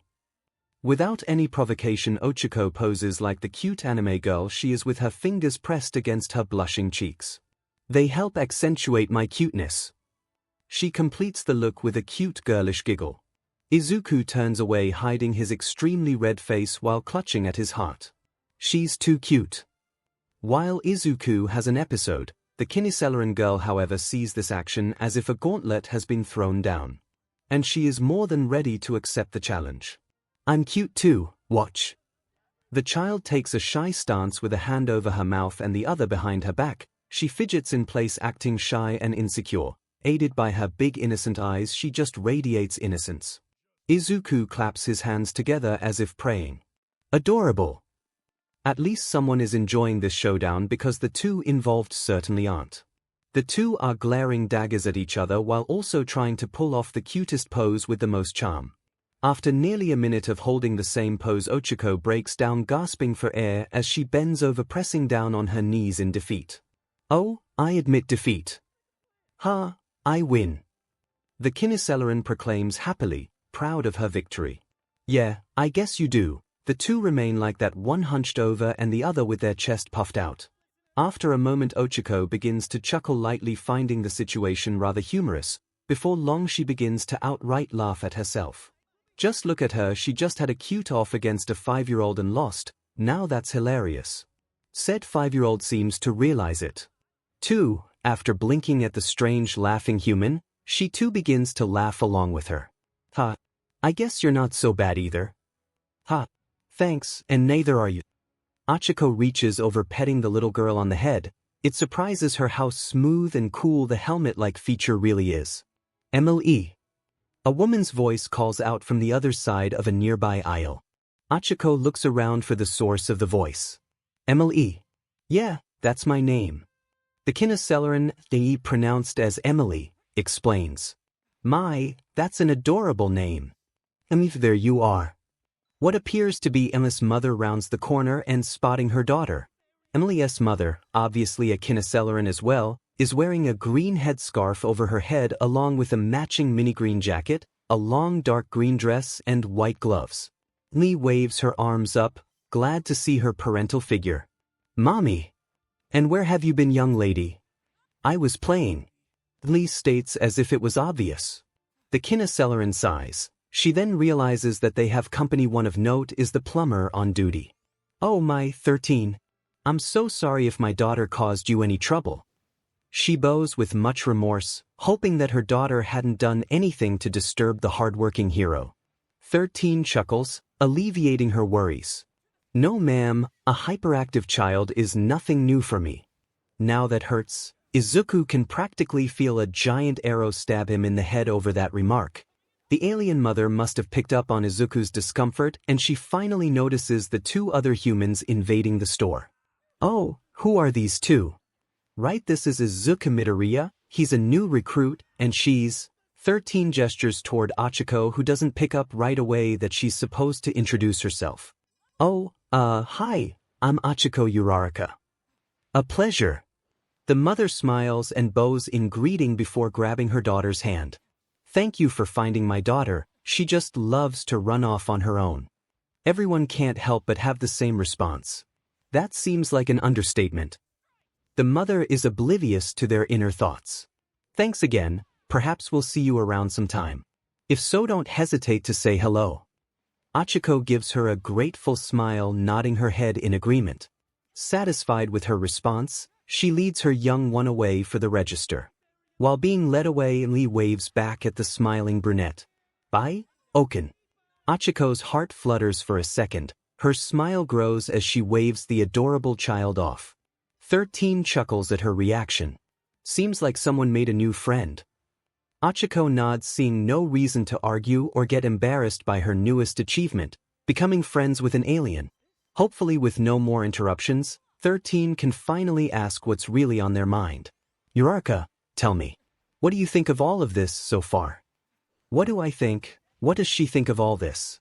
What does she think of the bizarre yet colorful aliens? Today has been such an experience for me. In just a few minutes I've seen things that most people would never believe. Heck, they'd probably have an episode, and yet here I am.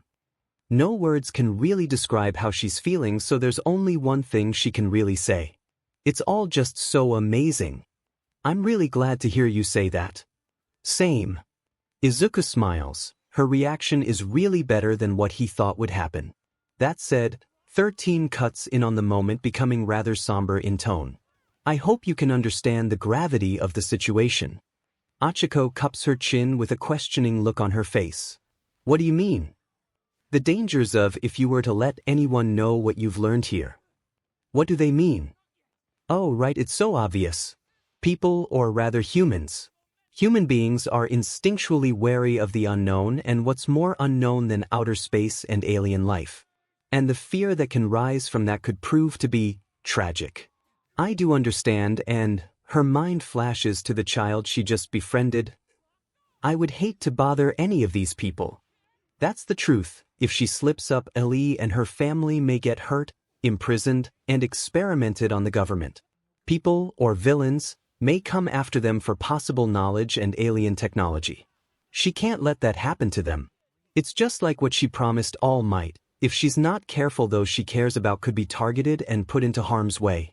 If I want to be a hero, then I need to respect all living beings no matter where they come from. That's right, this is just one more secret she has to keep from the public's knowledge. Now time to address the third secret she is willing to bear. And that's the same for you, Deku. I promise to never reveal the truth about the Omnitrix. Really? Although he always expected her to keep that part quiet, he is none the less appreciative of the gesture. Yes, I trust you, and it doesn't matter that you're quirkless, because with that thing you are definitely a hero. The cinnamon bun can't help but let tears prick his eyes. That's so kind of her to say. No one, not even his own family, have been able to look him in the eyes and say those words. Thank you, Uraraka. He sniffs, but he doesn't even bother to try and stop the tears. Thank you, thank you. Oh, come on now. There's no need to cry. 13 smiles softly to themselves as Ochako tries to cheer up the sniveling boy. It seems Midoriya was right about this one. They wait until Izuku finally calms down enough that the tears stop and he's able to wipe his face clean. Now on to the third reason you're here today. Ochako draws her attention back to the pro hero. In case you haven't guessed it for yourself already, I am part of a covert law enforcement organization that monitors, regulates, and manages the alien population on Earth. Wow, that's so cool. Ochako awes in amazement. She turns to Izuku, who nearly laughs at her expression of amazement. Are you part of this organization too, Deku? Izuku smiles humbly, not afraid to admit the facts. Not officially, but I'm working hard to make it in. He sheepishly rubs the back of his head. But there's a lot I need to learn first. 13 nods in agreement. You sure do. 13 agrees before eyeing the other possible trainee. The both of you. Now that throws Ochako for a loop. The both of us. Yes. Uraraka, if you don't mind, I would like to formally request for you to join our team. 13 holds a hand out to her as to literally reach out for her to accept the request. Join. Yes, it'd be great to have someone like you at our side, and I believe you have what it takes to become one of us. A space hero, that would be amazing. It almost seems too good to be true. Gosh, when did she become so lucky? First, she's entrusted with the future of Japan, but now, she might just be entrusted with the fate of the whole world. That should scare her, it should terrify her, but it doesn't. Instead, she can feel the resolve swelling up within her. No, this is no burden, it is an honor. How could she look at herself in the mirror and call herself a hero when she turned her back on those that need her? But, what if she's not cut out for this? Perhaps she's taking on too much. What if everyone is wrong about her? This is so much all at once. I don't know what to say. It's so much responsibility and I'm not sure if I'm the right person for this. Izuku, he understands more than he cares to admit. After all, it was dumb luck that he got the Omnitrix in the first place. Who's to say that he deserves to have it? It was only from the praise and faith from others that he could even begin to think of the Omnitrix as his own. Uraraka, you are more than capable. It's true, she is more than worthy to be here with them. And now it's his turn to show someone else their true potential. You said that I'm a hero, well, the same is true for you. Ochako gasps, not out of shock, but surprise. You have so much courage, you're so kind and selfless, and his confidence he started with is gone, but he has to say this. He has to tell her the truth. You're the first real friend that I've had in a long time. It hurts quite a bit to admit that, but it is of course the obvious truth. Kaken can't even view him as a human being, and Henzu. You care about others, and these aliens, these people, they need someone like you, like us, to help them. To allow them to live their lives with smiles on their faces and without worry. Ochako's eyes widen, something in her heart resonates from within her. You're right. Of course, he is, that's why she dreams of being a hero, why she accepted All Might's legacy, and now this as well. 13. Yes. 13 snaps out of their lull. Shamefully they went quiet while Ochako and Izuku each had their piece, and they figured it wasn't their place to interrupt. I accept your offer. Izuku's face lights up as if Christmas came early. Really? Yeah, let's do it, Deku. She shoots her fist into the air. We'll get into you and then we'll become space heroes. And I promise that I'll never tell a soul about anything I learned here. Not the truth about the Omnitrix, aliens, or your secret organization. There's no doubt in her mind that she made the right choice today. And I promise to work hard. Her enthusiasm is so contagious, she even gets Izuku's BLD pumping for some action. So, will I. He shoots his fist into the air, mimicking her movements. Ochako grins with anticipation. And our first step will be getting into UA. They both cry out in unison. They exchange smiles, knowing full well that they'll both will most certainly make it to the top hero school in all of Japan. Ochako giggles in delight. I guess that makes us space cadets now. What? You know, space cadets, that's what we'll call ourselves. Izuku isn't too sure, but what's the harm? Sure. Oh, by the way. Ochako tilts her head to the side, curious about something. Does your organization have a name? Izuku blanches. Oh, yeah, we sort of looked over that. I was hoping she wouldn't notice. Yeah, oh, what is it? Seeing their Q13 proudly steps in, and as if an imaginary banner suddenly appeared behind them, they proudly proclaim their alias. We're known as the Plumbers. They are so full of conviction that one can practically touch it. No, seriously, what is it? She says this with such a deadpanned expression. Izuku smiles in embarrassment as 13 instantly begins ranting away at the teen girl, feeling rather insulted by her comment. Things just became a whole lot more interesting. Hash hash hash hash hash hash hash hash end flashback hash hash hash hash hash hash hash. Izuku smiles with fondness of the memory. It really was a good day. It's been great having Ochako in on the secret. It's nice to have someone his age to bounce his thoughts on aliens, the Omnitrix, and quirks off of. Plus, it helps that she too is very passionate when it comes to the topic of anything related to aliens and outer space. It's so nice to see that other people can have a nerdy side too. It makes Izuku feel less like a freak and more like a normal human with normal feelings and tendencies. Of course, they did have to clear up a few things here and there. For example, he did of course have to explain how he came across the Omnitrix in the first place and why it won't come off his arm no matter what. 13 was excited to have someone else to train, but it would prove rather difficult since she lives a fair distance away. As it turns out, by mere luck, she had just acquired a new personal trainer. Apparently, it was some retired pro hero from America. Izuku was instantly on her, begging to know who it was and what was their quirk, but she was quick to deny him, stating that said hero would rather stay on the down low as to live their retirement in peace. Izuku wasn't convinced, but he didn't want to pry, so he let it go. Speaking of not knowing certain things, those unknown robots that kept coming after him seemingly have stopped coming. It's been months since the last one showed up. I wonder why. Maybe whoever was sending them just gave up or something. Screech, I may have spoken too soon. Man, and just when he thought he was in the clear, another robot appears. The sound of screeching tires intensifies. Izuku turns around and spots a runaway DLVY truck tearing its way down the street. As the speeding truck zooms by, Izuku spots the driver inside, his panicking, screaming at the top of his lungs while trying to hit the brakes, but they are not working. Analyzing the situation quickly, Izuku realizes the issue. The other problem, however, is that there are no heroes present to stop the truck. It's up to him to stop it. He grips the Omnitrix looking for the right alien. It may not be a robot, but it's no less an emergency. And it just got so much worse. Further down the street, a group of 3 people, it looks to be an older sister and her 2 much younger siblings, are strolling along the sidewalk blissfully unaware of the out-of-control vehicle. And it just got a whole lot worse. Without a second to lose, Izuku's feet begin to move forward on their own. Sure, there's no way his own capabilities will get him there in time. There is of course an alternate route. Knowing this himself, Izuku activates his trusty Omnitrix and thus becoming the best-suited alien for the job.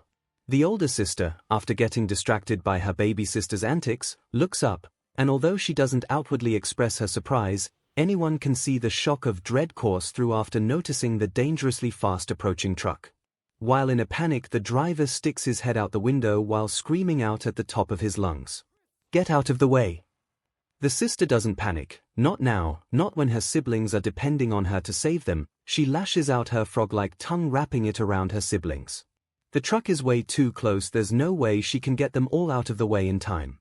Despite the low chance of success, she squats down, but why is she going to jump over the truck? Guess they'll never know, because there's no time to spare. Just before tragedy strikes, 𝐒𝐻8 runs into action, and as if in slow motion, he grabs the frog-like girl just as she's about to launch herself and her siblings up. In a blink of an eye, 𝐒𝐻8 carries the 3 away from the threat, dropping them off further up the street where the runway truck can't get to them. The older sister blinks, unsure of what just happened. 𝐒𝐻8 wipes away imaginary sweat from his brow. Phew, that was a close one. Here. Screech. Oops, still got one more thing to take care of. He flashes the trio a toothy grin. Take care of yourselves. Now, I gotta run. He zips away after the 𝐔𝐬𝐽 trucks, silently praising himself not only for saving their lives but for his great line. Ha ha, nailed it. Was that supposed to be funny? The frog-like girl tilts her head to the side as she watches the blue lizard man sprint away. A few questions pop into her mind. Just who was that? She curiously watches on as a blue blur spins around the 𝐔𝐬𝐽 truck. After a few seconds the wheel pop right off and the truck drops down, its bottom grinding against the pavement as sparks fly out from its sides. The driver still continues to scream like a maniac even as the truck comes to a complete stop. Eventually reality settles in and the driver passes out. He's exhausted after this crazy ordeal, his heart clearly can't take it. 𝐒𝐻𝐿 chuckles to himself on a job well done. Another day, saved. Now I'm off to do more good deeds. And with a step to the side he's off again to who knows where, with no plan other than to look for trouble and help those in need of it. Now this is what I've been working for, and now in less than a month I will be taking the UE entrance exam.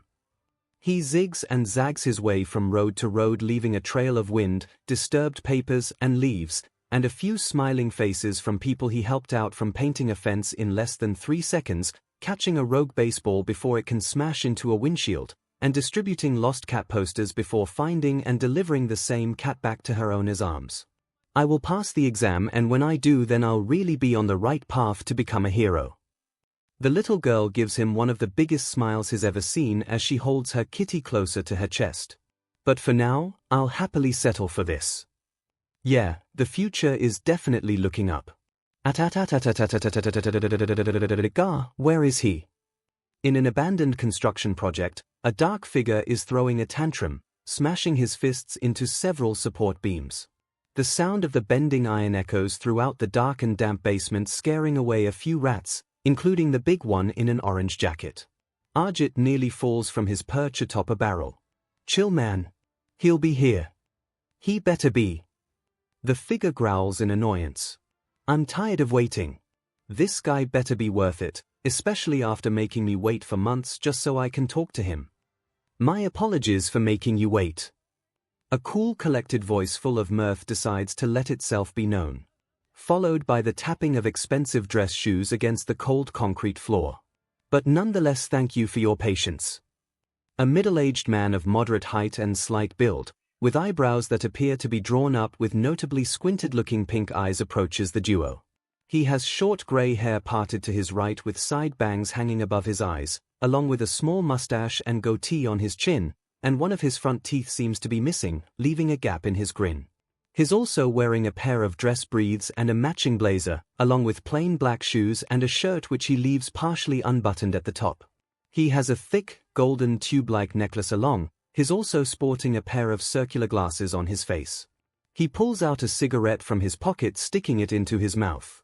Please understand that I am a very busy man. He pulls out a lighter, igniting the end of his smoke. I have quite a lot of clients and each one of them needs my attention. Be quiet, the figure snarls in annoyance. And don't act all polite, I know the type of things you deal with. The figure glares daggers at the much taller man, trying to intimidate him. And the type of people you deal with, too. The man humorously smiles at the figure, his eyes wary, yet full of interest. Nonetheless, I did take time to meet with you, did I not? He puffs out some smoke as he speaks. The figure doesn't find the man's sarcasm amusing, not whatsoever. Quite bullshitting me, old man. Old man, here. I'm somewhat insulted by that. And yet has a grin on his face. Very well. The truth is I had to do some prior research on why. He takes out the smoke, grinning like a murderer going in for the kill. 𝐻𝐿 Wishi. 𝐻𝐿 turns and glares at 𝐼𝐺𝐻, his eyes screaming that his tear the rat a new one for ratting him out. I told you not to tell him who I am. What? I didn't, promise. 𝐼𝐺𝐻 scurries behind his perch, hopping the flimsy wood will protect him from 𝐻𝐿's wrath. The man chuckles, regaining their attention. No need to blame the rat, although I can't say I blame 𝐻𝐿. 𝐼𝐺𝐻 gaps at the man. Why is he always getting blamed for SHT like this? The man continues. After all, I did some personal research of my own. Henzhou eyes the man warily. And what did you learn? A lot, Jiran smiles, anticipating a reaction. And a lot of it was interesting. For example, you're an orphan, delinquent, and now a runaway with a versatile quirk to boot. You're really something, aren't ya? Henzhou's fist ball up. He really hates it when people pry into his business. So, shall we get down to business? Just why did you make me come all the way down to this? He eyes the crumbling site. Fine establishment. I want in. Henzhou states simply no ifs, whats, or buts about it. The man's smile falters, but he recovers, trying to pull off his friendlier facade. In. I'm afraid I don't follow. Just what is this kid after? Don't play dumb. Henzhou smirks, knowing full well that he's in control now. After all, you're not the only one who did their research, Jiran. Jiran's smile drops. He doesn't bother disguising it either, letting the delinquent and the rat know that they are truly beginning to conduct their business. Over these past few months I've been keeping myself busy learning some new tricks.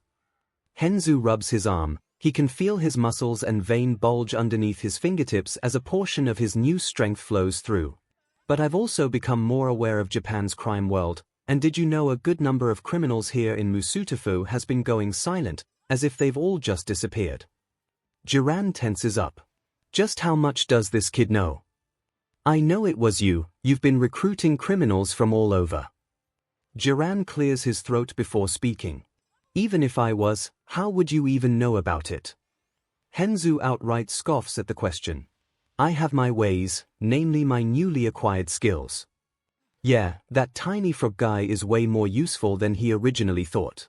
And what luck he accidentally spotted Jiran talking to some lowlife in an abandoned building. So now what? I already told you, I want in on whatever it is you're doing. He points a finger at Jiran as if to make sure he's listening. More specifically, I want to meet whomever it is you're working for. What? You said it yourself, you have a lot of clients. Am I wrong to assume one of them hired you to do some recruitment?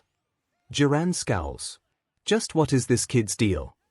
If so, with the large number of criminals you've already gathered, it's got to be for some big operation, right? Henzhou seems almost too excited about this. Meanwhile, Ardjit watches on while silently becoming more and more nervous. It's possible things might go south and quick, especially when Henzhou is involved. And if it is? Jiran's voice softened. He's a bit wary now of this punk. Well, I think my skills will greatly benefit your employer. Osmosis, that's your quirk, right? It definitely has its uses, but I can't guarantee an audience. That is the truth. Most of the guys he found haven't even met their leader yet. They just happen to fear the true mastermind. I wasn't talking about osmosis. Henzhou interrupts. Now that's a surprise. Without a word, Henzhou's whole entire right arm changes, morphing into something inhuman. It becomes grey with scales, a narrow fin shoots out from his elbow, and his finger become razor-sharp claws. With no provocation, Henzhou swerves around, digging his claws right through another metal support beam, slashing it, leaving a massive gap in its side. What the hell was that? Did he absorb some weird metal or something? Henzhou continues. This time his arm becomes black in color, but a red-like shell encases his forearm, leading up to sharp gray fingers. He takes aim and fires out a powerful stream of water at the wall. After a few seconds he cuts off the water to reveal a crater inside his target. Jiran pulls out another cigarette and sticks it between his teeth, letting this new piece of information to process. Now that changes things. He lights the smoke, enjoying its flavor. You got it, kid. I'll get you your audience. Henzhou's grin like a kid that was promised a trip to the circus. Just answer me one thing. Why? Henzhou's smile widens, revealing a row of enlarging fangs. Honestly, it sounds like a lot of fun, ha ha.